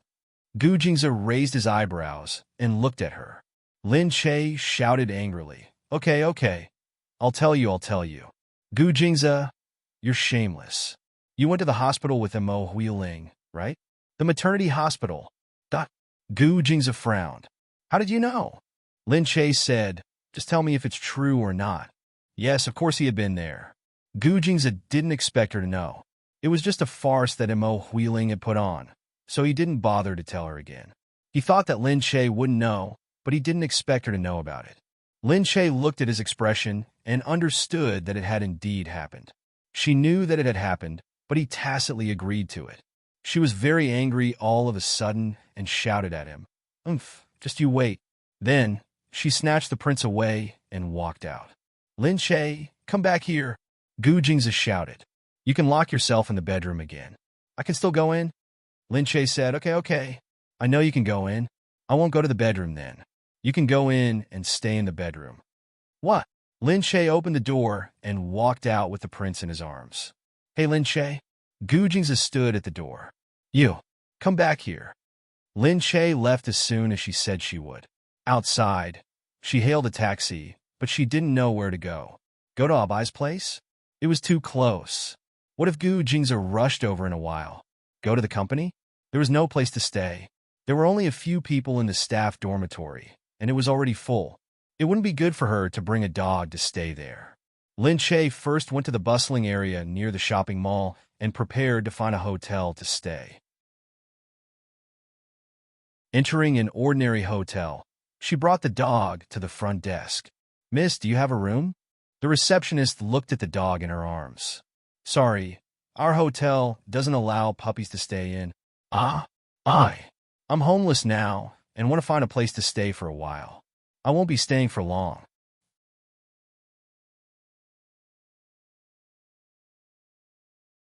Chapter 668. The receptionist said, Sorry, this is our hotel policy. At this moment, someone shouted from behind, Wow, Lin Che. Quick, look, is it Lin Che? Lin Che had been discovered. Fans began to shout and run over from behind. Lin Che, can I take a picture with you? Can I have your autograph? Wow. Is this your pet dog? Lin Che smiled and said to everyone, Sorry, I have something urgent to do today. Prince was still in her arms. She could not throw him anywhere, nor could he be squeezed. She hugged the dog and said apologetically. However, the fans around them were already screaming so loudly that they could not hear anything. More and more people surrounded them. Lin Che squeezed out of the crowd. This was the first time he had encountered such a situation, and he didn't know how to leave. But then a car stopped at the entrance. Lin Che? Lin Che was stunned. The car window rolled down, and a man wearing sunglasses appeared. It was Liu Beichen. Lin Che said, Liu Beichen, you? Come, get in. Lin Che hurriedly nodded, opened the car door, and got into the car. Thanks to Liu Beichen's sudden appearance, Lin Che was finally able to escape from the encirclement and quickly left the place. Lin Che looked back at the crowd who were still shouting her name and sighed. She looked at Prince and said, Thank God. Liu Beichen smiled as he drove and looked at Lin Che through the rearview mirror. What happened? Where's your man? Didn't you bring him? Lin Che smiled embarrassedly. I have a problem with Gu Jingzi. Problem? Liu Beichen looked at Lin Che curiously and asked, The problem is, you had a fight? About that. It must be. Oh, I get it now. You had a fight and wanted to stay in a hotel. That's why you're being surrounded here, right? Lin Che scratched his head. How did you guess?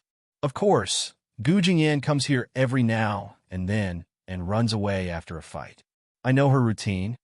Okay, but how did you know I was here? I was eating nearby. When I came over, I heard a lot of people shouting Lin Che's name and rushing over here. I came over to take a look and saw you surrounded. Fortunately, you came. Thank you. It doesn't matter, but where are you going now? Lin Che stroked the prince's white fur. We'll find a hotel to stay in. Liu Beichen looked at Lin Che for a while before saying, Why are you going to a hotel? It's too dangerous for you to stay in a hotel alone. Besides, you're a public figure, so it's even more dangerous. Why don't you stay at my place? I don't think it's a good idea to go to your house. It's fine. Although the Liu family's house isn't as big as the Gu family, we still have a lot of spare rooms. Besides, my father likes you a lot. He will be happy to have you over. Jingyan has been at home a lot lately. You can chat with her. Isn't that better than living outside? But, on one hand, Lin Che felt that it was too much trouble for him. On the other hand, he felt that if Gu Jingze went to the Liu family to look for him, Liu Beichen wouldn't just hand him over. Liu Beichen seemed to understand Lin Che's thoughts from her expression. He said directly, Don't worry. If Gu Jingze comes, I'll teach him a lesson for you. Liu Beichen raised an eyebrow. He held the steering wheel and said, Hey, it's fine. He was the one who taught me a lesson. This time, I can finally teach him a lesson. Liu Beichen smiled. So don't worry. I won't hand you over to Gu Jingze easily. It's not easy to get this opportunity. I'll help you make him admit his mistake. Oh yeah, you haven't told me the reason. Why are you angry? Lin Che felt embarrassed to say it. She pursed her lips and thought that it was just a small matter. If she said it out loud, people would laugh at her. Liu Beichen said, Something that's not convenient to say.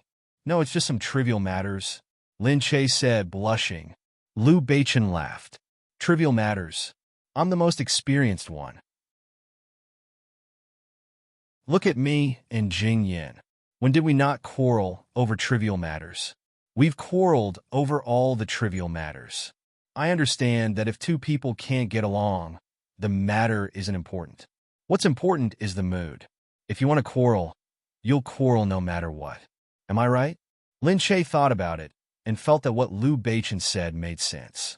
Indeed, Lin Che did not quarrel with Gu Jingze because of this matter. Perhaps it was because she was still under a lot of pressure. Ever since the incident with Mo Huiling, she had been thinking about trusting Gu Jingze and not letting outsiders affect their relationship. So she had never vented her emotions. She was a person who revealed her emotions easily. This time, she forced herself to suppress her emotions. That was why she felt a little awkward. This time, she was using this as a pretext to create trouble for Gu Jingze. Lin Che thought about it and briefly explained the situation to Liu Beichen. Although Gu Jingze didn't like Liu Beichen because of Gu Jingyan, Lin Che thought that Liu Beichen was a good person and was trustworthy. Liu Beichen immediately slapped the steering wheel and said, That's outrageous. TSK, I'll definitely teach him a lesson for you. How could he take Mo Huiling to the hospital when you were not in the country? Even if there was a reason, he should have at least confessed to you in advance. Seriously, how could he hide such a thing? You're right to leave. Just wait and see. When he comes looking for you, I'll help you give him a good scolding. Lin Che pouted. She thought to herself that he did not come looking for her after she left. Who knew what he was doing? When Lin Che arrived at the Liu family's house, Liu Beichen asked the servants to prepare a room for her. Liu Tingyu soon found out that Lin Che had arrived. He quickly asked the kitchen to prepare a delicious meal and invited Lin Che to join them. In the dining room, Liu Tingyu looked at Lin Che and said happily, It's great that you can stay here for a while. Stay for a few more days. Just let us know if you need anything. Gu Jingyan came over quickly. She looked at Lin Che and said, I heard from Liu Beichen. What's wrong? You two have started quarreling. How could my second brother bear to quarrel with you? Well, Liu Beichen snatched over and said, Why? Your second brother can't quarrel? All men in the world are the same. Your second brother is no exception. What do you think? Gu Jingyan glared at him and said, You only know how to defend yourself. My second brother is different from you, okay? Lin Che smiled embarrassedly. Liu Tingyu said, All right, Beichen. Do you think everyone is like you? He quickly asked the servants to fill Lin Che's food and said, Ignore them. Eat more. Lin Che smiled and said, Thank you, Uncle Liu.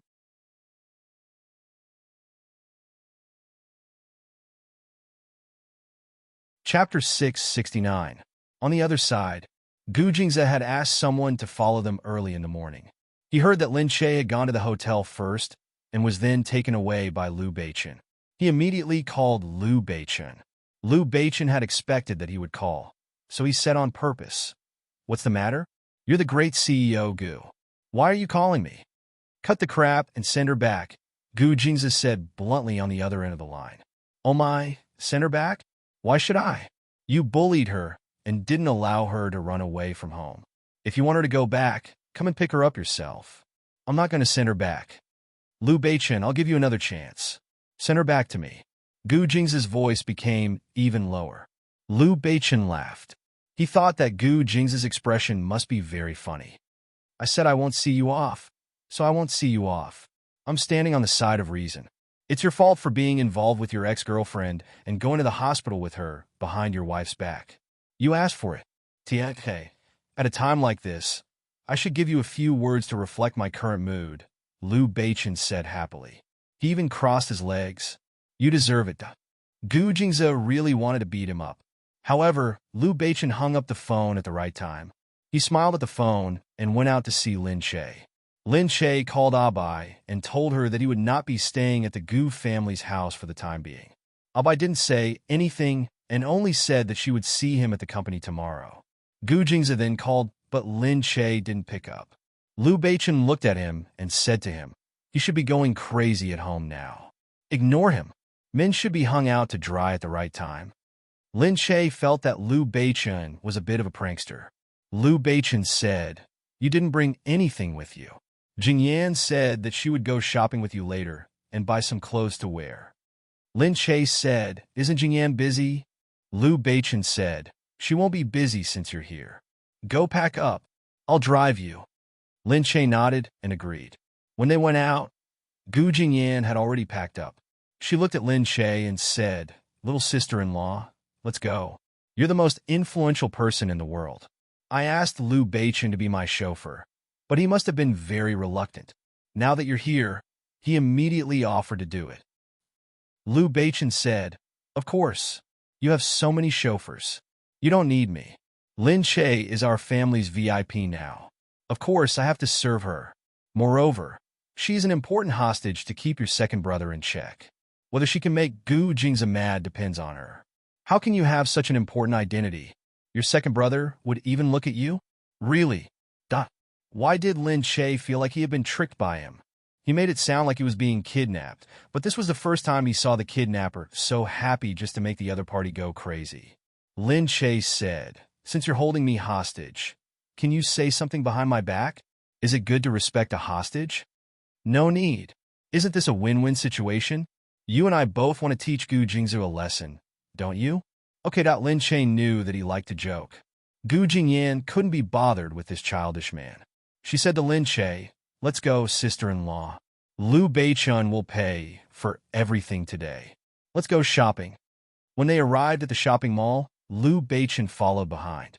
He watched speechlessly as the two women in front of him held hands and started shopping.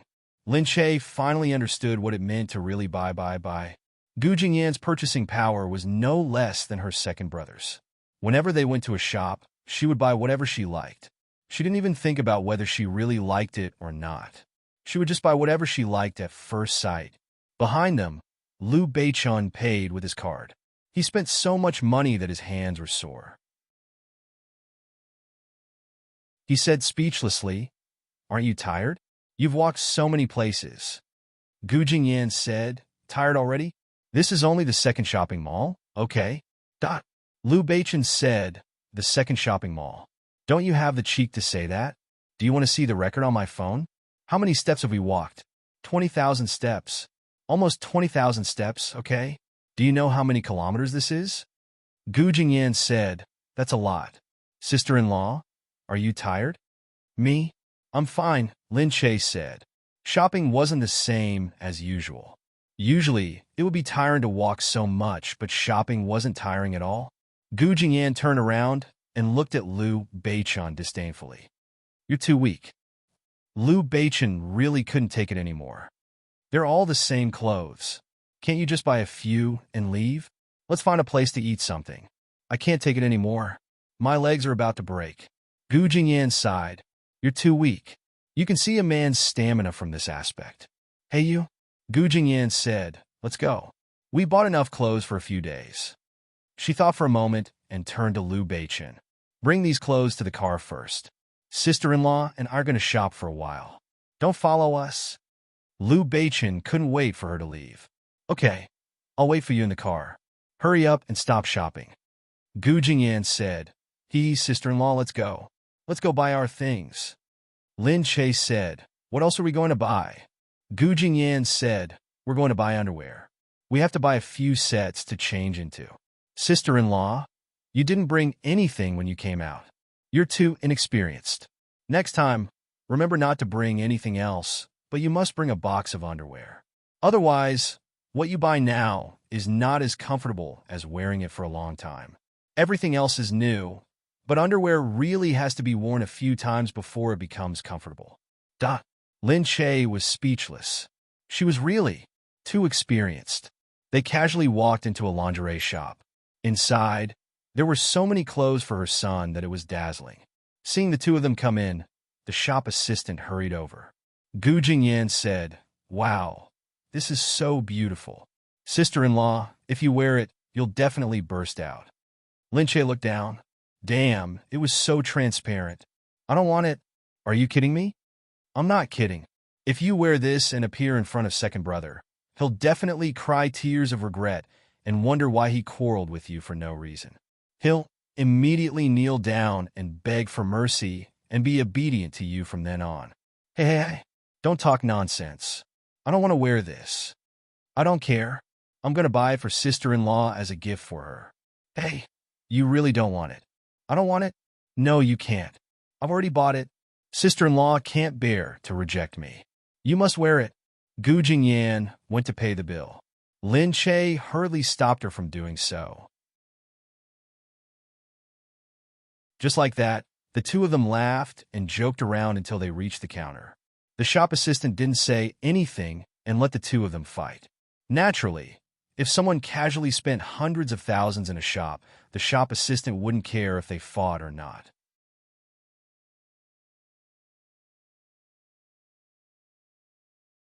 Chapter 670. The shop assistant said good-naturedly, Miss, you can try it on. It's not so translucent, and our cotton is very comfortable.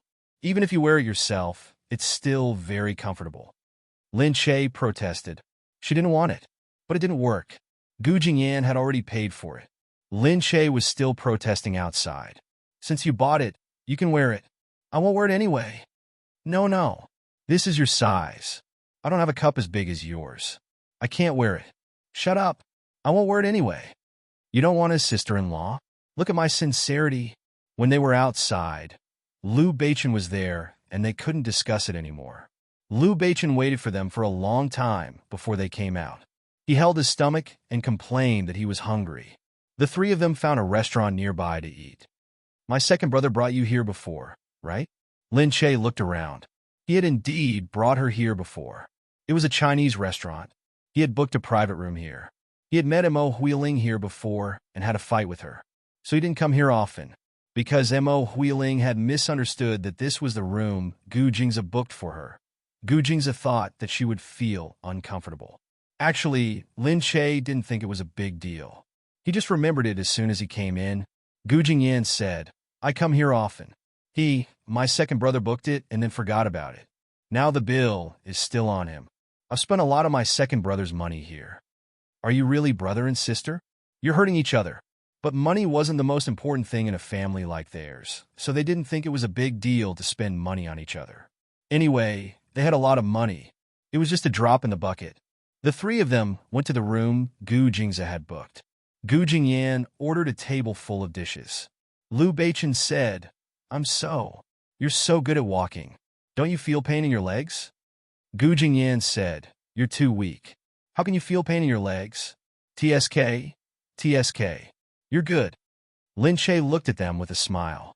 He felt that it was a happy thing for them to be childhood sweethearts and well-matched in terms of social status. But they didn't feel it. Lin Che left the room for the couple who were about to quarrel and went out to get some fresh air. However, the moment he came out, he bumped into Huiling again. She really had a special liking for this place. Seeing Lin Che coming out of the private room, Huiling asked in surprise, "Are you here to eat with Jingza?" Lin Che saw her big belly at first glance. It looked more and more obvious.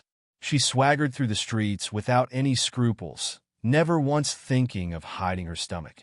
It even seemed like it liked to show more of its belly. Lin Che looked at her. "No, I'm not with him." Huiling paused, then remembered, right, this is the private room that Jingze booked. Just put his name on it. At this time, two chattering women followed Huiling. They were Huiling's good friends in her circle. When they saw Lin Che, they were also stunned. They had been worried that they would meet Gu Jing's wife when they came here for dinner with Huiling. However, they suddenly remembered that Huiling was pregnant. Although she was Gu Jing's wife, so what? The guilt she felt when she first saw Lin Che turned into arrogance. She looked at Lin Che with disdain and said to Huiling, "Oh my, it's really a small world." Huiling looked at Lin Che with a smile. "I know you're just like me. You take advantage of the fact that Gu Jingza has booked a room here and bring your poor friends here for dinner, right? But don't spend too much money. Gu Jingza won't be happy. Although you have no money and spend everything on Gu Jingza, it's better to save as much as you can, right?" After Huiling met Gu Jingza here, she could no longer use this place to invite her friends. Actually, she hadn't been here for a long time. It was a little expensive here, but the boss had said in front of her friends that Gu Jingza had said not to put her bill on Gu Jingza's account, which made her feel so embarrassed that she didn't want to come here anymore. This time, a few of her friends urged her to come here, so she came. Lin Che thought that he wasn't like her. She had never brought her friends here. This time, it was Gu Jingyan who brought her here. She said, "Thank you for your reminder, but I'm his wife. I'm different from you." Did she mean that it was natural for her to spend Gu Jing's money? Huiling was really angry, especially when she said that in front of her friends. "Lin Che, what's different? Aren't you the same? Otherwise, why wouldn't you leave Gu Jingza when I'm pregnant?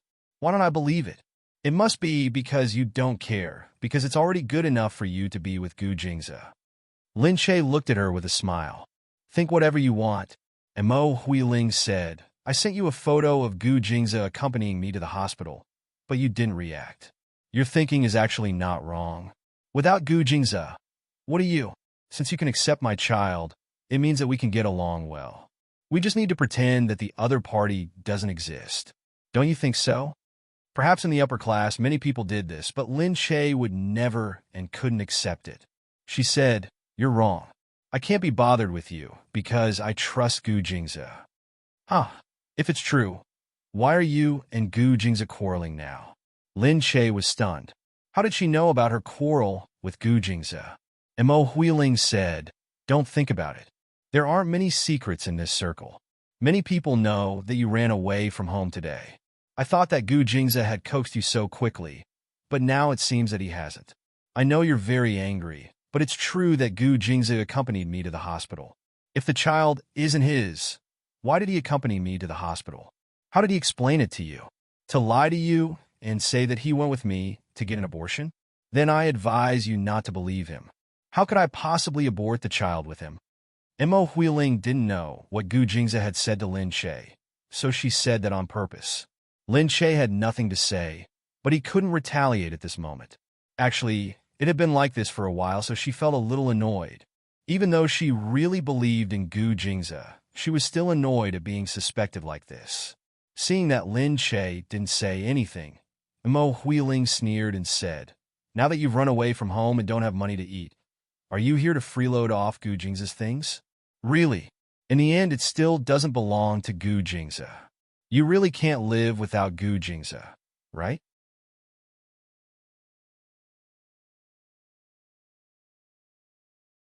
Chapter 671. The girls beside her quickly said, "All right, Huiling. She's not from our circle. She's poor and has no money. If she doesn't spend Gu Jing's money, who else would she spend it on? Now that she has run away from home, there's no turning back. She must be regretting it. Why don't we treat her to dinner? It seems that Gu Jingza hasn't come to look for her yet. Maybe he's tired of her and doesn't want to look for her anymore. After all, he has a child with you and has been together for so many years. For the sake of the child and the heir, he can't be bothered with Lin Che anymore. Lin Che, we advise you not to make a scene at this time. The more you make a scene, the more you will be hated. Aren't you afraid that you won't be able to go back after leaving home? Everyone looked at Lin Che disdainfully. They felt that Lin Che was really pitiful for Mo Huiling to carry such a big belly. Mo Huiling was looking at Lin Che with a smug expression. However, at this moment, Gu Jingyan and Liu Beichen rushed out after being notified by the waiter. Gu Jingyan and Liu Beichen appeared immediately. Seeing Lin Che and Mo Huiling, Liu Beichen walked over. "What's going on? What happened?" Gu Jingyan said, "Hey, sister-in-law, why is she here?" Mo Huiling's eyes went blank as she watched the two girls walk behind Lin Che. She looked at Liu Beichen and her heart tightened. She still felt a lingering fear after being chased by him the last time. And this time, Gu Jingyan was with them. Why were they here with Lin Che for dinner? Lin Che's expression changed when he saw that the two girls were afraid of Liu Beichen. She smiled and said, "It's okay. They have a lot of experience in dealing with mistresses. I don't know if it's because they have been mistresses for many years or because they have been cheated on for many years. Anyway, they can share with me how to get along with mistresses and how to win back their husband's heart. It's a pity that I don't need it." The two girls' faces turned red with anger when they heard the sarcasm. But seeing that the three of them had suddenly lost their imposing manner, they didn't dare to say anything to Lin Che. Liu Beichen had a bad reputation. They didn't want to be implicated. Gu Jingyan almost burst out laughing. Instead, he looked at Mo Huiling's big belly and said, "This is also the first time I've seen a mistress being so open and above board. Most importantly, this mistress was the one who insisted on giving herself this title. How many times did he say that no one knows where the child came from? He won't touch you at all. You should know better than anyone else whether he can touch you or not. Yet, you can still walk around with a big belly. Is this really okay? Don't you feel ashamed? Your family doesn't feel ashamed of you at all?" You? Mo Huiling looked at Gu Jingyan. "Gu Jingyan, I know you've never liked me since we were young, but I'm sure you've seen the relationship between me and your brother for so many years. I want to take back what belongs to me. What's there to be embarrassed about? Feelings? That's called feelings?" Gu Jingyan said, "That's called wishful thinking. If all wishful thinking in the world had to be reciprocated, wouldn't the world be in chaos?" Liu Beichen stopped Gu Jingyan and said, "All right, stop talking to her. Where's the manager?" On the other side, the manager had already hurried over. Liu Beichen said, "What kind of restaurant is this? How dare you bring in just anyone? Get this person out of here." The manager was stunned. He looked at Mo Huiling's belly. How dare he? Wasn't that Gu Jing's child? Liu Beichen saw that the manager was hesitating. He glared at him and said, "What? Didn't you hear what I said? Young Master Liu, our restaurant is just a small business. A meal costs tens of thousands, and you call it a small business? Do you still want to open up? Oh, you think that I don't have any say in this?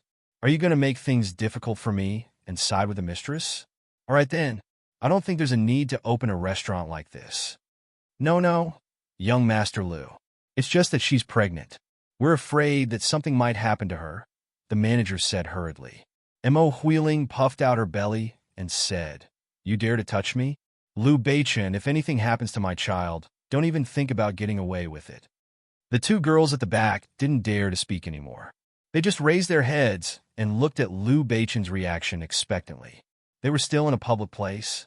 Liu Beichen probably wouldn't dare to use force. However, it was obvious that Liu Beichen wasn't as easy to deal with as they thought. Liu Beichen said directly, "Manager, you don't have to be responsible for her life or death. No matter what happens, just tell them my name. However, she's still here, your restaurant." He shifted his gaze from Mo Huiling to the manager coldly and said, "You might as well close down this restaurant." The manager trembled all over. He looked at Liu Beichen as if he couldn't accept the fact. Liu Beichen said, "I know that my reputation in City B isn't very good. But let me tell you now, These comments are all true. I'm just like that. If you want to fight with me, I'll spare no effort to get you out of my sight. The manager was even more afraid now. He weighed his options and quickly thought to himself. Liu Beichen had always been a man of his word, especially in this aspect. He wouldn't let off anyone who provoked him. No matter what he did, he would destroy the other party. He was a devil incarnate. No one could do anything to him. In the end, the manager could only look at Mo Huiling speechlessly. Mo Huiling's eyes widened. No, you can't do this to me. You can't. However, Liu Beichen stood there with his hands behind his back. His face was undeniably determined. The manager hurriedly waved his hand and asked someone to get Mo Huiling out. In comparison, Liu Beichen was still the scarier one. Then Mo Huiling screamed angrily as she was being dragged out. Liu Beichen. Lin Che, just you wait. Just you wait. A few people were also watching. They wanted to help Mo Huiling up, but they didn't dare to. They didn't expect that Liu Beichen and Gu Jingyan would come with Lin Che. They had heard that Lin Che had a quarrel with Gu Jingze and was chased out. In the end, Lin Che came to have dinner with Gu Jingze's sister and brother-in-law. It didn't seem tragic at all. It was obviously a family matter. Mo Huiling was being escorted out. She screamed and looked at the people around her who were looking at her curiously. Her face turned pale and her eyes moved. She suddenly felt a pain in her stomach. She sat on the ground and screamed, "No, doctor. Hurry up and call the doctor. My stomach, my baby."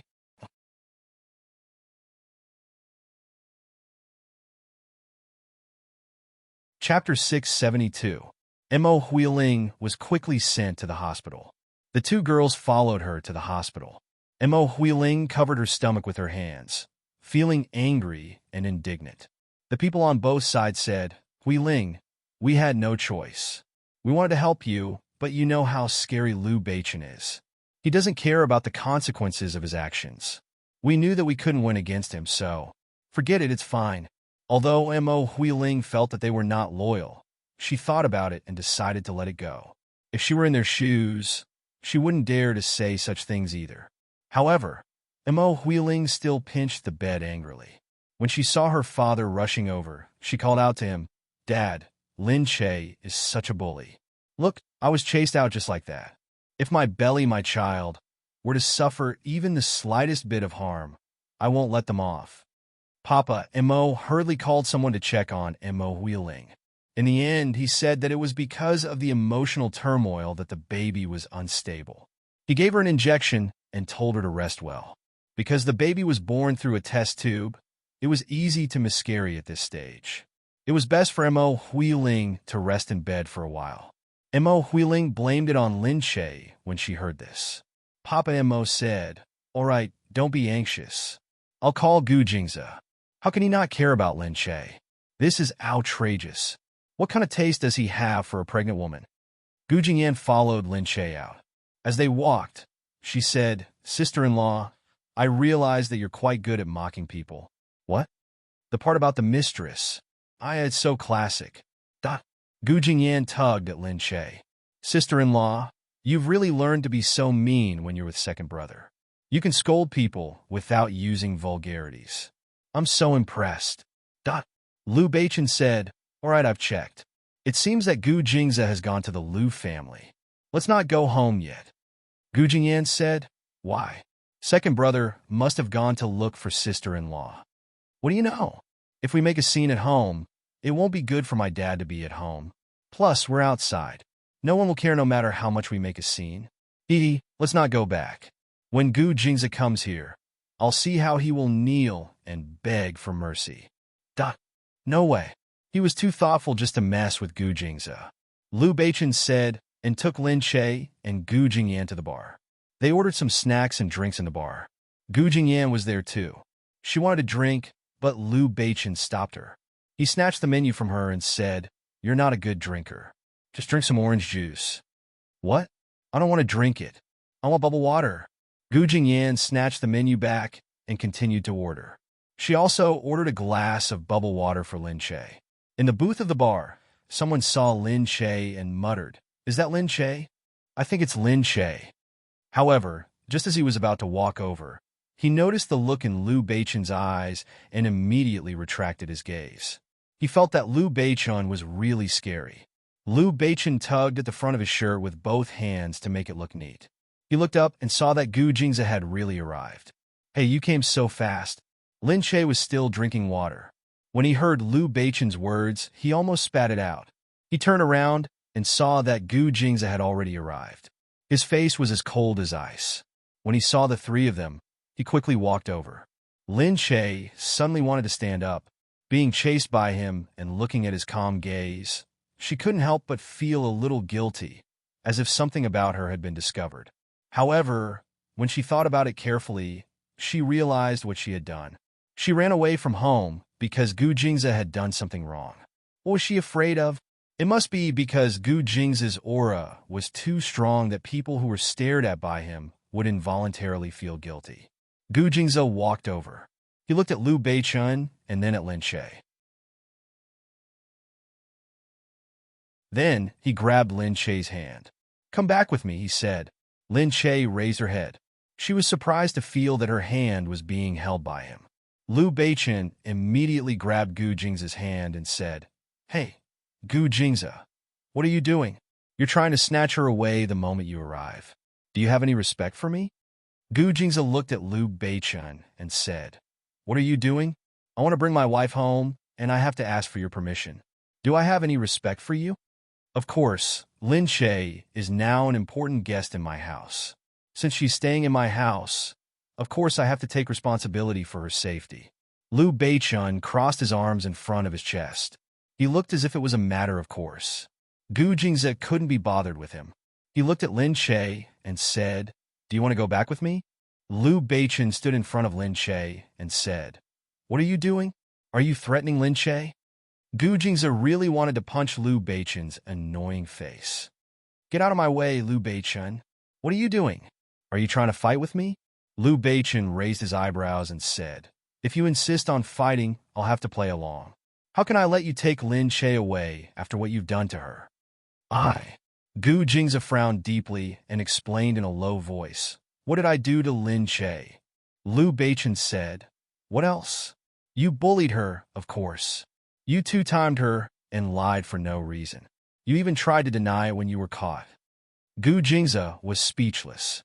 He felt that Liu Beichen was getting more and more annoying. He looked at Lin Che, who was standing behind him. She was pouting and staring at the floor, looking angry as well. Gu Jingze had no choice but to say, "Lin Che, I accompanied Whirlwind to the hospital because she said she wanted to have an abortion. That's why I went with her." Lin Che's eyes lit up, and she looked up. Whirlwind also said today that you would definitely say that you accompanied her to have an abortion. So that's how it is. Does Miss Mo know you too well? Gu Jingze said, "She said that? You saw her today?" "Yeah, at the restaurant that you used to go to together." Gu Jingze rubbed his forehead. He wanted to say something, but Liu Beichen interrupted him again. "All right, anyway, it's too late for you to explain now. You should have said it when it happened. That was honesty. What do you call this now? This is sophistry, isn't it, Lin Che?" Liu Beichen touched Lin Che's shoulder. Lin Che nodded. That's right. Gu Jingze was speechless. "You guys," Liu Beichen said, "so now that you've done something wrong, it's impossible for Lin Che to go back with you." Gu Jingze looked at Lin Che. "Are you really going to side with him?" Lin Che looked at Gu Jingze. Although her heart softened a little, but thinking that she really had to teach him a lesson, she steeled herself.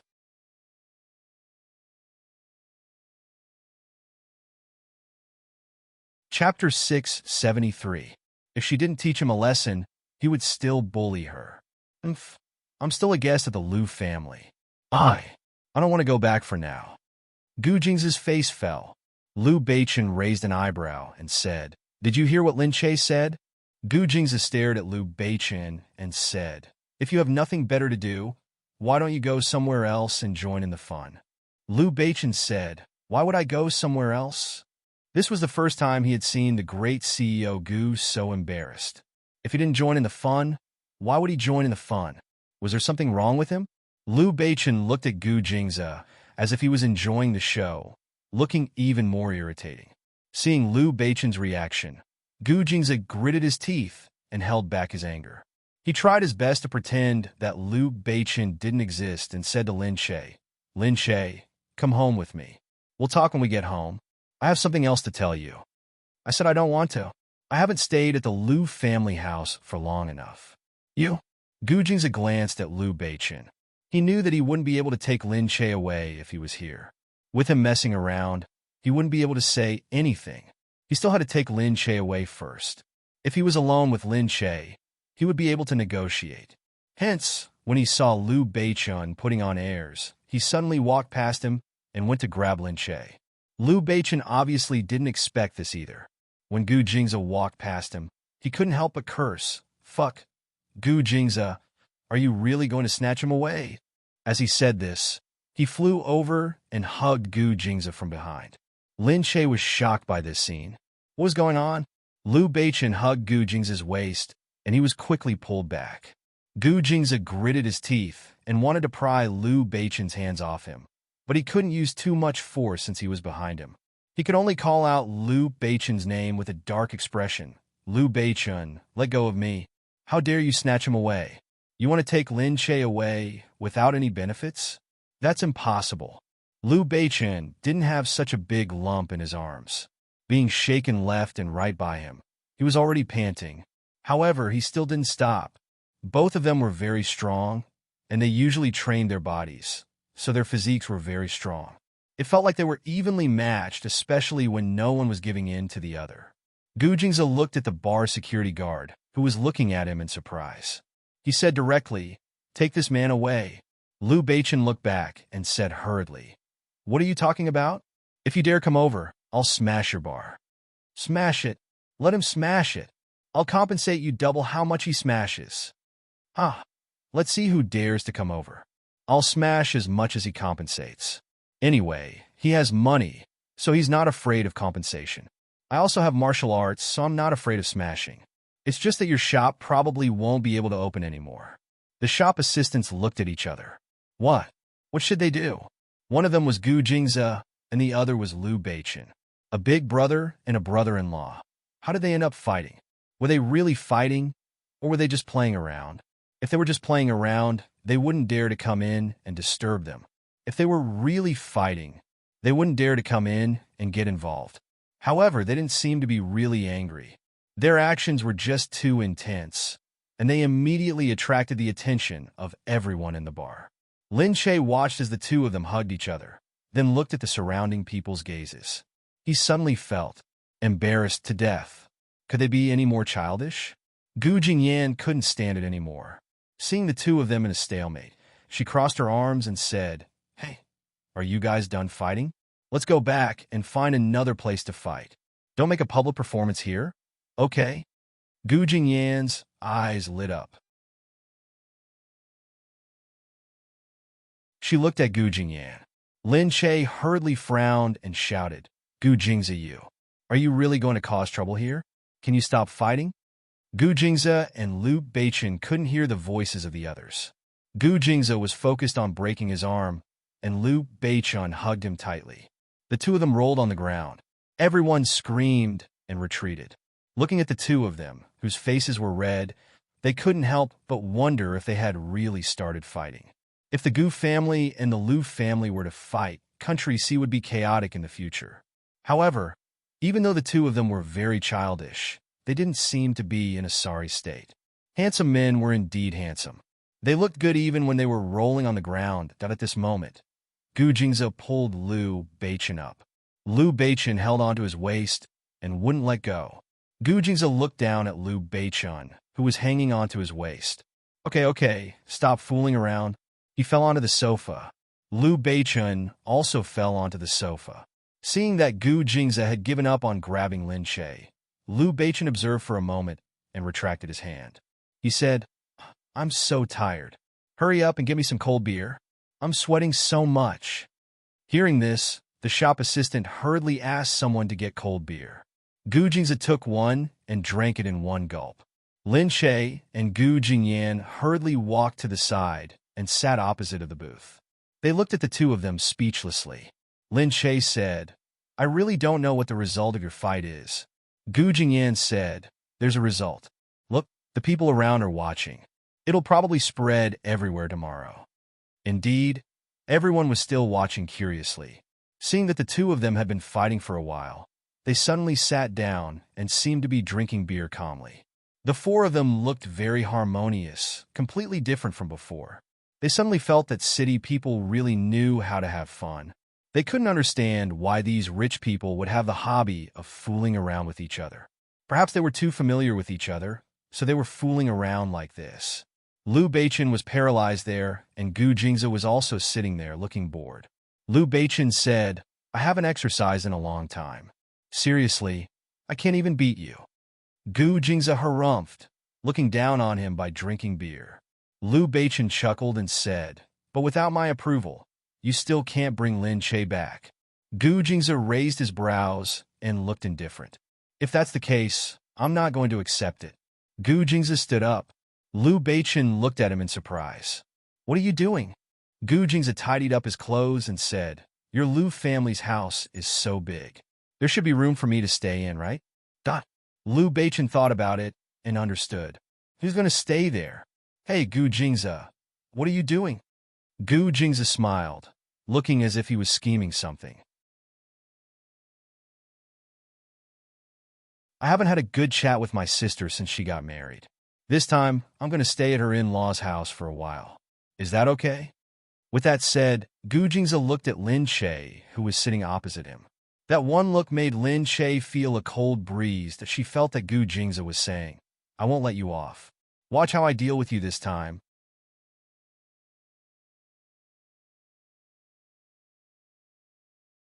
Chapter 674.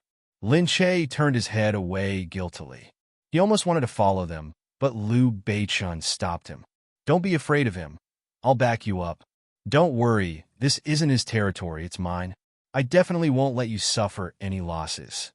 Lin Che looked at Liu Beichen like a little deer. She had been relying on him for the past few days that Liu Beichen drove the two of them back to the Liu residence. Sure enough, the Gu family's bodyguards were there. The helper came out and said in surprise, "Second young Master Gu just came and said that he wanted to stay for a few days. Old Master asked us to prepare a room, and now second young Master has gone to visit Old Master." Liu Beichen said, "Hey, people always say that I'm shameless. I've finally met someone who's even more shameless than me. Is there anyone as bad as him? He's trying to blame someone else's house." Lin Che could only shrug his shoulders as he looked to the side. His heart sank. He had a feeling that the next few days wouldn't be easy. When Lin Che arrived at the Liu family, he quickly hid in his room. She did not dare to go out that day. If she was caught by Gu Jingze, she would definitely be killed. Gu Jingze got into a fight with someone in a bar. Thinking about it, she felt that she wasn't far from her 4th year. Lin Che took out his WeChat and saw that there were people discussing this matter. It was said that Gu Jingze and Liu Beichen had just fought for 300 rounds, and no one dared to stop them in a conspicuous place in the bar. Many people said regretfully, "Really? Did anyone take any photos? Why didn't you say so earlier? Why didn't I see it? What a pity. If I had known earlier, I would have gone there." That's the bar that Liu Beichen frequents. Later on, Lin Che found some comments about her, saying that she had a fight with Gu Jingze and was chased out of the house by him. It was said that someone from the same district had seen Lin Che walk out of his house without bringing anything with him, so he directly told them about it. These people really love to make groundless accusations that night, Lin Che did not go out to eat. A servant knocked on the door and said, "Mrs. Gu, our young master and young mistress are having a barbecue in the backyard. They want you to go over." "Backyard?" "Yes, it's just over there. You'll know once you go over and take a look." Lin Che had no choice but to walk out. Seeing that Gu Jingze wasn't there, he secretly asked, "Where's Gu Jingze?" Mr. Gu said he had work to do, so I'll be back. "That's great." Lin Che relaxed and took a step forward. He stretched and followed the servant out. Outside, the servant said, "Madam, this way, please." Lin Che walked out of the courtyard and asked the servant, "Did they go out for a barbecue?" "That's right, madam. The houses here aren't so densely packed. There's a lot of open space, and behind it is an ecological park.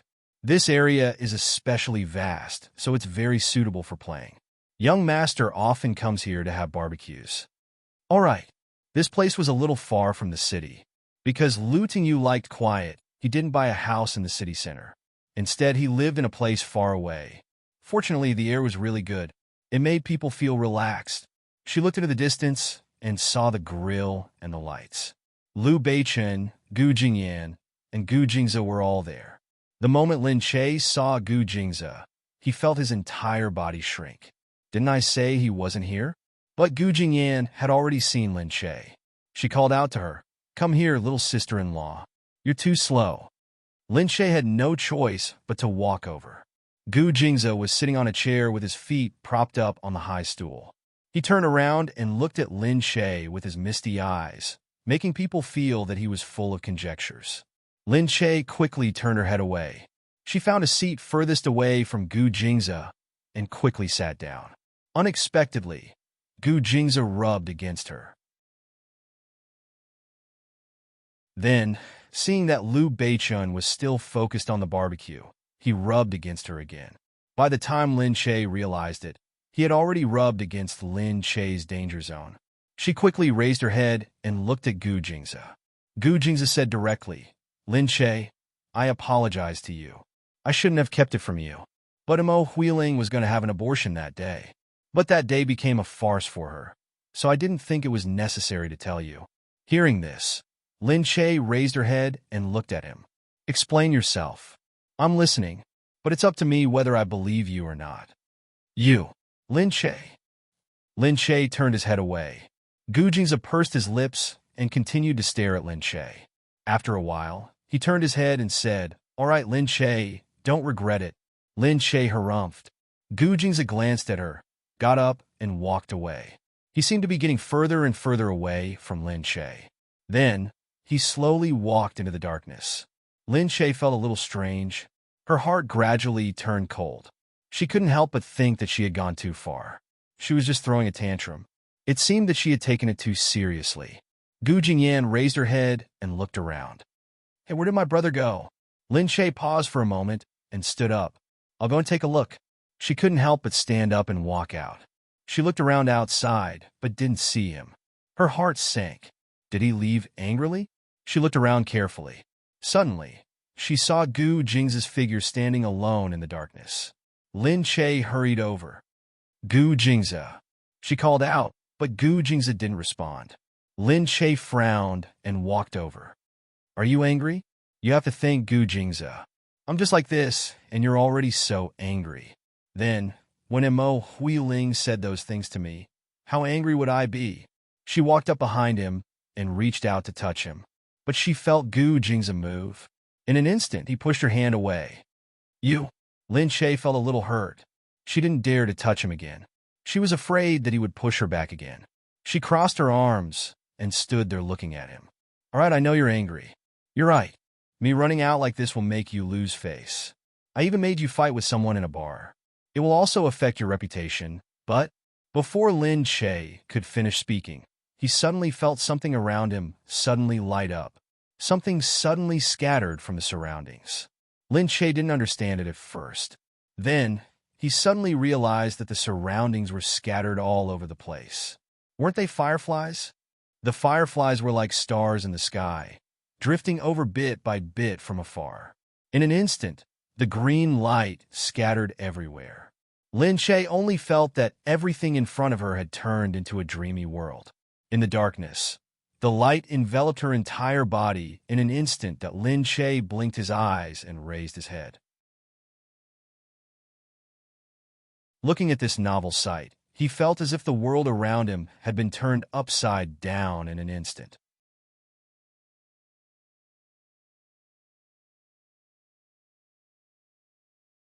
Chapter 675. What exactly was this? She covered her mouth. While this looks like the Milky Way. At this moment, the warm body next to her had unknowingly moved closer to her. She didn't even react until he touched her body. It wasn't until she sensed a pair of gentle eyes looking at her from the side that she slowly turned her head around. She saw the man in front of her. His eyes were like the depths of the starry sky. and there was a smile in them. It was a gentle warmth that flowed from them. Unknowingly, his hand had already rested on her shoulder. He looked at Lin Che. His eyes were narrowed, as if he was tipsy and sexy. He gazed at Lin Che and said to her, "I told you that you would regret it." The words that came out of his thin lips were ridiculously sexy. His lips curled up slightly as he looked at her. Against the countless stars in the background, he said to her, "Although it's very detestable, since you know that you're in the wrong, you'll take the initiative to chase after me. Then I'll give you a reward." "Ah, what?" She looked up at him. She didn't know when, but a blue velvet box had appeared in his hand. She paused. When she was stunned, her eyes were already fixed on the box. He opened the box with his slender hands. Inside, there was a diamond that was even more dazzling than the stars, sparkling under the starry sky.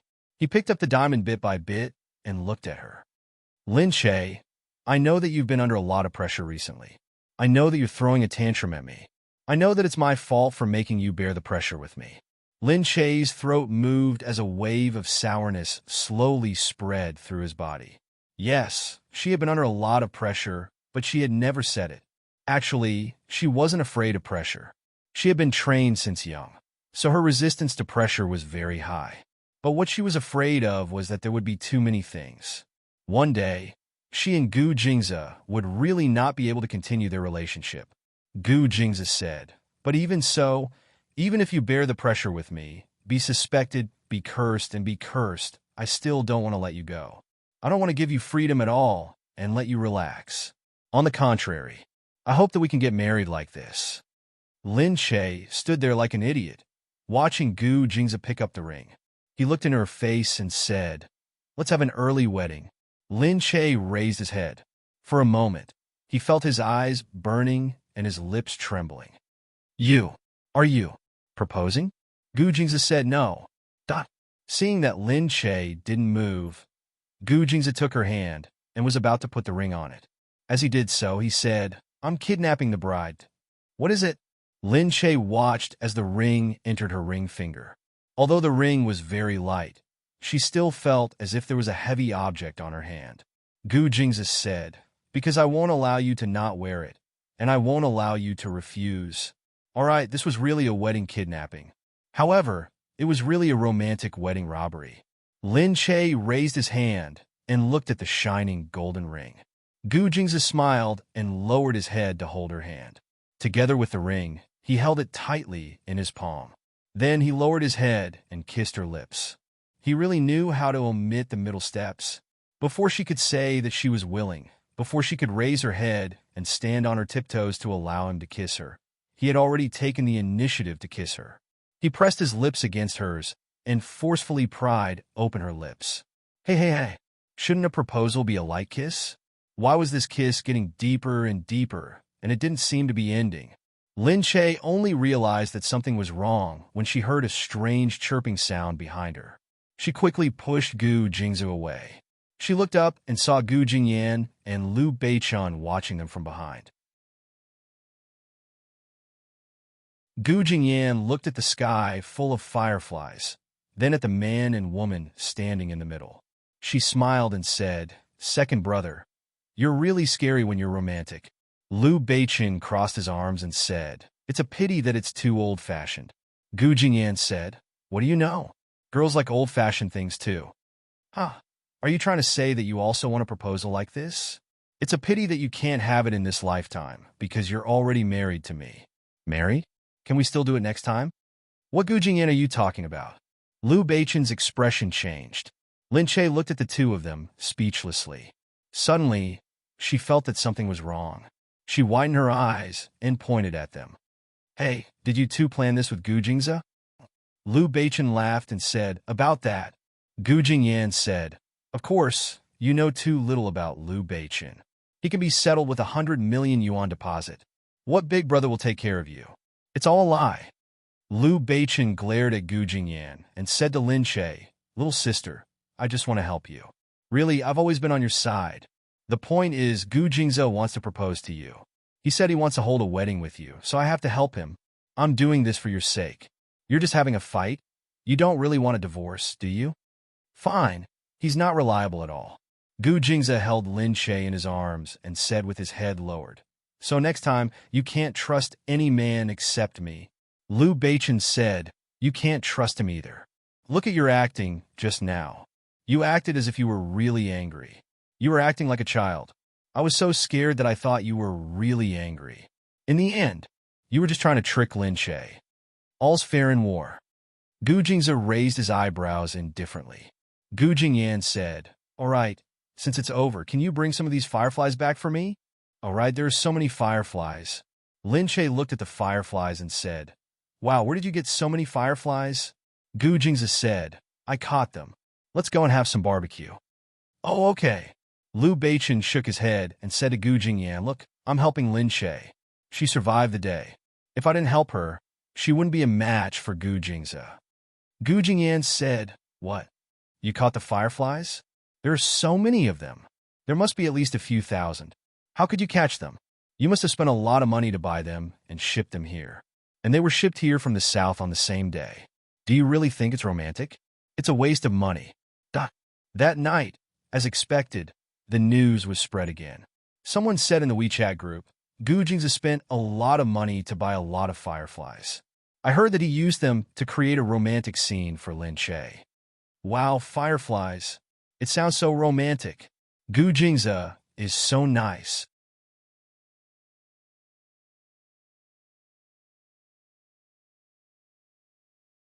Chapter 676. You don't have to think about being rich. You can be romantic if you want. It's up to you if you want to be romantic. I really want a boyfriend like Gu Jingze. Hey, you're so greedy. If it were me, I wouldn't need Gu Jingze to be so romantic. As long as it's Gu Jingze, I think it's worth it even if he's my boyfriend. No matter what he did wrong, I can forgive him just by looking at his face. These people. Everyone mocked and joked with each other before dispersing. Gu Jingze stayed at the Liu family's house that night. At night, Gu Jingze snuck into Lin Che's room. Lin Che looked at Gu Jingze gloomily. You. Why did you come here in the middle of the night?" She didn't dare to turn on the lights and looked at the man at the door gloomily.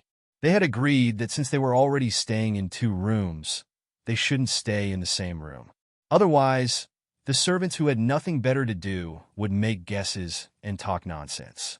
But Gu Jingze actually knocked on the door in the middle of the night. That Gu Jingze pressed her chin against the wall and kissed her on the lips. "It's okay, no one noticed." He stretched out his leg and closed the door. He pressed her against the wall.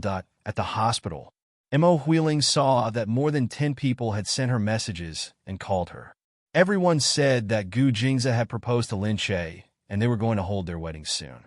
Mo Huiling sat there and looked at it repeatedly. She didn't believe it. But one person said that maybe it was just a rumor. Everyone was saying. Mo Huiling sat there and cried out. She thought angrily, "Lin Che, you're too shameless. Who are you going to hold a wedding for now?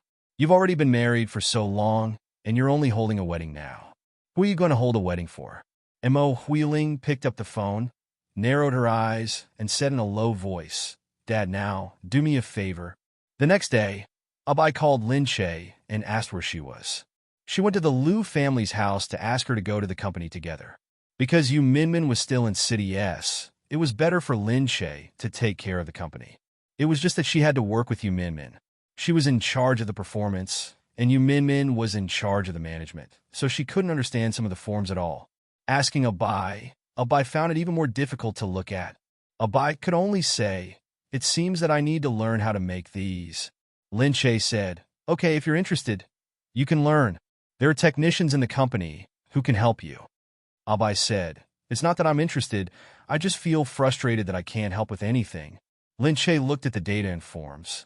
He had no choice but to ask the big CEO for advice. So she immediately called Gu Jingze and said, "Gu Jingze, I can't understand this data. What should I do?" "What data?" "Some from the company." Gu Jingze thought for a while and said, "Give it to me. I'll take a look at it." "Did you go there?" "What else? You want me to go to your company and help you look at it?" That was true. It wasn't good for her to ask someone for help. She quickly agreed and rushed to Gu Jingze's place with the documents. Meanwhile, Abai stayed here to learn something else for the time being. Abai walked around the company in boredom. Everyone was very polite to this young lady and didn't care what she was doing here. As Abai walked, she heard someone talking. It turned out that she had walked to the practice room. When she entered the door, she saw a boy standing there talking. He was a handsome boy who looked very sunny. He was only a few years older than her and looked very young. She stood there thinking that it was quite fun. After watching for a while, she accidentally stepped on something. With a click, the young man inside saw Abai. "Ah, sorry, I didn't mean to disturb you," Abai quickly said. The person inside was Shui Yang. He looked at Abai and said, "Oh, it's you?" He put away his script. Abai walked in. "You know me?" "Yeah, who in the company doesn't know you, Abai? You're the young lady who came back from Los Angeles with Sister Che." Abai walked over and saw that he was still packing his things. She couldn't help but say, "Really? They all know. Hey, what were you doing just now?" "I was practicing my positioning." Shui Yang said, "I'm filming a TV series." "Oh, so you're an actor. Now what do you look?" "Not bad." "That's right." To Abai, what kind of man hadn't she seen before? In Hollywood, there were many handsome guys from all over the world. Therefore, the Shui Yang in front of her was not bad. He wasn't the top-notch kind of handsome, but he gave people a very pure and beautiful feeling. It was probably because he was still young and inexperienced that people felt that he was clean. Hearing her praise, he turned to look at her. She tilted her head and smiled. "What are you playing?" Shui Yang said, "This time, I got a second male lead. There are more scenes. It's my first time playing such a role, so I need to practice." Second male lead. Is it a role that's not easy to get? Yeah, it was a role that Sister you finally got from someone. After the audition, she succeeded, so she acted. It sounds like it's really not easy to be an actor. Not really. If it's you, you should be able to do it if you want to, he said as he pulled up his backpack and carried it. Seeing that he was about to leave, Abai chased after him and asked, "What do you mean? What do you mean I can do it if I want to?" "It said that your family is very rich. As long as you want to, your father will invest money for you to act. Moreover, your image is not bad, so it's easy for you to become popular." "Hey," she said, "do you think I look like a rich missy? I live like a princess and can get whatever I want at any time?" Such a question made Shui Yang think of another person. Annie, Lu Yunshi. As Eric's favorite daughter, she lived like a princess, but she couldn't do whatever she wanted. He paused and turned back to look at her. After hesitating for a moment, he said, "Do you live in Los Angeles?" "Not really. My father owns many properties in America.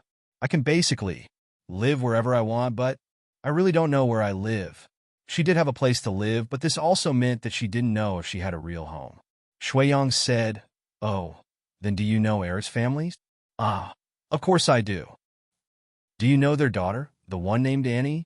I think I've seen her before." "Why, do you know her?" Shui Yang nodded, took a breath, and smiled.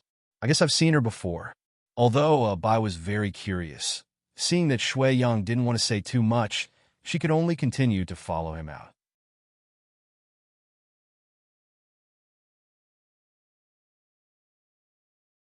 Chapter 677. Shui Yang thought of Lu Yunshi and then looked at Abai. Whether it was Abai or Lu Yunshi, they were both very far away from his life, but for some reason, he actually saw them. Thinking about it, it was quite wonderful. However, from Lu Yunshi, Shui Yang had already understood that he and they were definitely not people of the same world. The difference was too great. Therefore, other people might feel a little afraid of Abai, but only Shui Yang felt that there was no need to be afraid. Anyway, there were too many people who complimented her, and she didn't care about it. He was also tired of complimenting her, so he might as well not do anything. Abai continued to follow him outside. "Hey, what are you going to do now? Find a place to practice." "Why? Do I affect you here?" Abai asked. Shui Yang looked at her. "What do you think?" "Okay. Hey, you can't say that. When you were acting, so many people were watching. I've seen the filming. Those filming, the surrounding people could stand in a room, but you still had to continue acting. How can you stop acting because of me, right? I'm just one person." Shui Yang frowned. Thinking about it, it could only be said that Abai's presence was too strong, so he subconsciously didn't want to be seen by her. Abai blinked. "I'm too bored. I'll act with you." Which part do you want to act? I'll accompany you? Dot. Shuiyang looked helpless. Albai continued to blink her eyes and persuade him. Look, if I act with you here, you can still act. That proves that you're a good actor, don't you think? Although this was not without reason, but let's start. This is the script, right? Let me take a look. Albai had already taken out the script and started reading it. Shuiyang was helpless. He could only hold his breath and watch her finish. Lin Che arrived at Gu Jing's company. Before she entered the door, she saw that there were people outside. She quickly covered her face. When she saw someone looking at her, she avoided them and waited at the side. There were people coming and going at the door. She was worried that someone would recognize her. Fortunately, Qin Hao quickly came out to pick her up. Seeing Lin Che hiding there, he quickly walked over. Madam, you're here. Sir is upstairs. Oh, that's great. You're here. Let's go. The two of them entered the company from the back. When they arrived at Gu Jing's office, the people outside didn't seem surprised at all. They just looked at Lin Che curiously. In the office, Gu Jingza was looking at Lin Che with a busy face. He cupped his hands and said, Come on, what don't you understand? Lin Che took out some documents from his bag. This is it. Take a look. It's just some data. I don't understand it at all. I've already returned the mathematics to the teacher. Gu Jingza took it over. He glanced at it and said helplessly, This has nothing to do with mathematics. You just have to replace it with a table, and the results will come out. The numbers will be clear at a glance. It's written on it. What's the balance for this month? How many people need to pay their salaries? How many places need money? But there are some problems with your table. You probably didn't use the right formula when you calculated it. The design of the table isn't simple enough. With your IQ, you really can't understand it. You're so annoying. I don't understand a single thing you're talking about. How can we learn these things in our drama school? We only learn English in cultural classes and mathematics in university. This is called specialization. These things are a form of pollution to our arts. Of course, we won't learn them. All right, go to the side. Gu Jingza shook his head helplessly. He was helpless against this little woman who only knew how to find excuses. He picked up the phone on the desk and made an internal call. He asked the secretary to come in. Take this form to the finance department and get someone to make a new one. Yes, President Gu. The secretary was about to take it out. Lin Che hurriedly said, Can I make a new one? Of course, but this is internal information. Don't worry and let my people do it, okay? Gu Jingza raised his eyebrows and looked at Lin Che. Lin Che thought, what's there to worry about? There's really nothing to worry about. For such a big company like the Gu Corporation, a small form like this is nothing. There's no need. If you take over my company, I'll be under your banner. It'll be so cool if people hear about it. Gu Jingza smiled. He raised his head and said to the secretary, Go. The secretary looked at Gu Jingza's enchanting smile and was stunned. That shy look really made people wonder if this person was really Gu Jingza. After she went out, she quickly looked at the form and realized that it was just an ordinary financial form. Qin Hao came over. She said to Qin Hao speechlessly, Our President Gu is really. He's already started to help such a small company with forms. I feel like our President Gu's net worth has suddenly fallen to the bottom. Qin Hao looked at it and shook his head with his hands behind his back. President Gu doesn't have any net worth here. Then what should we do with this form? Who's going to do it in the finance department? Of course it'll be done by Deputy Minister Chun. Let someone who calculates hundreds of millions of dollars every day do this. Stop talking nonsense. Do you want a promotion and a raise? Even if you don't want to do it, I want to do it. Isn't it because President Gu doesn't like my crappy work? You're really insensible and have no judgment at all. Qin Hao glared at her. The secretary could only quickly say, Okay, I understand. I'll get someone to do it now.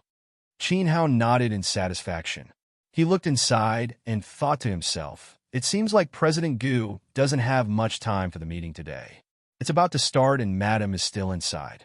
I should inform everyone and wait for the news first. And inside, Lin Che looked at Gu Jingza speechlessly. You're asking someone to do it, then didn't he say he would help her look at it? Gu Jingza smiled with his eyes curved. If I ask someone to do it, then we can save time. Lin Che was suddenly pressed down. Lin Che was completely shocked. Damn it. She didn't come looking for him for this. Lin Che felt that he was at a disadvantage.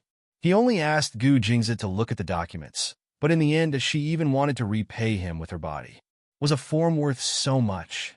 Was she selling herself? She took the form back and looked at it. She felt that it was much easier to do, so she quickly asked someone to do it. The people in the company looked at the new form and prostrated themselves before Lin Che. They said to her, "This looks so advanced. Did you find a professional to do it, Sister Che?" "I think so," Lin Che said, his back aching. How could he not be professional if he had sold himself? The people in the company said, "Sister Che is really professional. You found such a professional to look at a form." She wanted to, but she didn't want to.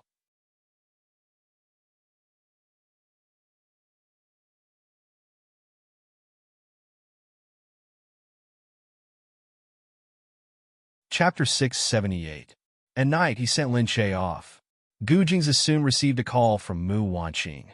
Mu Wanqing said, "Why did I hear that you're going to marry Lin Che?" "Mother, I told you this at home," Gu Jingzi said calmly. Mu Wanqing said, "I know, but your grandfather. It's fine if grandfather doesn't like it. I've already found someone to host the wedding." "Jingzi, don't be rash. I know you like Lin Che, and I like Lin Che a lot too. However, don't go against your grandfather because of your aunt's instigation. If you really go against him, your aunt will be happy. If aunt really thinks that she can sow discord between me and the family because of a wedding, then she's gravely mistaken. I'm the future head of the Gu family. If she thinks that this position can be changed, it's wishful thinking. Could it be that grandfather won't give the Gu family to me, but to her? Aunt will instigate and grandfather will be angry. But in the end, I will still be the one who can take this position. When the time comes, aunt will know that she should regret going against me today. Jingzi, go and talk to your grandfather. He will agree." "No need. I know what I'm doing. Don't worry, mother.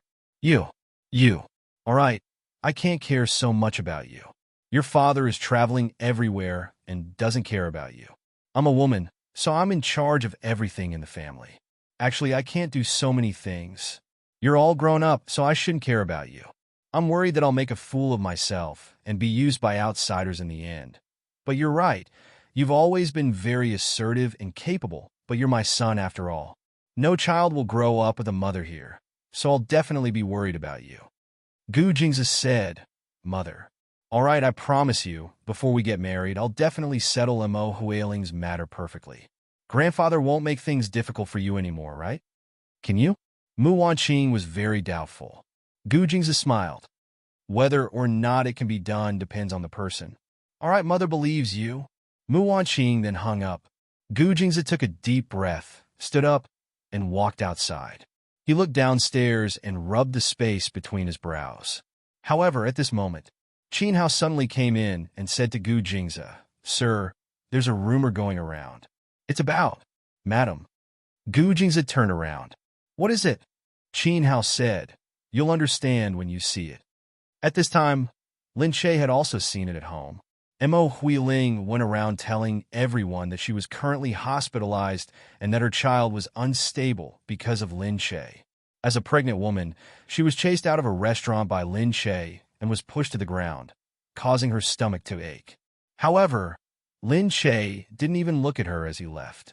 And now, Gu Jingzi was so ungrateful that he decided to hold a wedding ceremony with Lin Che regardless of the safety of his child. It was true that one could only see the new person smiling, but not the old person crying. Now that she was pregnant outside, she simply did not know what to do. She said it very sadly, saying that the child would be born without a father. It was too scary. He said that the child was innocent, but Gu Jingzi was too cruel. He even said that when he and Lin Che were holding a wedding ceremony, when they thought about how her child would be alone, didn't they feel uncomfortable seeing their happy family? The people outside were all saying that Gu Jingzi was indeed a little too cruel. But was this also the same as Gu Jingzi's previous comments? It was just that Gu Jingzi had always kept a low profile. It was rumored that he was ruthless in the business world, but today he was also like this in life. Lin Che saw the discussion in the group. In the end, they said that they couldn't tell that Gu Jingze was so cruel. Her heart clenched. Why did they say that about Gu Jingze just because of Mo Huiling's words? Gu Jingze was so upright, so good, so...